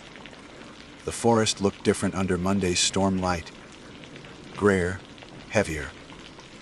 I parked near the same turnout, followed my GPS track from the weekend, and reached the second campsite around 3 in the afternoon. Everything was untouched. My fire pit had filled with water, my boot prints washed away. I checked the area where the knocks had come from. Nothing unusual, just ferns, slick roots, and an old downed log. No prints, no disturbed soil. I even set the tent back up exactly as before, partly to test the acoustics. When I tapped from outside, the sound was sharp and close, not muffled. From inside, it carried differently. A hollow echo. Satisfied it had to be wind or a falling cone hitting the side, I started packing up again. That's when I saw them. 2 faint depressions in the mud behind where my pack had been. Not boot prints. Bare feet. Small, maybe child-sized. Half washed away, but clear enough to see toes. I stared until the rain filled them in completely. It could have been anything. A trick of runoff. Pareidolia. But the weight of those nights pressed down on me again. I zipped the tent and threw it into the back of the truck still wet. I drove home without stopping. That evening after dark, I sat on my porch with a beer, trying to laugh at myself. 3 knocks, 2 knocks. The mind turns random noise into pattern. That's when I told myself. Then, from inside the house, soft, distinct, came a single knock from the direction of my gear room. I froze. My phone buzzed on the table. I didn't move for several seconds. When I finally stood, heart hammering, I saw the tent still spread out on the floor where I'd left it. Nothing moved. The windows were closed. The heater kicked on normal. I told myself it was just the house settling. Just the house. Still, I didn't go back into that room until morning. I didn't sleep that night. The single knock from the gear room kept circling my mind. Not because it was loud, but because of the way it seemed to answer the pattern. 3, 2, 1. The symmetry of it bothered me more than the sound itself. I told myself over and over houses make noise, especially old ones. Pipes expand, floorboards settle. Still, I woke every hour, convinced I'd hear it again. By dawn, I'd built a plan to rationalize it all. First, unpack the rest of my gear. Check for trapped air in the tent poles or pressure snaps in the fabric. Second, inspect the house. Foundation, plumbing, HVAC. Eliminate every possible physical source. Once everything had an explanation, I could finally forget the whole thing. It's strange how fear pushes you into procedure. By mid-morning, I had my tools out, moisture meter, flashlight level. My work in surveying and inspection made the process second nature. I checked walls and vents, nothing out of the ordinary. The house was steady, dry. Then I turned to the tent. It lay open on the floor like a deflated lung. The dent from inside was still there, faint but visible when the light hit it. I pressed on it with my thumb again. It resisted slightly, as if something behind the nylon held tension. I reached under and found a small lump caught in the fabric seam. When I tugged, out came a pebble, smooth and round, no bigger than a marble. It must have gotten trapped while packing up. Maybe it had shifted during the night and knocked against the pole. That would explain the sound. Relief hit so suddenly I laughed out loud. I even filmed myself tapping the tent with the pebble to compare the acoustics. The sound was close, dull, soft, almost identical to what I'd heard in the woods. There, solved. I tossed the pebble into the trash and spent the rest of the morning reordering my equipment. The logical mind craves closure, and I'd just built mine. That evening, around 8, I was sorting digital photos from the trip. I always log coordinates and timestamps from my GPS into a topographic overlay. Habit from work. I clicked through images of the creek, the fog, my camp setup. Then I reached one photo I didn't remember taking. It showed my tent in the clearing, taken from maybe 10 feet away. The angle was low, as if the camera had been set on the ground. Timestamp 02:47 a.m. The second night. The same hour I'd heard the 2 knocks. I stared for a long time, trying to remember if I'd used the timer function, but I rarely do. The focus was perfect. The tent glowed faintly from my headlamp inside, and through the nylon shadow, my outline was visible, sitting upright, facing the side where the knocks came from. My first instinct was to assume error. Maybe I'd hit the shutter accidentally while checking settings. But that didn't explain the distance. The photo was taken from outside, not within arm's reach. I checked the following images. Nothing. Just the next day's daylight shots. I zoomed in on the background. Blurred shapes of trees and one darker form, half hidden behind a stump. I convinced myself it was just a shadow. I closed the file and backed away from the screen. By then, night had settled again. I kept glancing toward the gear room, half expecting another knock. Instead, there was quiet. Too much quiet. Even traffic from the nearby road seemed muted. I turned up the radio just to hear something alive. Around midnight, I gave in to curiosity and reopened the folder. I wanted to double, check the metadata, prove to myself it was corrupted somehow. But when I scrolled, the image was gone. The file name existed, but the thumbnail was blank, gray, unreadable. I tried restoring it from the recycle bin. No luck. That was when I realized the pebble I'd tossed earlier was no longer in the trash. I searched the bin twice, even pulled the bag out under the kitchen light. Nothing. I knew how that sounded, paranoid, but the pattern of events had started to feel rehearsed, as if following its own logic. At 20:13 a.m., the knock came again, just once. Not from the house this time. From outside at the back door. I sat frozen at the kitchen table. The sound was identical. One low, dull tap. I waited, barely breathing. Another minute passed. Then two, nothing. Finally, I stood and opened the door. Rain had started again, light but steady. The motion sensor clicked on, flooding the yard in cold white light. My porch was empty, the grass slick and glinting. Beyond the fence, the line of cedar trees swayed. No movement, no figure.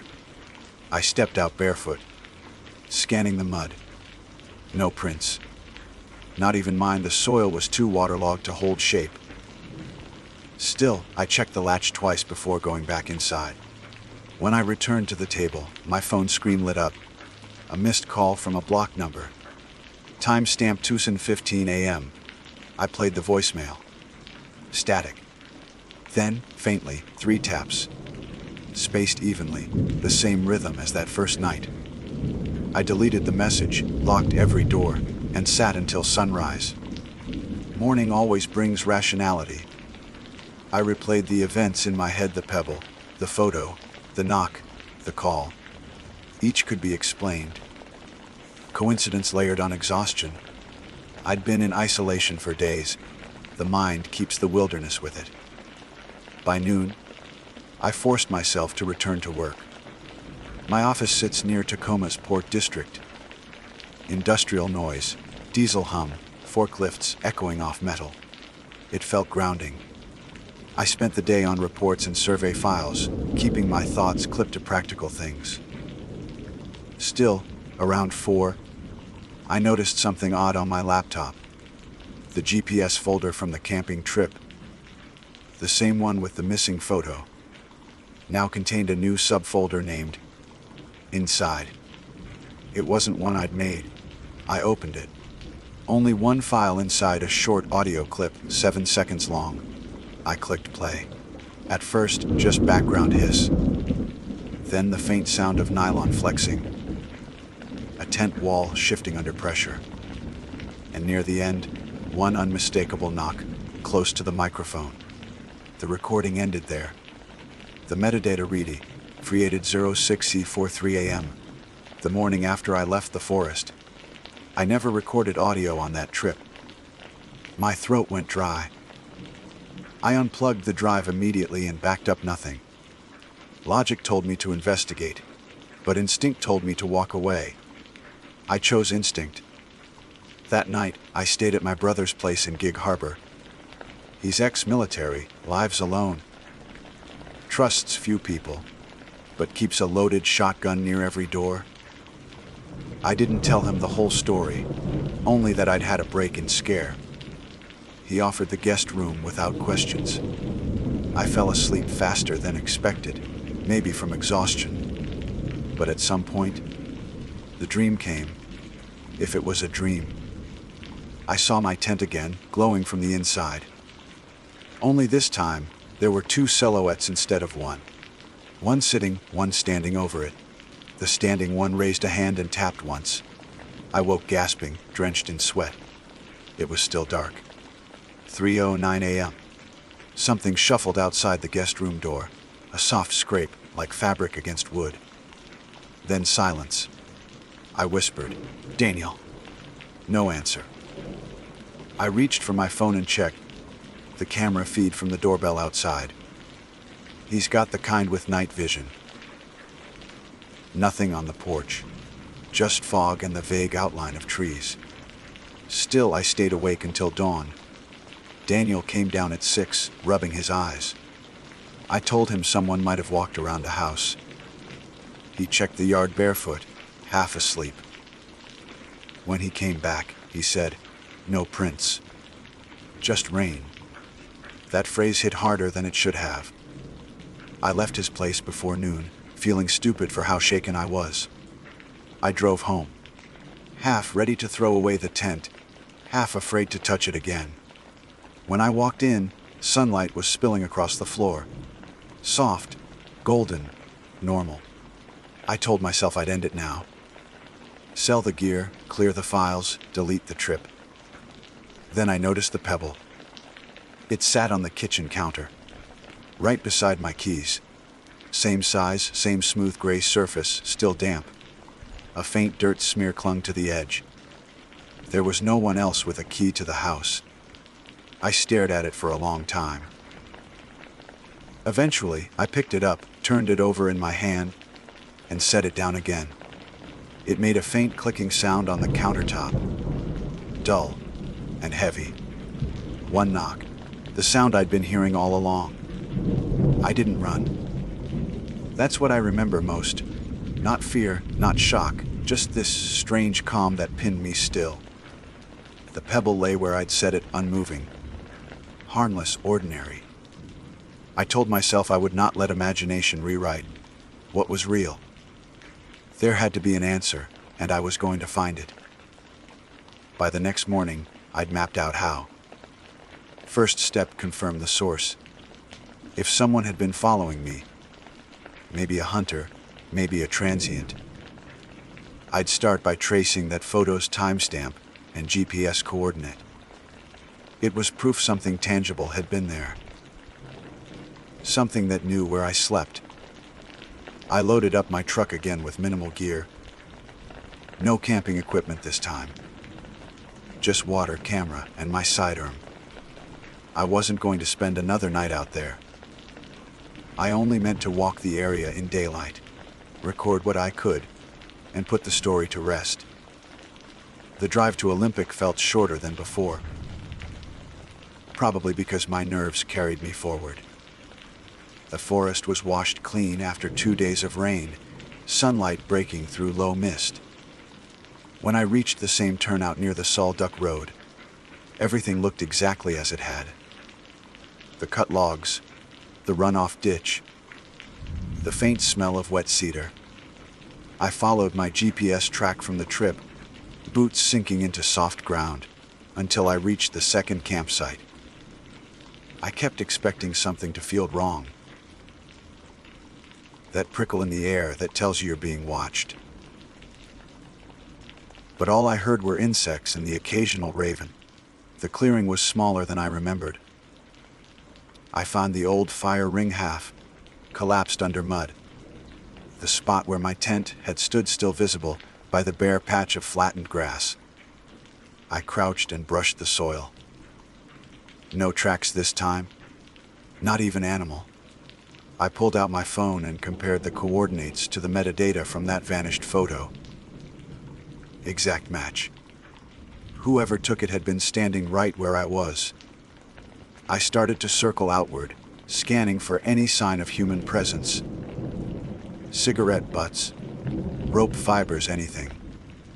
10 feet out, near the base of a cedar, something caught my eye, a thin wire half, buried under moss. I tugged it gently and revealed an old trail camera, its casing rusted but intact, strapped to the trunk with a cracked bungee cord. It wasn't mine. I recognized the model, cheap, sold at hunting supply stores, motion-activated infrared. I knelt, checked the latch. Empty batteries, corroded contacts. Whoever had said it hadn't been here in months, maybe longer. Still, someone had pointed it directly at where my tent had been. I bagged it carefully.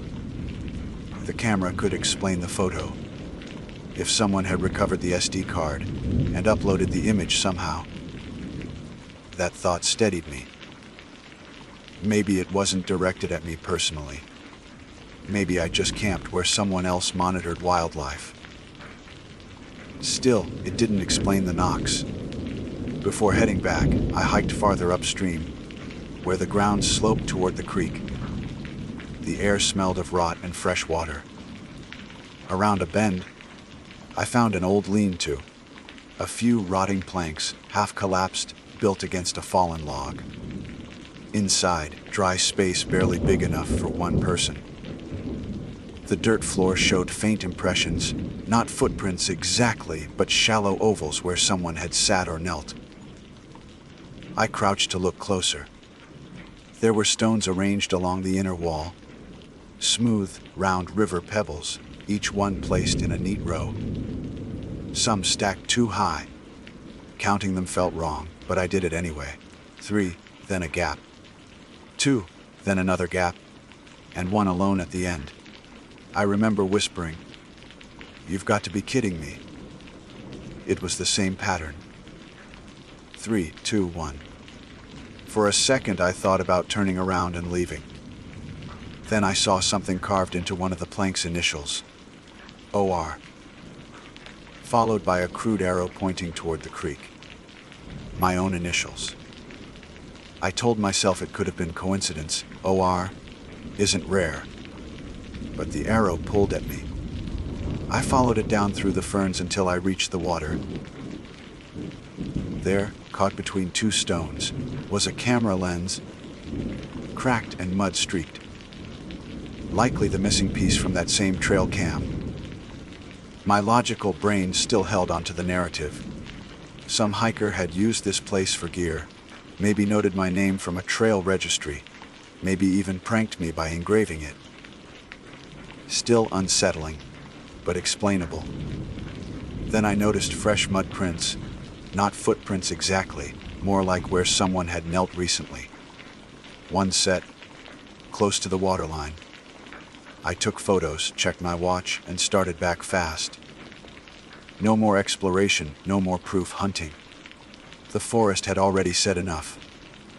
By dusk, I was home again, the trail cam on my kitchen table beside the pebble. I scrubbed both clean. The pebble was nothing, just rock. But the camera, even dead, felt heavier. I popped the memory card slot open, and to my surprise, there was still one SD card inside. I slid it into my laptop. The drive blinked alive. Folder after folder of still images appeared. Hundreds of them. Most were wildlife, deer, raccoons, the usual. Timestamps stretched back nearly 6 months. Then, near the end, came the night shots. March 14th, the first night I'd camped. A photo of the tent, faint light glowing from within. March 15th, same angle, a closer frame, my silhouette. March 16th, a single photo. The tent dark, and something pressing against the inside wall from within. Not a hand, exactly. More like a rounded bulge, the same height as where my shoulder would have been. The timestamp reads 03C12 a.m. An hour after I'd left camp that last morning. It couldn't have been me. I scrolled farther and found one last file. A short video. The camera must have been triggered by motion. The footage was grainy, black and white, showing the empty clearing. A figure moved briefly across the frame. A person, thin, wearing a hood. They crouched beside the tent, tapped 3 times, paused, then 2, then 1. At the final knock, they turned toward the camera. The reflection off the lens obscured the face, but I could see just enough to know it wasn't a stranger. It was me. I watched it twice, trying to find inconsistencies. Lighting errors, time distortions, anything. But every movement was right, my jacket, my backpack, even the way I crouched to tie my boot. Yet I knew where I'd been at those times. Inside the tent, not outside. I sat for a long time, staring at the paused frame. My reflection on the laptop screen looked just like the one in the video.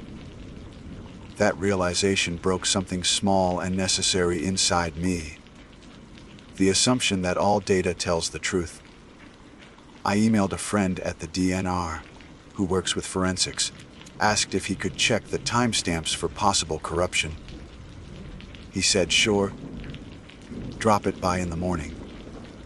That night, I couldn't resist looking once more. I replayed the clip frame by frame, brightness adjusted. On the final second, right before the camera shut off, there was a flicker. A second figure stepping into view from behind me. Not clear enough to identify, but distinct enough to know it wasn't Shadow. Someone else had been there. I didn't sleep. I packed what I could, ready to drive straight to my friend's lab at dawn. But before I left, I went to grab the pebble. I don't know why. Maybe I wanted to keep every variable consistent for analysis. The counter was empty. My first thought was that it had rolled off. I checked the floor, the sink, even the trash again. Nothing. I turned back toward the living room and heard a faint knock from the front door. Just once, I looked through the peephole. A man stood on my porch. He wore a state forestry jacket, same department I worked for, and held something small in his gloved hand. When he saw movement behind the glass, he said, "Mr. Ray, sorry to bother you. You filed a report about a damaged trail camera." My heart hammered. I opened the door slowly. "Yeah, that's right." He nodded, polite, calm. We recovered the rest of the equipment up near Salduck. The ranger who logged it said it matched your description. Thought you'd want it back. He extended his hand. And it was the same pebble, smooth and gray. I stared. "Where did you find that?" He hesitated just long enough for the question to matter. "By the creek," he said. "Inside a sleeping bag someone left behind." That word, someone, made my chest tighten. "What do you mean, someone?" He glanced past me into the house as if checking something. "The report will explain it. They think another camper came through after you. Found your site. Maybe copied your setup. Hard to tell." He handed me an envelope. Inside was an incident form stamped with the park logo. The field for "body discovered" was marked yes. "Identification pending," it read.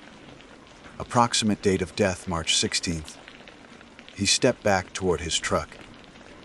"Sorry for the confusion, sir. Have a good evening." The taillights disappeared down the street, leaving me in the doorway with the envelope and the pebble. Inside the report, one line caught my eye. Under description of clothing: blue flannel shirt, gray hiking pants, waterproof boots, brand, Morel. Exactly what I'd worn that weekend.